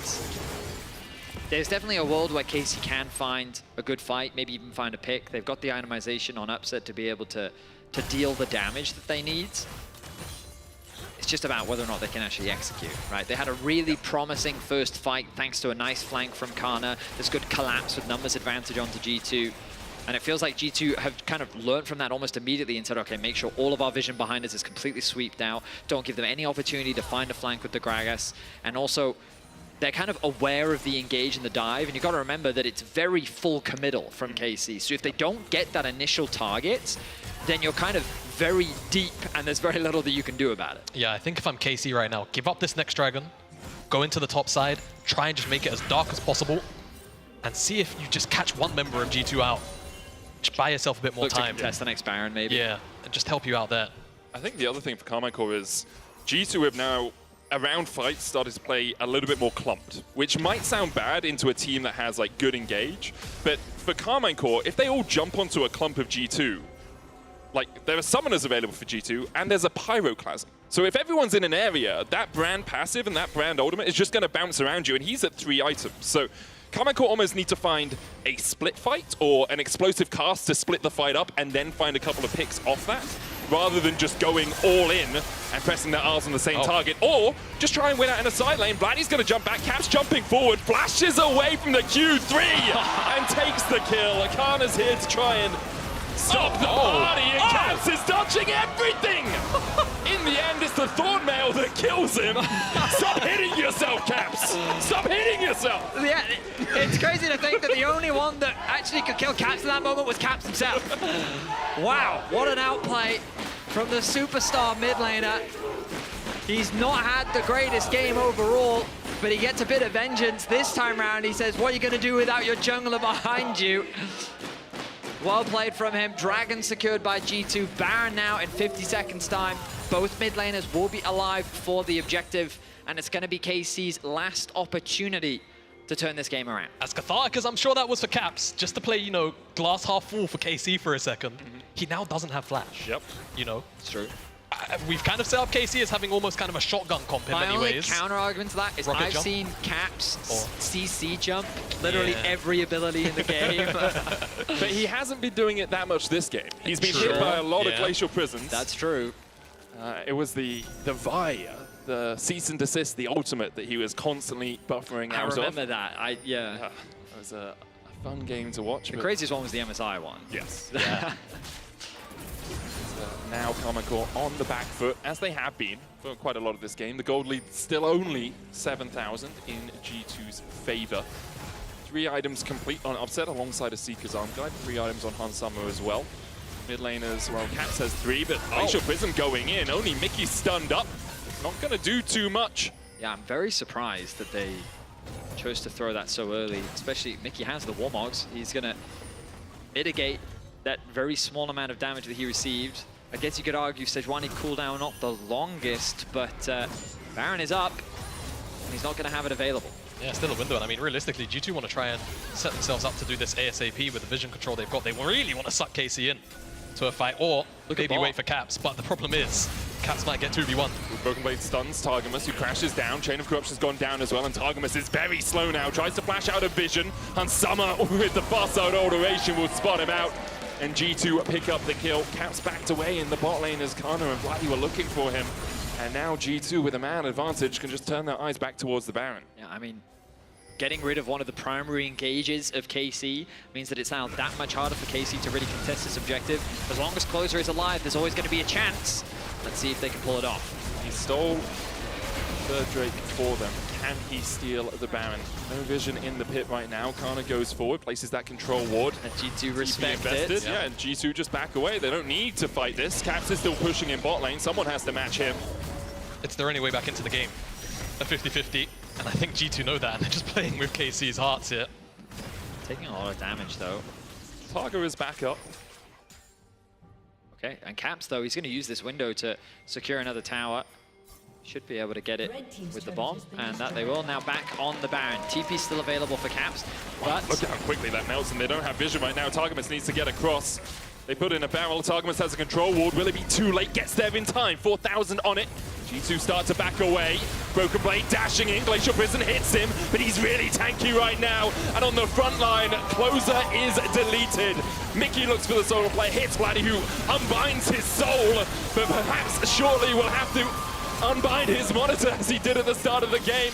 Not sent back to the fountain yet. Now he's down. G2 get another. Cap stashes in. Yike flashing forward as well as Kana is running to try and find some escape, but there's just none from G2. Hans is pushing mid. Upset and Kana on the wrong side of the map. Upset! He goes for Caps! He gets him! Upset finds a small window of light, perhaps for Karmine Corp. Broken Blade there, though, still, as Kana tries to beat him off. Hans Summer coming across from the side to collapse. Kana will fall. G2 win out the fight, not as cleanly as they'd like. Only Upset left standing. I mean, it's not the worst fight for KC. Sure, they did ultimately lose it, but because the fight dragged on for so long, it's not going to convert into a Baron. It means that there's an opportunity maybe for another Dragon contest. The initiation starts with Broken Blade going in. Mickey's in an awkward spot, so he has to flash, commit onto the front line. Upset's hesitant to go back in because the Brand ultimate actually connects onto him. Now he feels like he can't really hit. He's zoned away from the fight now, and it turns into kind of a 5 versus 3. Then he re-engages, does good damage onto Mickey, but at this point he realizes the damage is too low. The damage is already done, rather, and G2 then start to chase them down. But oh, actually, Caps knocks him out of the Pillar of Flame, I think, with the ulti. He did. And then, of course, Upset able to find this last pick. Yeah, there wasn't really a massively open window for Upset throughout a lot of that fight, and I think credit to G2 for kind of keeping it closed, and just overall the discipline throughout that Baron dance, as Kana slowly gets run down in the replay. But in the picture-in-picture, G2 getting a third Dragon, that's 3 Infernals, and KC are on the Baron! Start of the Baron. Hans Summer has to work his way through mid lane to get here. He's already down to 2,000. Solar play hits on the backline. Will Closer get the smite? He will! But can Karmine Corp get out of the fight? Kana's already found one, is 2. Already for KC. Closer's ticking and won't survive. Leandris burns him down, but Karmine Corp still have 4. Upset looking for more! Snipes out Broken Blade. Caps will find one off towards the top side. It's Vladdy who falls. Kana and Upset. Are you going to shepherd Targamas out? You can't. Only 2 Barons remain, but Karmine Corp still clinging on in this game. The TP behind as Caps looks for the inhibitor. Recalls have come out from Kana and Upset. Upset will get back. Kana won't. Caps just going to go for the base. Might be double in here. Might be the base. No. Only Upset stands in his way. Caps jumps in! He's gone! Caps finds the kill onto Upset. And then tanks the tower for a year and is going to die. He gets it out! The thought. Bomber! If that's not Caps, I've never seen a more Caps play in my life. Well, Baron's off the map, and G2 can't get it anymore. And Kana still has Baron buff. They can siege Karmine Corp. They can maybe find a window, but it's just about a 50-50 yike. He's definitely close enough, he just doesn't win it, and then Kana, great angle from the backside, and G2 are just 2 split at the end of the day, and Upset protected by his front line. He's able to get enough damage out. Zhonya's does miss the W, but I think it's the buffer of the Q whilst he's in the stasis. Gets himself that kill, and they can't shepherd out. Targamas has to lose his life in the end. I will say at the end there, it did feel like KC were a bit mixed on what they wanted to do, because initially it seemed like that they wanted to disengage, but then they kind of started to re-engage. And we look, such great awareness. I can't believe he saw that he had a kill here. That's crazy to me. Was that 1.2k crit? Yeah. He then did walk back under tower and take aggro for no reason. Okay. So, you know, I mean, swings and roundabouts. That's my EU go. I mean, that's what Faker did after the Z versus Z 1v1 outplay, right? So every good play has mistakes that we just don't highlight. Sure. All right. No? Ultimately, I just think it was awesome. Sure. I thought, because it was more so that like he'd only landed one auto, and then to have the awareness to say, I can actually get a kill here, that's very cool. Anyway, KC, the good news is that they actually got a lot of gold off the back of that. They are definitely in a position to win fights more favorably than they were a few minutes ago. Securing that Baron, even though things didn't go their way, just securing all these extra items gives you more durability, gives you more damage. Upset is level 18. Like, there's a very real possibility of KC making the miracle comeback. It's all about whether or not they can find the right fight, which is obviously the hardest part. And we're very much at the point of the game where it can just be one fight. That really, for KC, if there's a wave in a good spot, they have teleports up, game could just end, they could win. So G2 have to play a little bit more respectfully, shall we say, around some of these opportunities that they're looking for. Upset is potted up now.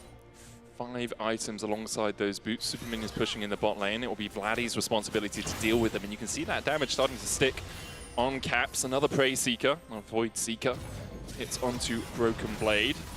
That one goes wide, so a bit of longer cooldown here for Upset. G2 start the recalls. No vision here from Karmine Corp. They won't know that G2 have backed all the way away, but they can make the assumption and start to clear out their own jungle. 1.5 minutes on the Infernal Soul for either team, as we are at 3 apiece right now. KC, they've staved off G2's assault, and ultimately we are going to... What? I was trying to think of a cool Elden Ring word you could have used there. Okay, but Elden Ring don't own those words, just want to clarify. Yeah, but like, I mean, obviously we're talking like ye olde English, grand, medieval. I mean, it's more like Shakespearean, I suppose. Shakespearean is, you know, shall I compare thee to a summer's day? I don't think you can really say that about either of these two. Wow. Okay. To be or not to be, much more fitting. Okay. To fight or not to fight, that is the question. Whether this is nobler in the mind of G2. Look at Caps, though. He's just continuing a split push. Vladdy doing his best to answer him. You know, one of the things I said initially was that this Yone is going to be really difficult to deal with. And Cap said, bet. That's Shakespeare as well, isn't it? Yeah, sounds it. Karmine Corp, though. Oh, Group up. Mickey. Mickey Flashed on with the Shield of Daybreak. Kana going forward once again. Broken Blade looking for the flank. Upset trying to put the damage down. Magnus Storm in. Hansama has to flash away, but Kana's there for the chase. And Kana gets the shutdown. Solar Flame on the backline. Targamas is low. Upset is 2. And now Caps joins the party. They sealed onto him, but he still has a GA to live to fight another day. It will be popped. Kana in the middle of 3 will fall. Pings going down, Broken Blade has TP, Super Minions pushing into the base, but instead G2 set their eyes on the Infernal Soul. Infernal Soul and the teleport! They're going for it! Wait, Vladdy's here, Targamas is here, Broken Blade will immediately be met by a horse crashing down. Dashes away with the slice and dice, Caps coming to join. Can help out his Croc friend. In the end, I don't think G2 can win the game here. 30 seconds on Upset, 25 on Closer. They could. Vladdy doesn't have armor. I mean, they don't really have wave clear. They can't get rid of the wave. It's true. Targamas goes forward, looking for the Shadowing Strike. Can't find it. Hit respawns. They can't. They can't take it yet. Targamas will fall, though. The GA popped onto Vladdy. Can he escape for long enough? The answer's no. A ruthless stun from the Ruthless Predator. Broken Blade. 7 seconds on Upset. No minion wave for G2, though. Inhibs, I guess, is going to have to be the price for now. Upset's up, Kana's up in 5. Can they get all 3? They're looking for the end. Upset goes in, Upset dashes forward, Caps jumps away, Yike pops the stopwatch, but will he go pop immediately after? In fact, he still has the flash. Kana now joining the party.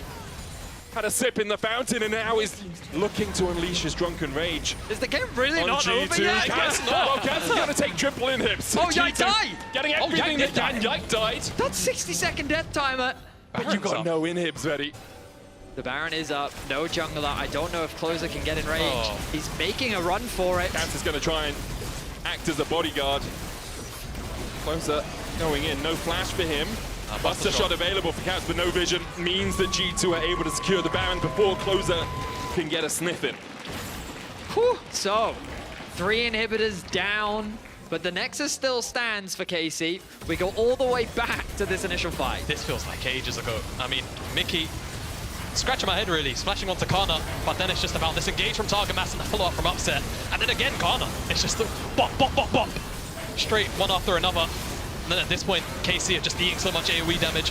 Eventually, Vladdy does get on 2 caps, blow his GA, but the rest of KC kind of just been minced in this meat grinder. Yeah, I mean, it was... Once they get the initial engage... It's a good kill.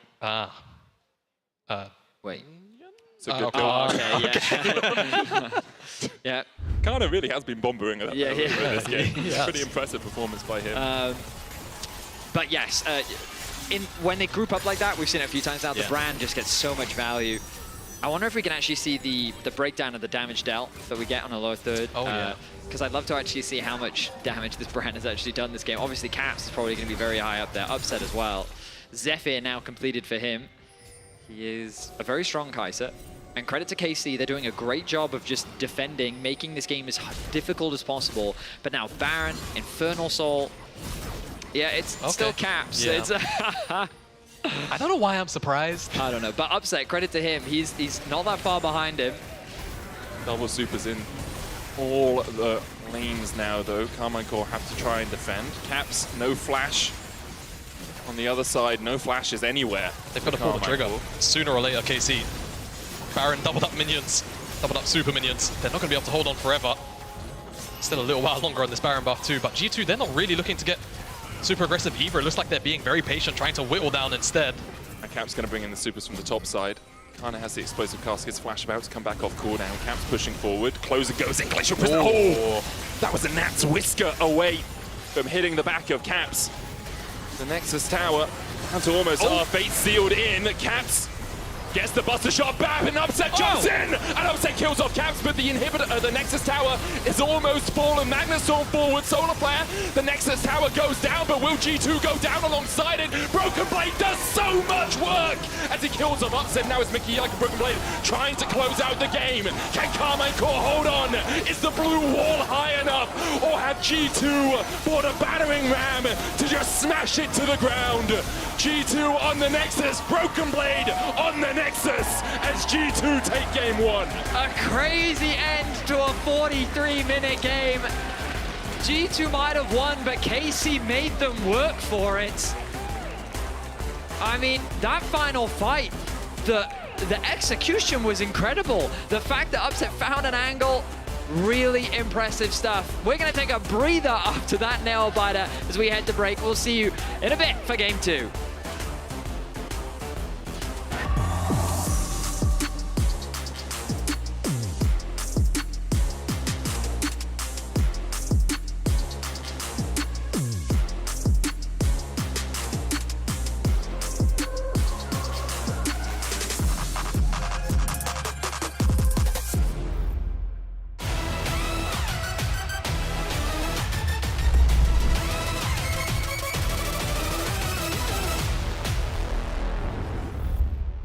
Hey, Law. Yeah? I need a bit of help with styling since I'm new here, and I was wondering if I could show you a couple of outfits. Yeah, sure. Amazing, thank you so much. I'll be right back. I'm a Poro snack. Get it? I don't know, man. No, not really. I don't know, Law. It's hopeless. No, it's gonna be fine. Here, let's have a break.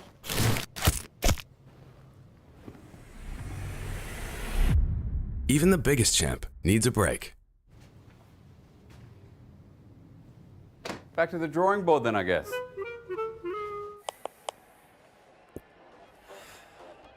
Hey, shouldn't you be on stage right now?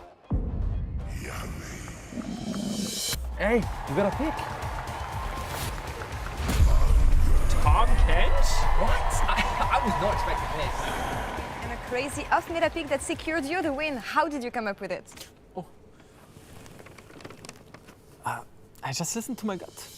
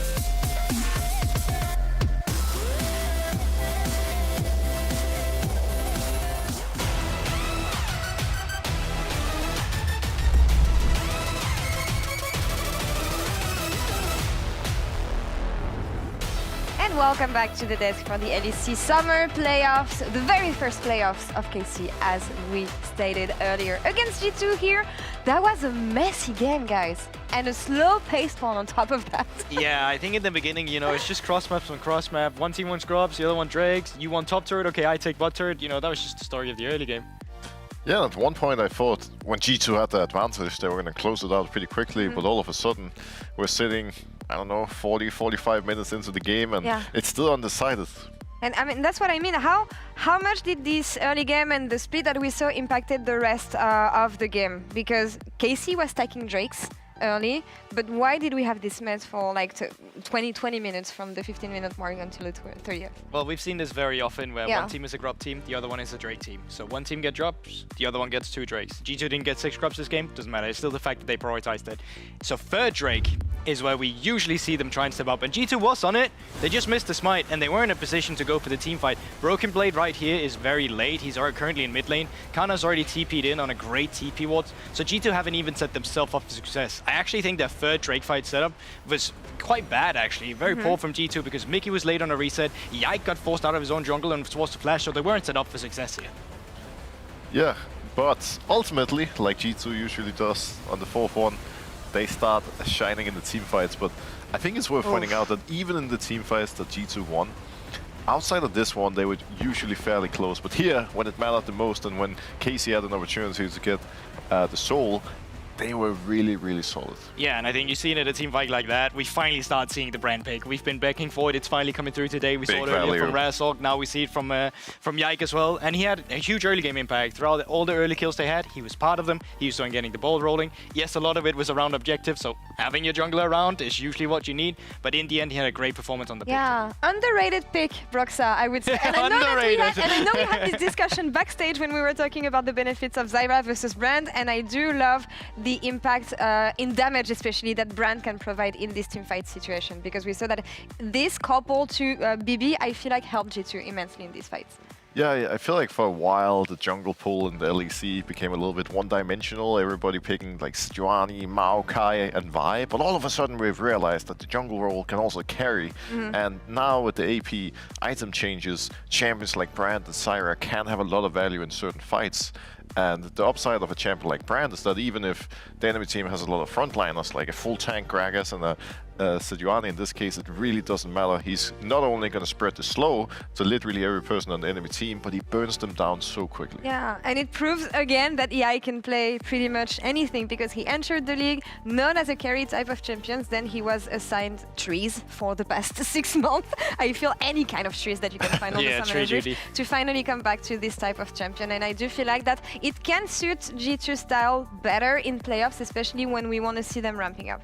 Yeah, but I also think top side of G2 coming into this first game, they were definitely the most reliable part. Even if you see some of the fights where Caps was late to a TP, G2 would then lose. But as soon as Caps is there, as soon as Broken Blade is there on the Renekton, and you have the Brand, it became so much easier for them to actually pilot these team fights. But I do want to give credit to KC as well, because I think they were putting up a decent fight. Yeah. They just couldn't keep it going. And I don't even hate their draft fully. Like, it's clearly designed to be a team fight draft. You can see how it works when everything gets layered together. And they kept themselves in the game for so long with stealing away the third Drake, by taking a Baron for themselves too, and that's why the game went on for so long.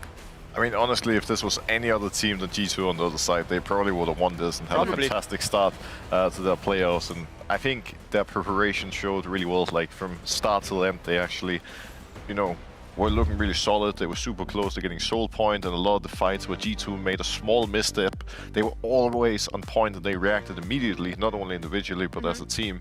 And I think just the level up we've seen from them over the last couple of weeks has been really impressive. I mean, yeah, honestly, it's crazy to think that this team, who made back-to-back top 10 in 2, changing some players to finally clutch their very first playoffs, actually show up that strong against one, if not the best team we have in the league right now. And I'm just wondering if they have more tricks up their sleeves coming into Game 2, because they're gonna be playing on blue side. And as you say, GB, we don't dislike the draft that they played, but it's more about maybe being more careful on the execution of some setups and maybe playing around vision a bit better against G2. Yeah, I mean, I agree, but I also think like Tristana is already a very strong champion in this meta, but giving it to Caps as well, who's by far the best Tristana player in Europe, is also something that you have to be worried about. So either that's a takeaway when you move over to blue side, or you just have to straight up ban it, because you can hate Tristana however much you want. When I'm watching Caps Tristana, it's such a treat. Like the guy with the movement, that time in top lane where he killed himself in game when he's hitting the Thorn Mail as well. Like his movement, his W's, they're just so crisp here, and I feel like that really made the game difficult for them. Laning phase, side laning, and team fights. I also think you need to put Kana on something with a little bit more agency in the game. I think this guy is a really strong carry player, as he's proven many times in the past. But in this case, playing full tank Gragas into Broken Blade's Renekton, Broken Blade just has so much pressure throughout the entire game, and especially in these team fights. And I think KC having, you know, just one more threat that can make a difference would really go a long way. You've been in stressful situations, maybe being the underdog. I mean, not so much playing for Fnatic, but still, in this situation, you're coming back as KC. You go from the drawing board, you want to get on stage and take from the good things that you had in Game 1. What is the main advice that you give to your players? I mean, I think ultimately you just have to focus on all the things that worked, and then, you know, try to go from there. And at the end of the day, they did a lot of great things and they were really, really close. So I think most of all, do a little bit of fine-tuning in draft to have more, you know, threats like I already mentioned. Make sure that your setups in objectives are fully on point, and then I think you're mostly good to go, because really, it's just typical G2. The early game was pretty messy, but when the dragon fights come around, they kill you, they take Baron, and all of a sudden the game is more or less over. I mean, they can bleed, we know it, and KC showed a lot of good stuff here in Game 1. Let's see if they can turn things around in Game 2. Casters, take it away. Now let's see if Karmine Corp can continue what was a very fine Game 1 and take us all the way to 3 games, or whether G2 clean things up a little bit in Game 2 and round us out with the 2-0 I think everyone expected coming into today. I mean, I'm glad that KC was able to put up such a strong fight. Yeah. Ultimately, I kind of said it at the start of the game, want to reinforce it. They came in with a plan and they executed the plan. And I think that's something that we really haven't gotten to see from KC really at all this year. So pleasantly surprised, and we'll see what they've got cooked up for us as they move over to the blue side for Game 2. Yeah, the Tristana, the brand, honestly, now that G2 have played it in this series, I'm really curious about what they're thinking about doing. They banned away the Corki, and of course, being on blue side, they will have first pick, so Tristana now also has to be a priority potentially for G2. Free up a ban, because they don't have to ban Rumble. Oh, yeah.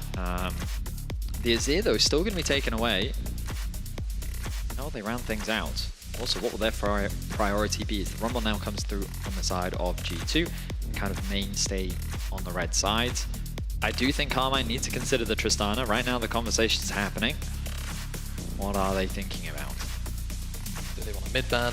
Do they want a jungle ban? Ivern, maybe towards Yike. If you ban out, it's going to be the Lucian. So then G2 have the option of don't ban Tristana. Karmine Corp take it, you take Brand plus something. True, I mean, that's the option that I didn't really talk about, right? You can just take the Trist. Okay. G2 will ban the Trist. So do Karmine Corp prioritize the Brand, or do they look towards the Sejuani, which is something we've been seeing? I would imagine the Sejuani. Yeah. It's just a much better champion for Karmine Corp, I think, as a whole, and it enables Vladdy's melee champion ball if he wants to lean on it. I'd like to think they can also flex it. I think that they can play it top. Yeah. Ever since we saw Broken Blade kind of introduce that to the LEC, we've seen more top laners picking it up, and it really wouldn't surprise me if Kana as a player is more than happy to play that. So they always have that flexibility. I wonder if G2 will prioritize bot lane once more. Last game we saw them pick the Leona and the Renekton relatively early on. Around the world, Renekton is super high priority now with the removal of Cassante and Skarner's nerf. Let's throw a spanner in the works if they want to. I know it would be Hans Summer signature. General rule of thumb, don't talk about hovers, but it is Hans. Varus would obviously be the more stable, standard playing bully. And I think that's what they might do. No, not like an Ezreal swap, alright. Hans? Ezreal? Yeah. Could of course be Caps Ezreal. Can be flexed towards the mid lane, but Vedius is currently fervently looking back at Hans Summer's history. Yeah, in all fairness, I can't remember the last time he played he has 24 competitive games at a 37.5% win rate. Can only go up from there. 5, sorry, I said 4-5. Yeah, I think you'll find Medic it can also go down. That is true. The last time he played it was Worlds last year against Genji. Before that, in the LEC season finals, and then before that, all the way back in 2022. Yeah, I guess like he has played it, but he's just when I think of Hans Summer, Ezreal is not the champion I think about. No, lane bullies or a hyper carry, not Ezreal, right? Like, One of those two. I feel like this is just a mid flex. I think after looking at how last game went, seeing how much aggression Closer was showing towards the mid lane, with the safety of Tristana gone, Ezreal is just that nice middle ground where you can hold on to the flex, because now it's like you've got Ezreal into Kai'Sa, the lane matchup kind of stinks. I suppose you're going to get two support counter bans, which is going to feel nice, but you're probably not going to end up in the best lane matchup anyway. It's very true, and Caps has 100% win rate on Ezreal over 5 games played. Oh, so, okay. You know, there was that time when Runeglaive Ezreal was a thing. I wonder if it was during those days. Anyway, Kai'Sa and Yone logged in. We'll stop talking about the Ezreal for the moment by Karmine Corp. So Vladdy once again looking towards something he's comfortable on. Obviously, we did say the Yone can be flex top, but once again, it's a Nectin from G2, so the expectations are that Yone will be in mid. Just a reminder, Caps did play AD carry. Oh, yeah. He did, Sometimes they're just, you know... Yeah, you forget that one It was split. 2020 when he played it, yeah. Yeah, because I saw it was versus Origin, and then I was like, oh, right, yeah, he did do that. Brand, going to be taken away, along with the Rakan. I like the Rakan ban a lot. We saw it also in the previous game. We'll see if they also look to get rid of something like the Nautilus, or maybe the Alistair. No, it's going to be the Naut. Makes sense, kind of continuing the trend. And I think that this Leona was a problem as well. Yeah. I think Mickey overall had a great game. His initiations along with his re-engages. Once the fight actually started, his ability to then set up his team to continue the fight was, I think, excellent. I want to know if Karmine Corp are really going to have something with a little bit more punch out of the support role in comparison to last game. So far, they're just running it back. Yeah. The Gragas is, of course, still open.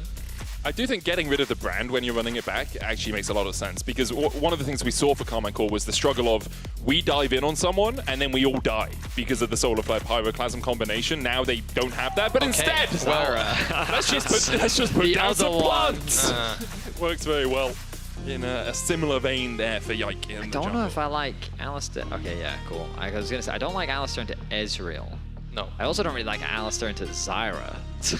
Not sure how much I like Braum either. I think it's just Rel, right? Everything else just feels a bit worse. I mean, good for the lane matchup at the end of the day. I mean, I do think that Braum does well into engage, right? The problem is the range that you have with G2. Zyra plus Ezreal just automatically gives you a lot of range, so you don't necessarily have to commit to a fight. You can chip them down and then look for the fight afterwards. But there's the Nut. I prefer this a lot more from Karna. One of his all-time career best performing champions and something he's very comfortable on. I think it's a very good matchup into the Renekton as well. So even though the Kai'Sa, Yone, and Sejuani are the same, the variations I do think give them a few more options. I suppose our one final question now is the Ezreal flex pick. Is it going down towards Hans? Oh. Did Medic call it? I like Neela. There was a strategy. Neela Lee Sin, jump into the enemy base, proxy two away. That was really funny. Shout out to Kadra. Instead it's going to be the Zyra. So Ezreal will be going towards the mid lane. Hans Sama has a bit of self-peel in the form of the Featherstorm, and that Leona will be moved to support. I personally don't love Zyra into Braum, but you know, overall it's still fine. Gives you a lot of agency in the bot lane 2 versus 2. Also, you have a lot of independency, I should say, as Zyra, just thanks to your ultimate and the feathers. You have a lot of self-peel. Yone is going to struggle a little bit more. I will say he'll have an easier time against Ezreal than he does against Tristana. That's definitely true. But we're going to get to see Caps back on his Ezreal. 100% win rate, professionally. Yep. Admittedly, it was when he was an AD carry, but perhaps those skills now coming in handy. Some muscle memory never dies. It's very true. Yeah. I wonder what the problem solving will be for G2 this time around, because it really does feel like it's almost entirely about just staving off the engage from Karmine Corp with, I want to say no re-engage, but it's slightly less nuanced. I mean, functionally, I think G2's comp is the exact same as their previous game. Trying to sell it. I think you can argue that there's a scaling difference between the Varus and the Zyra. You can also argue that Tristana doesn't have the same side lane threat that a Trist does. Sorry, the Ezra doesn't have the same side lane threat as a Trist does. But KC running a very similar draft as well. It's going to be interesting. We're kind of having the run back. KC saying we liked what we did, a few execution changes, and we probably could have won that game. G2 also saying, well, we did win that game, so we're just going to run it back. But what a change that is for Karmine Corp, right? Like, we talk a lot about how they struggled at the start of the year and in the middle of the year. To be able to go into Game 2 against G2, who have won Spring and Winter, and say, hey, we actually I actually like what we did in game 1. A couple of mistakes, as you say, as we see G2, Mickey being highlighted. Second player in the league to hit 5,000 LEC assists after Hylissang. You know, they said last game, if he hits 12, he will hit 5,000. I mean, like, that's fine. We'll worry about it in game 2. And then he hit it in game 1. But in the final fight. In the final so I don't fight, feel yeah. too bad about the fact that when the Nexus exploded, we didn't just have confetti coming up on the screen. So Targamas an upset. Looking to poke their noses in here. Now Mickey's coming in from the side. Is it a shielded Daybreak start? Or has Zenith played? Didn't go in.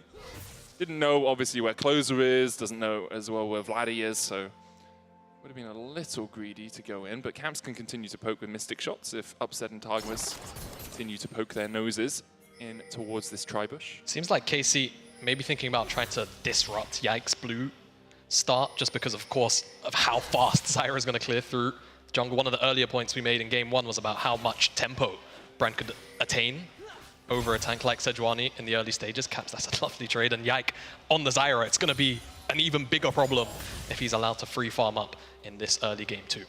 For sure. Now, last time Twitch chat, you broke our thing. I want to see if you can break it again. So you can vote G2 or KC. Very similar drafts to what we saw in game 1. You can either spam G2 in the Twitch chat, or you can spam KC, and you can let us know who you think is going to win game 2. KC were able to sway the opinion during the game from 20% at the start all the way up to 31%. And I'd like to see if the KC fans have a little bit more confidence with the run back, or maybe you've lost confidence after seeing a very similar composition to what we saw in game 1. You can also spam KEKW if you want to see the world burn. I will say that will not contribute to the vote, but you can do that. It's part of the camaraderie. Yeah. For the moment, G2 getting pushed in the bot lane once again. You can see Broken Blade has prio in top, and Caps has prio in mid. So even the early game going very similarly to the early game of game 1 of the series. Closer. His way towards mid lane. Caps. Caught out by Vladdy. There's the stun as well with the permafrost, and Caps is just dead. Karmine Corp on the board 3 minutes in. Great timing from Closer. I mean, a little bit fortunate that Caps was just hovering on the top side of the lane, but at the end of the day, Chain TC is there, comes off 3 camps, and Caps is simply just not expecting it.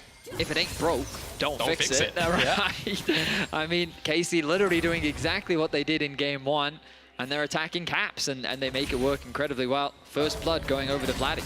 Yeah, and I mean, even at level 6, I feel like it's still going to be quite scary dealing with both Closer and Vladdy's ultimates, as the cost of that mid lane gank is actually going to be Yike, taking away 2 more camps from Closer. So he's going to extend his personal jungle lead and also get a Scuttle Crab off the back of that. So it's 2 camps. He may even get double crab. Yeah, he could, honestly. Great awareness from Yike, leveraging the pressure that he has with Broken Blade in top. Surely not. I mean, you can just poke him, put down a plant, spit it in towards Vladdy. Chunk him out just a little bit. Mickey's roaming across here as well. But Caps was in some danger there. Staying corrected. Going to force Vladdy to go back to base. He does, of course, have the TP.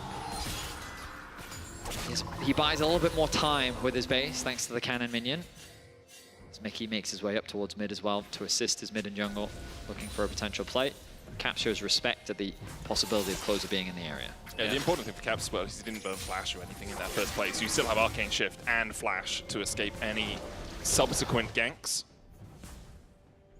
I do wonder how similar the objective early story is going to be for these 2 teams, because obviously G2 got all the grub spiles, KC stacking up the dragons, and that played a pretty big part in how long that game went on for, to be honest with you, just because of, well, no Elder on the map for 40+ minutes. That's a great point. I also wonder what we'll see Yike up to in this early game. He has been farming up a Storm, as you both have already highlighted, stealing away those camps from Closer. 4 went, the double crab. Dragon now alive on the map. Grub's going to be spawning in a minute's time. But Yike is just power farming. He is just zooming through his camps. It's going to be level 6 off Crocs. He is leveraging the strength of Zyra, her incredible clear speed.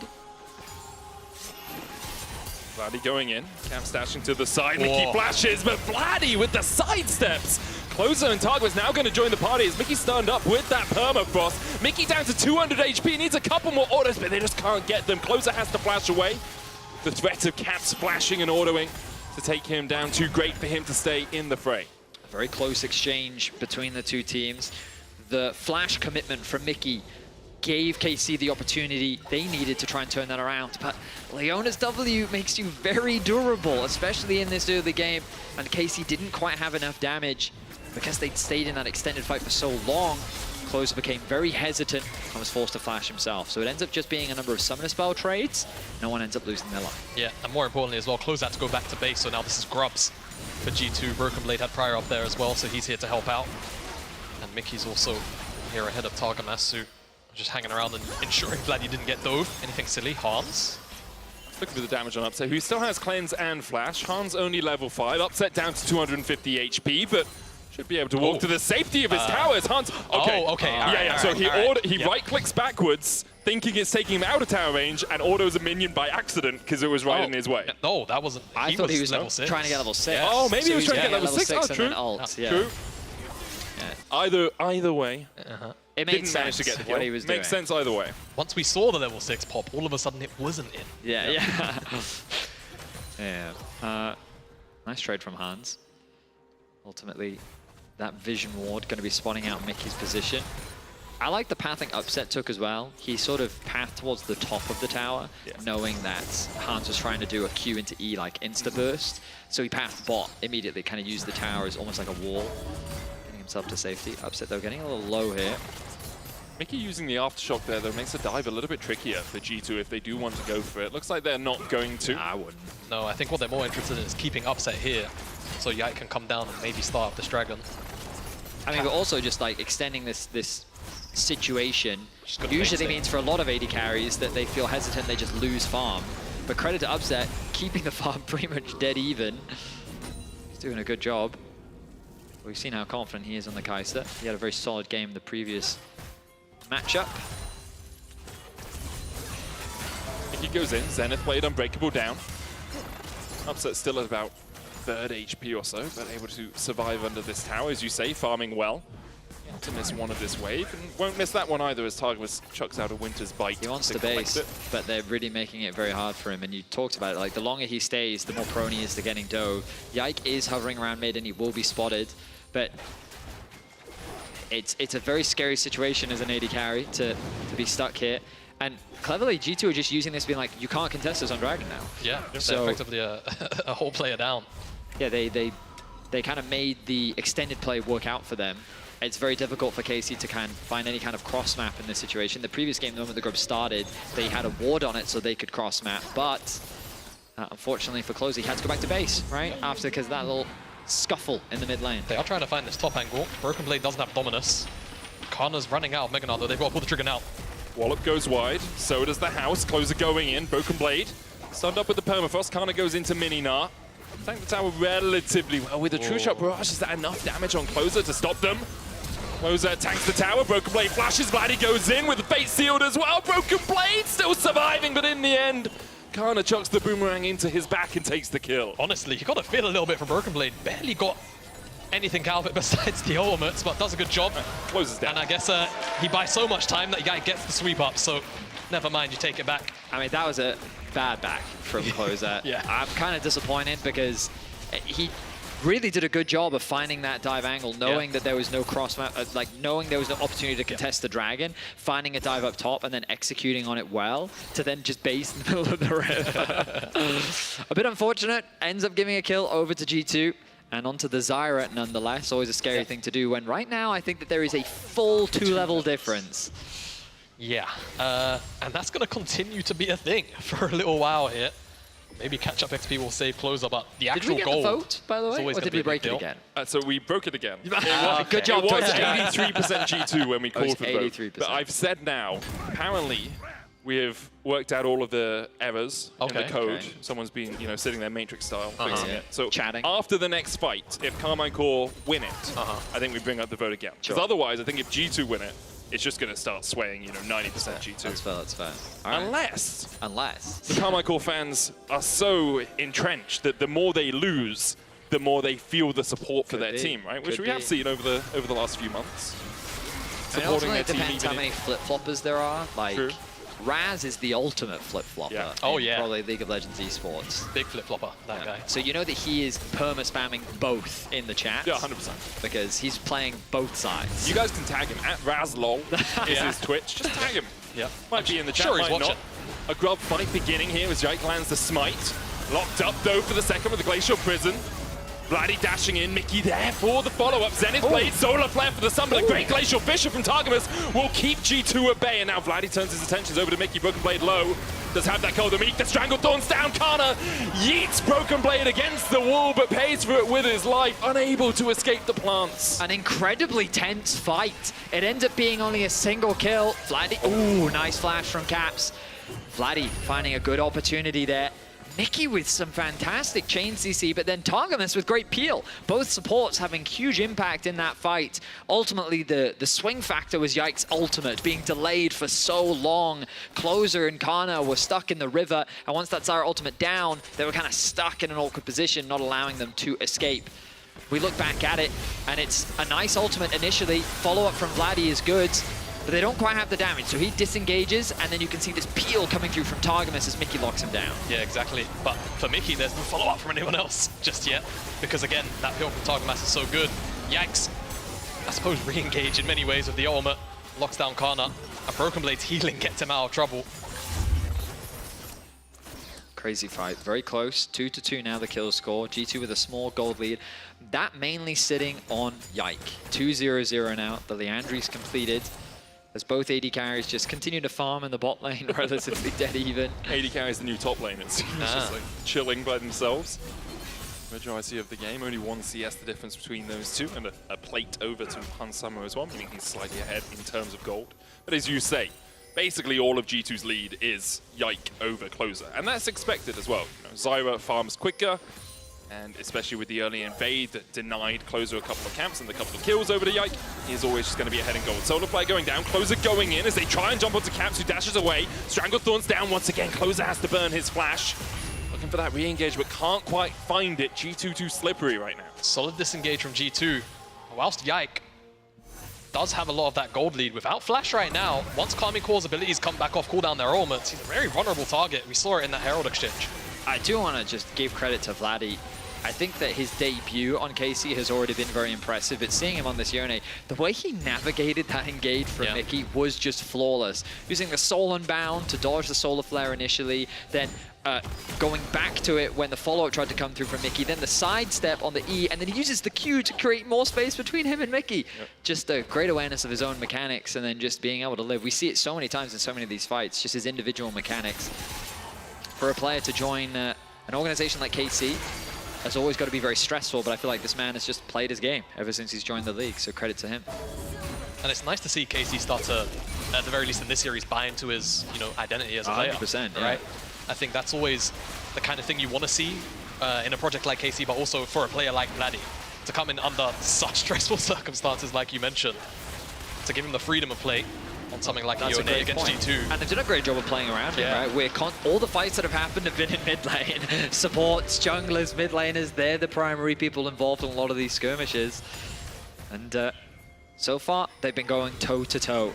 A gold lead ever so slightly in favor of G2, but nothing too significant as G2 will secure the first tower of the game. Vladdy gets slowed, Yeah. jumps away from the Zenith Blade. Crossmap's still happening though. I think KC are okay with this at the end of the day, though it's 600 gold into Han Sama's back pocket. And into a composition like KC where there's so much dive, Zaya getting further and further ahead.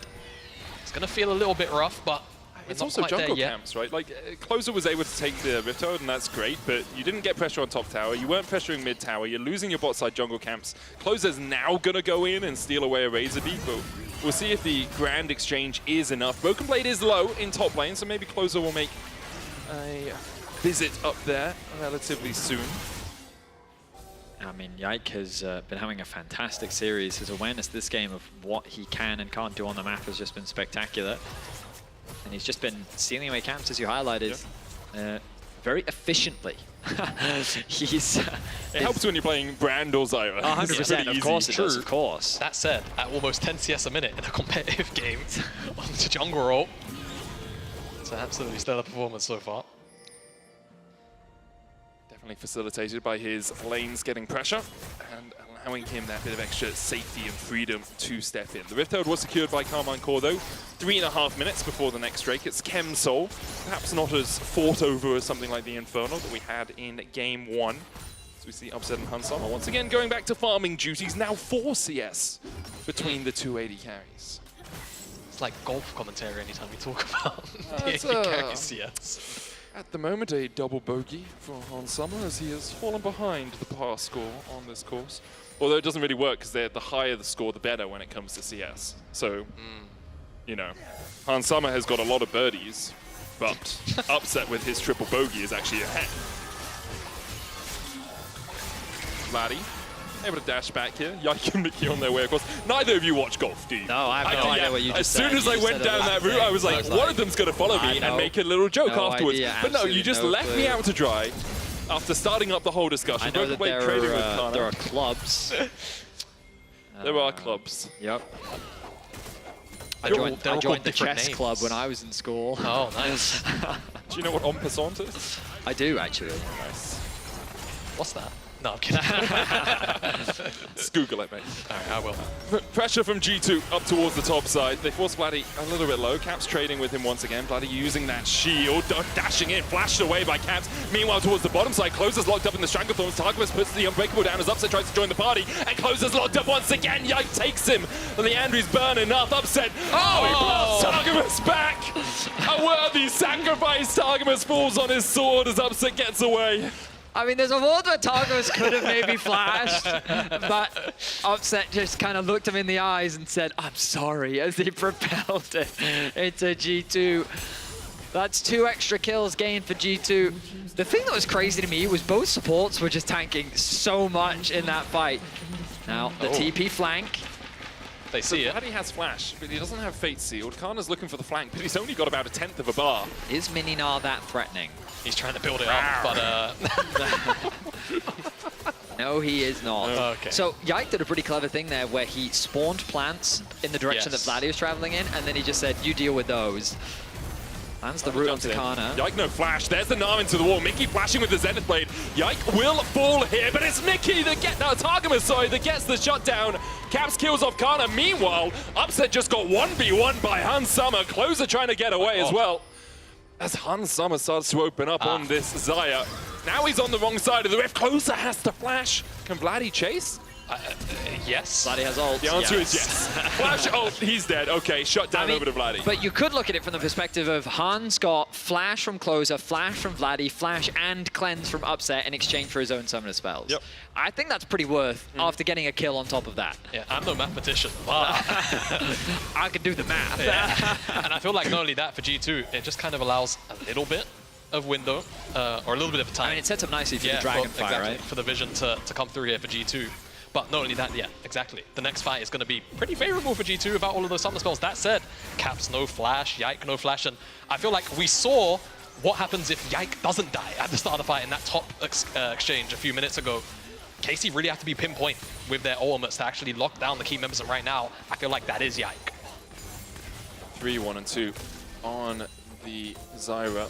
Almost has that Rhylight complete as well. Leandri's already there. The bounty was collected by Targamas in the last fight. He's building his way up towards the Warmogs, but still quite a way away from it. Upset starting to chip away at this top lane tier 1. Targamas locked up. Glacial Fisher coming down as well, but only Closer there to protect. Kana looking for the flank. Does have the Mega Gnar building up. Targamas still alive. Hansama coming in from the side. The Gnar into the wall as Caps is locked up. True Shot Barrage coming out, but Caps will go down. But there goes 2 in response. For a moment it looked bright for Karmine Corp, but G2 put out the lights. Vladdy dashes forward, gets the double knockup with the Mortal Steel. Dashes back, still stunned, no flash for him, but he has that Mortal Steel Q3 to jump over the wall. Mickey's still chasing, and with the tier 2 standing there, he calls off the pursuit. I was about to call the Baron, but it hadn't even spawned yet. Yeah.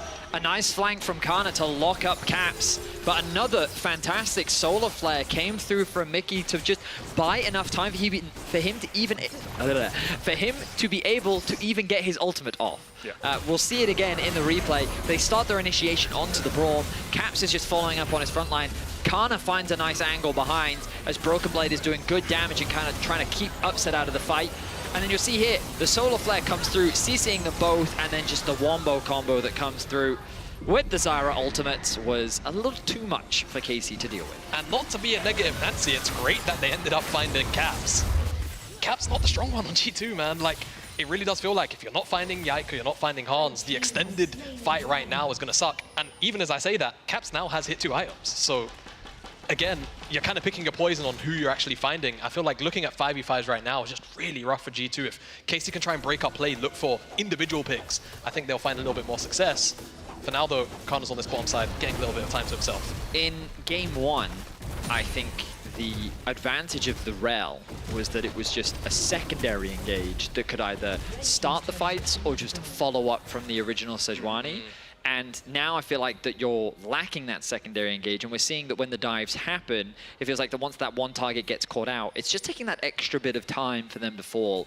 And while I think KC did a very good job in game 1 of maintaining a goal deficit, we can see how G2 are kind of continuing to extend that. And a part of it, like, Upset is now getting outplayed by Hansama, right? There are these small key differences that are allowing G2 to snowball much more effectively compared to what we saw in game 1. Now a 4,000 gold lead for G2. They got their 3rd dragon as well, 4 minutes before the next. Karmine Corp trying to clear out vision in their own jungle. Caps is up towards the top side, pushing out. Answered, well, Karna's pushing out bot. It looks like it's going to be Vladdy sent to catch the wave in top for now. Ultimately, it's just trying to secure as much farm as you can, maybe wanting to secure your next item before beginning the Baron dance, but Baron becomes the next big point of contention if you're G2, because with the type of lead you can have, you can either use it to force a fight, or you can just look to try and secure that objective. In case you're putting a lot of priority on maintaining some control over their top side of the map, so that they still have an ability to contest it. Yeah, I mean, I feel like for G2 though, on the flip side of that, not only can they do Baron really fast, there's a really good window for them to do it. They've got an IM advantage, well, they had it in the jungle role, they still got it in mid lane, but they want to utilize this lead to just continue to break down structures with the 5 grubs. How quickly they take down these towers as well. Double AD carry. Caps takes a bit of damage. Karna looking for the flank, but Broken Blade marking him well. Karna will be able to put some damage into the back of the Croc, but nothing too consequential as he was building up that Mega Gnar bar. The tier 2 in the mid lane falls. G2 get their 4th turret of the game. But the top lane is going back towards the bot lane. And Karmine Corp trying to use a small window to get a little bit of control back in their jungle. But you can see G2 are kind of taking the shorter route to the Baron. They have a couple of, well, 1 control ward around here to deny some Karmine Corp vision. And then as they push Karmine Corp back, they can claim more of this jungle for their own. Mickey is now completely out of wards. But G2 have gotten what they wanted, which is full topside vision control. They're pushing in an extra wave. They've brought Renekton. Yeah, I was hoping we'd see this actually. Look at Broken Blade. He's going to move up to mid, push out that wave too, and it then sets them up nicely for a potential Baron contest, or maybe even just a commitment onto this tier 2. Overall's a strong option. Solar Flare used. Unbreakable does come out from Targamas. TP behind, counter TP immediately from Broken Blade. Glacial Prison popped by Karmine Corp. Enemies get the stun on anyone. Karna marked by Broken Blade. The dash in from Vladdy. The knock back with Banav. Is it enough? Featherstorm comes out from Hansama as Karna is now isolated on the backline of G2. They peel well enough to kill off the Gnar, and now perhaps will turn their eyes towards the Baron. I feel like we're continuing to see the consequences of like the Realm Brawn trades that happened in draft here. It's a good angle from Karna, but honestly, Broken Blade just reads the play really well. Caps is here with a teleport. He's looking for Targamas, who can jump across the wall, obviously, with the stand beside me, but forces Closer and Targamas to be on a little bit of a mismatched tempo. Very good Baron angle. 20 seconds still on Karna. Yeah. They're not going to be too afraid to start this one off. Yeah, ultimately, I feel like that the engage looked really good from Karna, but the moment he committed, the rest of KC were immediately retreating. Though, KC looking for the fight. Look for the steal here. Vladdy has no Fate Steal, goes in with a Soul Unbound. Caps has to flash across the back of the wall. Closer trying to get in. Mickey there with a Shield of Daybreak stun in time. Mickey sacrificed himself for the Baron. His team will escape. Karmine Corp still looking for a bit more of a chase. But with the Baron empowered recalls, I think G2 will get 4 members out. Looks like it. Good Baron from G2. Ultimately, they delayed it to allow Caps to be able to base TP back in. He went for a bit of a trade, and that meant that KC had this window to be able to fight it. Unfortunately, they couldn't quite get into the pit. There wasn't an opportunity for them to try for that steal, and so they will be able to take a consolation turret. But now with the Baron and Dragon spawning in about 20 seconds, they need to quickly regroup, reset, back out onto the map, get ready to try and contest this soul. for a last chance of trying to turn this game around, because right now it's all G2, and it's really their game to lose. Yeah, I mean, I don't know if KC even really have a window in. I don't think they're going to. Closer keeps cancelling his back up towards the top side. You can see Vladdy up there as well. He does have TP if you want to go for the fight, but I think Karmine Corp were hoping Broken Blade would try and answer Vladdy's push. Or maybe they're just looking for the tier 2 of their own. Closer's still staying around there. Obviously, Chem Soul, not one of the more valuable souls, but still valued in certain situations. That said, I think this is one of those games where it's just a major pain point for KC, because they've continually tried to dive in, whether it's been Closer and Vladdy together or Kana finding a good angle, but again, no follow-up. The lack of damage we've already seen is now just going to be accentuated by this Chem Soul once they get below the 50% HP threshold, if they even get them there from this point. For Karmine Corp, it feels very much more like the game we expected to see in this series. They have been suffocated by G2 over the last 10 minutes or so, and it's small windows that they can find. Maybe you can find a pick, but G2 aren't really giving you too many opportunities. Perhaps you can find Broken Blade towards the top side, lock him up with the Glacial Prism, Fate Sealed as well. Broken Blade does have the flash and can use it across the wall, but a good chase by Vladdy. There's the Sterax though, that shielding so powerful, and Upset dives in. Vladdy takes the kill. What do Karmine Corp lose for that? Because G2 are pushing in as 4 towards the bot side. Targamas has to dash away. The tier 2 at least will be forfeit. Will it be more from G2 off this push? I mean, Vladdy's going to keep trying to push in the top side of the map, trying to get some gold back for his team, and he's likely going to have to reset as the Baron recalls come through. KC, I like the fact that they're at least trying something on the cross map. They know that they're not likely going to be able to defend this tower. They still have a range problem in that the moment that G2 decide to siege something, there's not a huge amount that KC can do about it. I will say though, you look at that top right corner of our heads-up display, the Baron power play was negative 205 gold for G2. Yeah. Now they did secure it, they only lost 1 player to do it, but Karmine Corp played the map well enough to actually deny G2 1,500 gold, because that's how much you get for just taking the Baron. I mean, honestly, when you kind of zoom out as to where a lot of the gold is in general anyway, the mid lane and the ADs are both just about even in Nioms, and then the only big discrepancy is between Yike and Closer, but you don't really mind that because once Sejuani, you're still always going to get the baseline effectiveness out of that champion. I will mention, I feel like they're okay. I overlooked G2 getting the soul, which we do have to account into the Red Bull Baron power play. You know, although they didn't get as much gold, they got effective stats from the soul. Wouldn't want to overlook that, as now they push for the tier 2 in the top lane. Vladdy shoved in the wave in bot, and that's going to be answered by Broken Blade, but Vladdy does have TP. He's recalling right now, almost at his 3rd item. Now has it with the Immortal Shield Bow. Yikes, Banshees is popped, Kana coming in. TP behind by Vladdy as well, as G2 begin to retreat, realizing the collapse has begun from Karmine Corp. Broken Blade has a teleport of his own if the engage continues, but Karmine Corp can't really find the trigger to pull to find this fight. Vladdy hovering around still. Hasn't quite secured level 16. He's very close to that level up, as Broken Blade being given time closer though with a nice angle. Mickey jumps in, Glacial Prison onto Hans Summer. He cleanses away, Stranglethorns, the Gnar for Mickey against the wall. Now he flashes. TP coming in, the Solar Flare only finds the slows as Kana now needs to try and retreat. He'll get some movement speed from going into Mini and gets away. G2 though, still have a cannon minion to push down this tier 2 with. All right, G2 get the objective they came for. 90 seconds until the Baron, so likely just reset here, spend whatever gold they found throughout this push. Kana might, I think, should actually that would be a nice little objective to get some gold back for the team at the very least. Baron in a minute's time, so resets need to come through for both teams. Kana knows he can't afford to overstay his welcome, so he's going to back off from that situation. Vladdy is continuing to get stronger. You already highlighted his 3rd itemization picked up earlier, Medic, and the fact that he's now level 16 definitely makes him a threat and a carry potential for the side of KC. Jamada, you were talking about Upset's itemization, very even with that of Hans Summer, even with the gold deficit. It's not resulted in a completion yet. Yep. So like, there's a world where KC can definitely win a fight. I just think being able to find that execution is harder with the draft differences that we're seeing. When you're very much reliant on Kana finding a flank, Closer being able to act as the primary initiation, and then that dive coming down onto that initial target.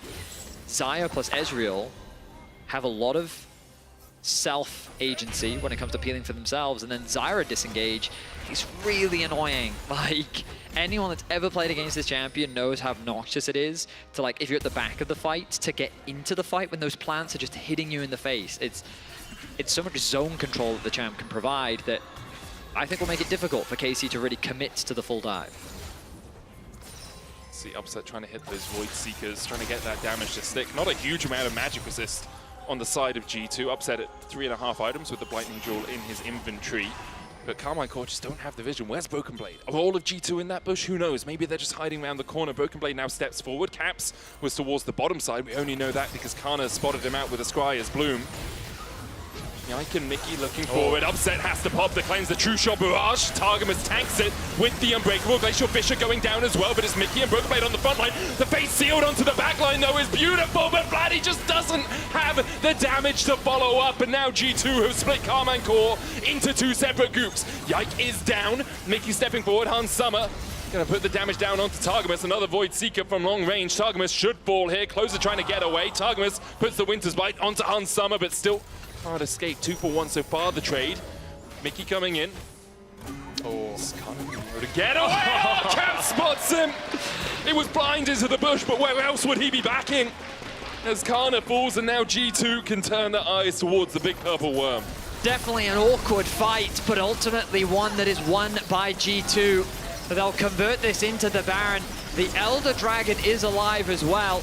Whether they can quickly go back to base and contest it, you imagine they should be able to. But a tense situation that Upset kind of makes the best of. Initiation primarily goes onto Targamas. Upset's forced to retreat, and you'll see here as G2 really start to run away with the fight. Yeah, the timing's also really unfortunate for KC. Even though Vladdy puts down so much CC, Kana runs out of Meganar. It's that simple. He could have flashed in if he still had it, but time's out. Upset, great little assassination onto Yike. A good escape from the backline, but at that point when there's no follow-up on all of the work Vladdy was putting down, just simply because G2 are so strong in the front line, fight falls apart. Caps no flash, Yike no flash. TP behind as Karmine Corp look to take the fight in the bottom side.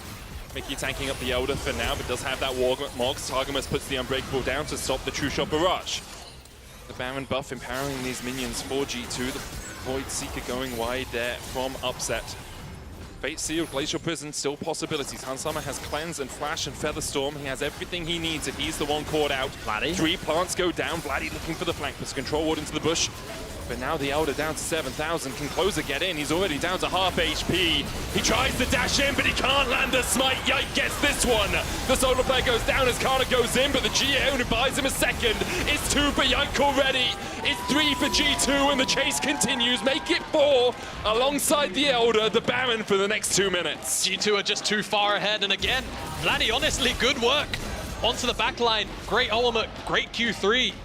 But there's just not enough follow-up from KC, and it's not their fault. It's just G2 defending their ground really aggressively, and now with the Elder, with the Baron, with the Salt, they're looking to close out this series 2-0. Ultimately, a commanding game 2 from G2, rectifying the issues from game 1 and cementing their superiority over KC. They're looking to end it in a clean 2-0. Targamas goes forward. The last brick in a lonely blue wall has fallen.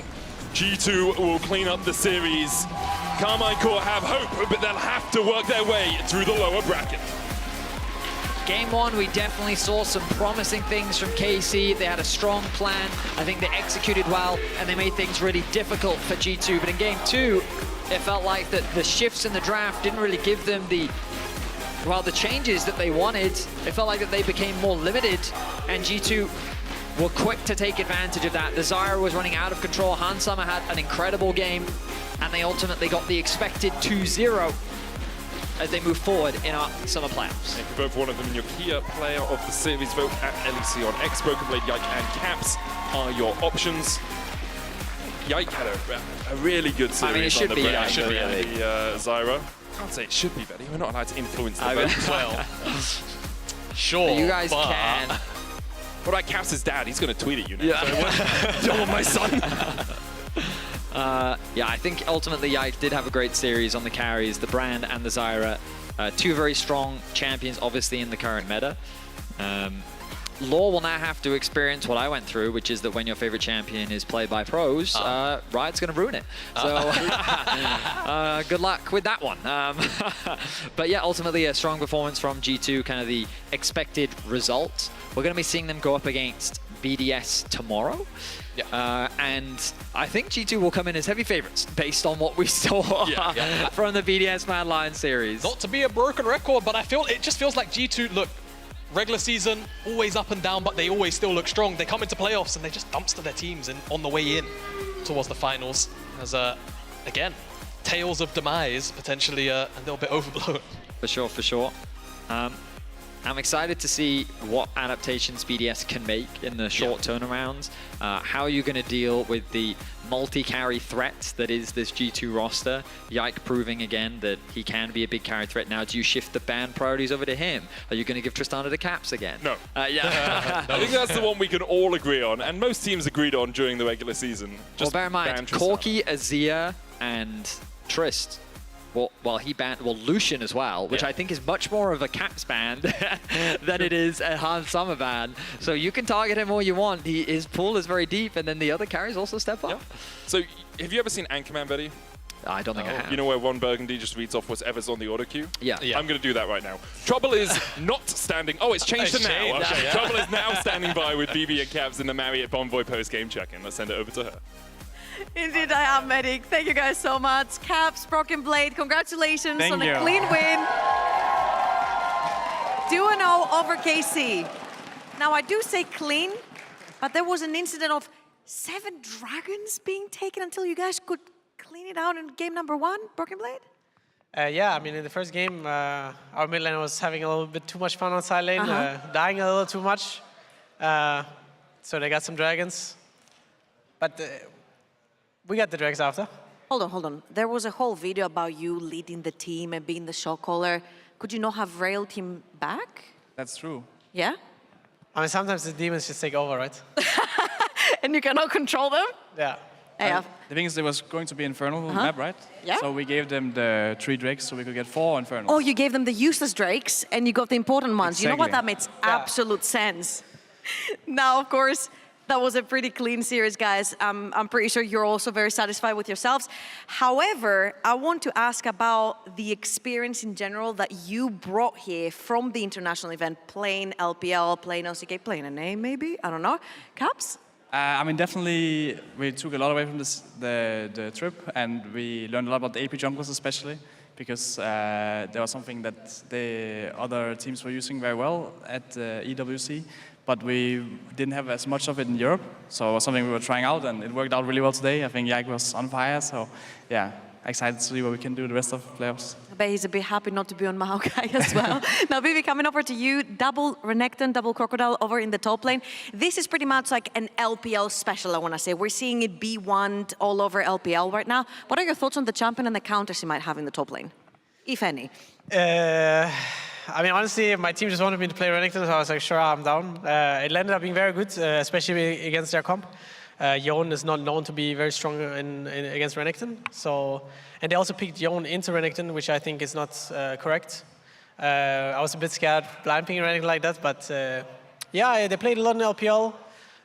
Recently, I've been playing much better against the LPL top laners, so maybe there's a correlation between that.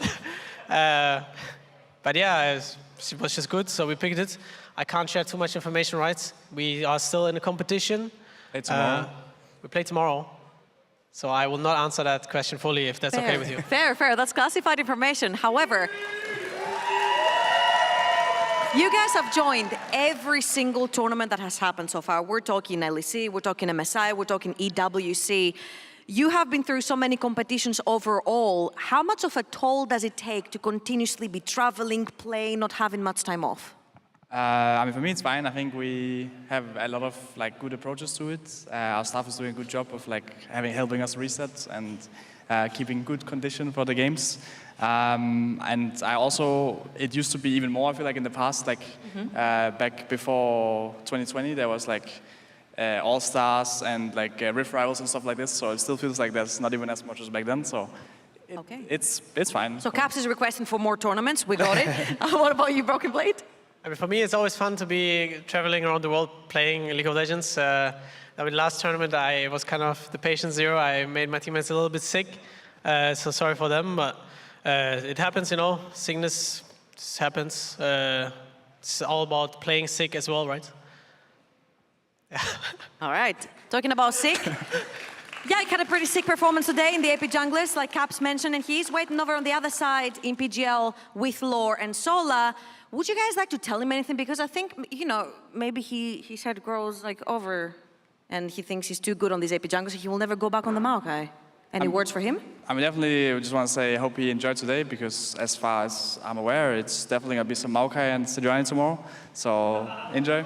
All right, we're spilling the secrets. Now I'm going to ask all the fans to head over to the fan zone, because this is where PGL is going to be held with Yike, Lore, and Sola. Take it away, guys. Thank you. Thank you so much, Trouble. Classic BB interview, your teammates dunking on you. Yike, thanks for joining us. What do you think about this? Are you going back to boring champions starting to hate to finding out like this as well? Yeah. Not even a meeting for that? Hopefully not. I mean, no, I'm joking. I mean, I really like to play the AP youngers, of course, like carry champs, but I think I need to be able to play the other champs, and I think I'm good on the other champs too. My Maokai is very good, I have to say it. But yeah, right now I played 2 AP youngers, and I had good games, so I was very happy with that. Yeah, happy Yike on happy Zyra. Usually, when I do interviews, I ask the players to ask a question to the players in PGL, but what did you think of your solo laners today? I thought they were good. I think looks like enemy team kind of camped Caps a lot, so he was getting punished. But yeah, we made sure to calm him down, you know, make sure that he's fine. Me and Mickey took care of him, so that was fun. I feel like Sola, it's a tendency when you look at international events, teams camping Faker because they want to camp the mid lane. I feel like teams do this in the LEC as well. Is that the strat you want to go for when you have so much carry potential on the I mean, it didn't work today, did it? So I feel like Caps is someone who doesn't care if he dies 10 times in a game, as long as he has his impact. So I don't know if it will work for BDS tomorrow, probably not. Yeah, your take on the series today, and especially the first game, because it was dragging out for ages. We've talked about the fact that you guys split the map on the top side, focus more on grabs and on the top side objectives, late in KC stack up Drakes, but then you had to catch up on this, and the game was super long for this. What did you think of the series overall? Yeah, it was very stressful both games, because I think both games went very late game, and there was a lot of dragon fights, and we didn't really get the dragons in the first game, so that got a bit hard for us, but we played with the grubs, you know. I got my own lead, I think everyone in the team got their leads, and I think we were stronger to fight them then. And usually, you know, you play AP youngers, then maybe you might prior some grubs a lot more. Yeah, for sure.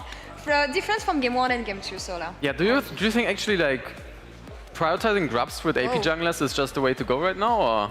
I don't think you have to do it. I think you can always play to go bot lane as well, go play dragon bot, because also you're very fast in the jungle, so you can do dragon like very early, even before grab spawns. So it's just up to what you want to do with the team. Right. I know that there's discussions between coaching staff, players, junglers, and everything, and I know that I had this discussion with Roma actually on, do you want to prioritize the top side of the map, or do you want to stack up Drakes early? What is your vision of this? Like, how situational is it, depending on the composition that you're going to play? Yeah, I think especially in this meta, there might be more topside like fights right now, because usually we had some Renekton and I had the AP youngers, and then these are very strong for the topside fights. If you play another meta, maybe you have to play more like dragons. Like if I play Malco, for example, maybe I just play more dragons instead. But yeah, it usually just depends on what we play, what chance we play. Sola, who do you think gets player of the series for this one? I don't know if you just heard the info. No, I just actually didn't. Okay, I actually didn't. Oh, was hard. I think I would actually give it to Yike, honestly. Yeah. Defense selected you. Did you expect it? I got it? Yeah, you got it. Nice, thank you. Yeah, no. Thank you.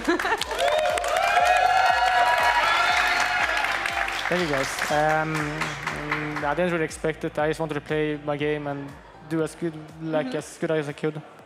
I see a fan here that I saw. I don't know if we're gonna be able to show him, but I saw him in the stands last time, and he said he's gonna go bold if you guys get undefeated in playoffs. So let me ask you, Yike, how strong do you guys feel right now, and should he feel worried about his hair? I think he should be a bit worried, because I think we're playing very. After we lost in the EWC, I think we're very hungry to show that we're actually still a very good team, and yeah, we want to go undefeated in the playoffs. We want to win every game, so you have to be a bit scared. You will have You will have to provide us with a video when you do it, of course, so we'll be counting on you for this. But Sola, we've been talking about G2's improvements and the fact that from the first 3 weeks of regular season until now, there's been miles of progress on the side of G2. They won winter, they won spring as well. How would you rank them right now? I have to say, I think it takes you quite a bit of time to close out the game sometimes. I think we saw that today again, but all the other teams that were up on par with G2 have been struggling quite a bit, especially yesterday, BDS. It's quite illegal that they actually managed to pull through. I think on another day, they just lose the series. SK has been looking pretty convincing, so I would say like SK and you are probably the two strongest teams right now. Would you agree on that? Or? Yeah, I would agree. I think BDS looked a bit shaky yesterday. Maybe Mad Lions also were playing very well, so it's hard to say. But yeah, I think BDS and SK looking a bit better. I think Fnatic, I'm not really sure. Yeah, I would love to hear more on your take on BDS though, because they're going to be your next opponents. And when I talked to Striker, their coach, yesterday, he was actually predicting this. Of course, you being favored over KC. I said that watching this series was actually difficult, but what was it from the outside for you? MDK versus BDS, what were your takeaways from this, for the opponent that you're going to face? Yeah, I don't know if I watched all of the games, but I remember like the last games, it was very crazy gameplay from both of them. I think MDK could have ended the last game, but they did some mistakes, and I think BDS also could have ended and played better, so it was very messy, but I think both teams are still like good. I think MDK is actually still a very good team, so it'll be interesting to see how they will do against K-Corp as well. It's crazy, Sola, because when I think of this series, I feel like both teams ended up in situations that never happened and that they never can plan for usually, and that made the game super messy. And when you're not used to being in these situations in Scrim or in official games, how can you know how to navigate in this? I think it's just individual skill at this point, especially Ice on the Aphelios in this game really pulled through. I think you just need to be on point, like with playing solo queue, you are used to chaos, you are used to just not being able to predict what's happening anyways, so I think if you have a good day, then you can pull through, but overall I have to say I think BDS is a team that is probably one of the best besides G2 been playing this chaos style, so it's going to be interesting how it turns out tomorrow, I think. What do you expect the series to go like tomorrow? Is it going to be a clean series? It's never a clean series with you guys anyway, but how bloody is this one going to be? Yeah, you never know with G2. We could always have like bad games, 12 games, so it would for sure be fun, I think. I think they're going to be a good opponent, and yeah, hopefully we're going to win. I think we're going to win, so yeah. We saw Shio going, thank you, super hyped every time. We saw Shio going to a more carry-oriented style compared to the tanks that we're used to seeing him on. What do you think of this shift? Because I know that from your debut to the LEC, to the style, and the many champions that you can play now, you got used to serving a different purpose for your team. I feel like Shio is trying to do the same lately. Yeah, I respect the way that I guess they are drafting right now. He's playing a lot of AP youngers, and I respect that. He was usually playing the Seriani, the Maokai himself, so him playing the carries now is going to make the games interesting tomorrow, because yeah, we're both going to maybe play carry youngers, and it's going to be spicy matchups, so that's going to be exciting. I'm honestly super excited for all the matchups we have tomorrow, Sola, because we get SK Fnatic, El Clasico, but with SK actually being finally good again and being on top, and BDS versus G2. Of course, your quick take on SK Fnatic and how this one is going to go. I mean, just judging based off the games we saw today and yesterday, I think SK is for sure going to be the favorite going into that. But Fnatic really improved throughout the series today. The first game was really shaky, and then the last game was quite convincing. So I think with Fnatic, it's always momentum based. Like if they have a good day, if they start well into the series, then they can take on SK for sure, I think. We had the discussion, Yag, that you actually broke Fnatic because they were undefeated, and then you guys arrived, and well, we know what happened. They actually picked up their first victory today. What do you think of Fnatic and their evolution since you guys faced it? What was the breaking point? Where do you feel like things changed for them? Yeah, I don't know really what happened, because they were on a win streak, they were doing very good, and then we won against them once, and then they've been not playing as good. Maybe they're like, I don't think they lost confidence or anything, maybe it's just more hard to draft or more hard to play like in game, maybe they're just not synced up, so I don't really know the reason why they're doing a bit worse, but yeah, I still think a good team. I mean, that's basically what we saw today as well, right? Not being synced up, especially in the first games, just players trying to push out sideways while a fight is already happening and just not being on the same page. So it's going to be interesting to see if they can fix that for tomorrow. Yeah, and something that we have been talking about, Trouble was asking your teammates about this as well. You and Fnatic participated in EWC, and with you winning Winter, Spring, going to MSI, going to EWC, or hopefully making the deepest run you can in playoffs, how tired are you guys right now, honestly? Because the year is long and it's far from being over. Yeah, it's been a long half year, I guess. Yeah. And yeah, for sure it gets tiring to play this amount of games. I think we're not even playing, like I think in LPL and LCK they probably play more games because they have their best of 3 and stuff, and they also go to the international tournaments. So I think we just have to really be prepared, and I think we're doing good with that. I think Isma is helping us a lot, our performance coach, so it's nice. Yeah? Any specifics on what you guys are doing to manage this fatigue with Isma and how he's helping you guys?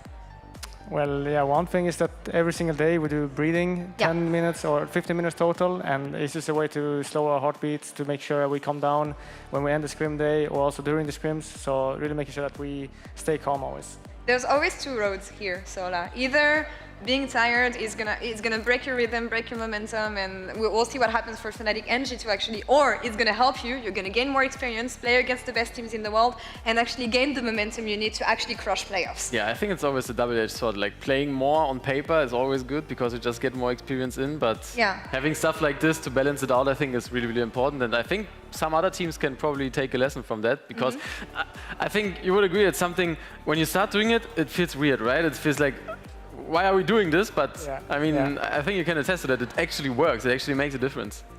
I actually just got the note that BDS got red side, picked red side against you guys tomorrow. Any note on this? They picked red side? Yeah. That's interesting. I think we probably assumed they would go blue. So we're going to be blue side tomorrow, and yeah, it's nice for us, I think. Nice for you guys? Yeah, okay. we picked blue today, so I assume we like to play blue side, I hope. We'll comment on this tomorrow, of course. Yeah, I don't want to take too much of your night. You're playing tomorrow, of course. You already had a long one today. Thanks for the fans, of course, for sticking around here. Thank you, guys. Always appreciated. Sola, banger job, as always. Amazing being on the desk with you. And that's all for us here for tonight. We'll be back tomorrow for more games. SK, Fnatic, G2, BDS. You don't want to miss it. Have a good night.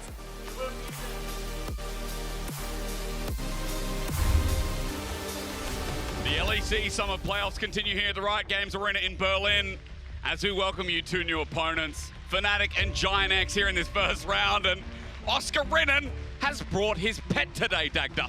Dragon feels a lot more competitive. The ults feel competitive from Razork as he sends it out again, gets some AoE damage onto Patrick, but Ignite with the reignite, the reset-up, gives Antonio a target. Curse of the Sad Mummy as well onto Oscar. He can't move either. Onto the Antonio. Razork, it's an on!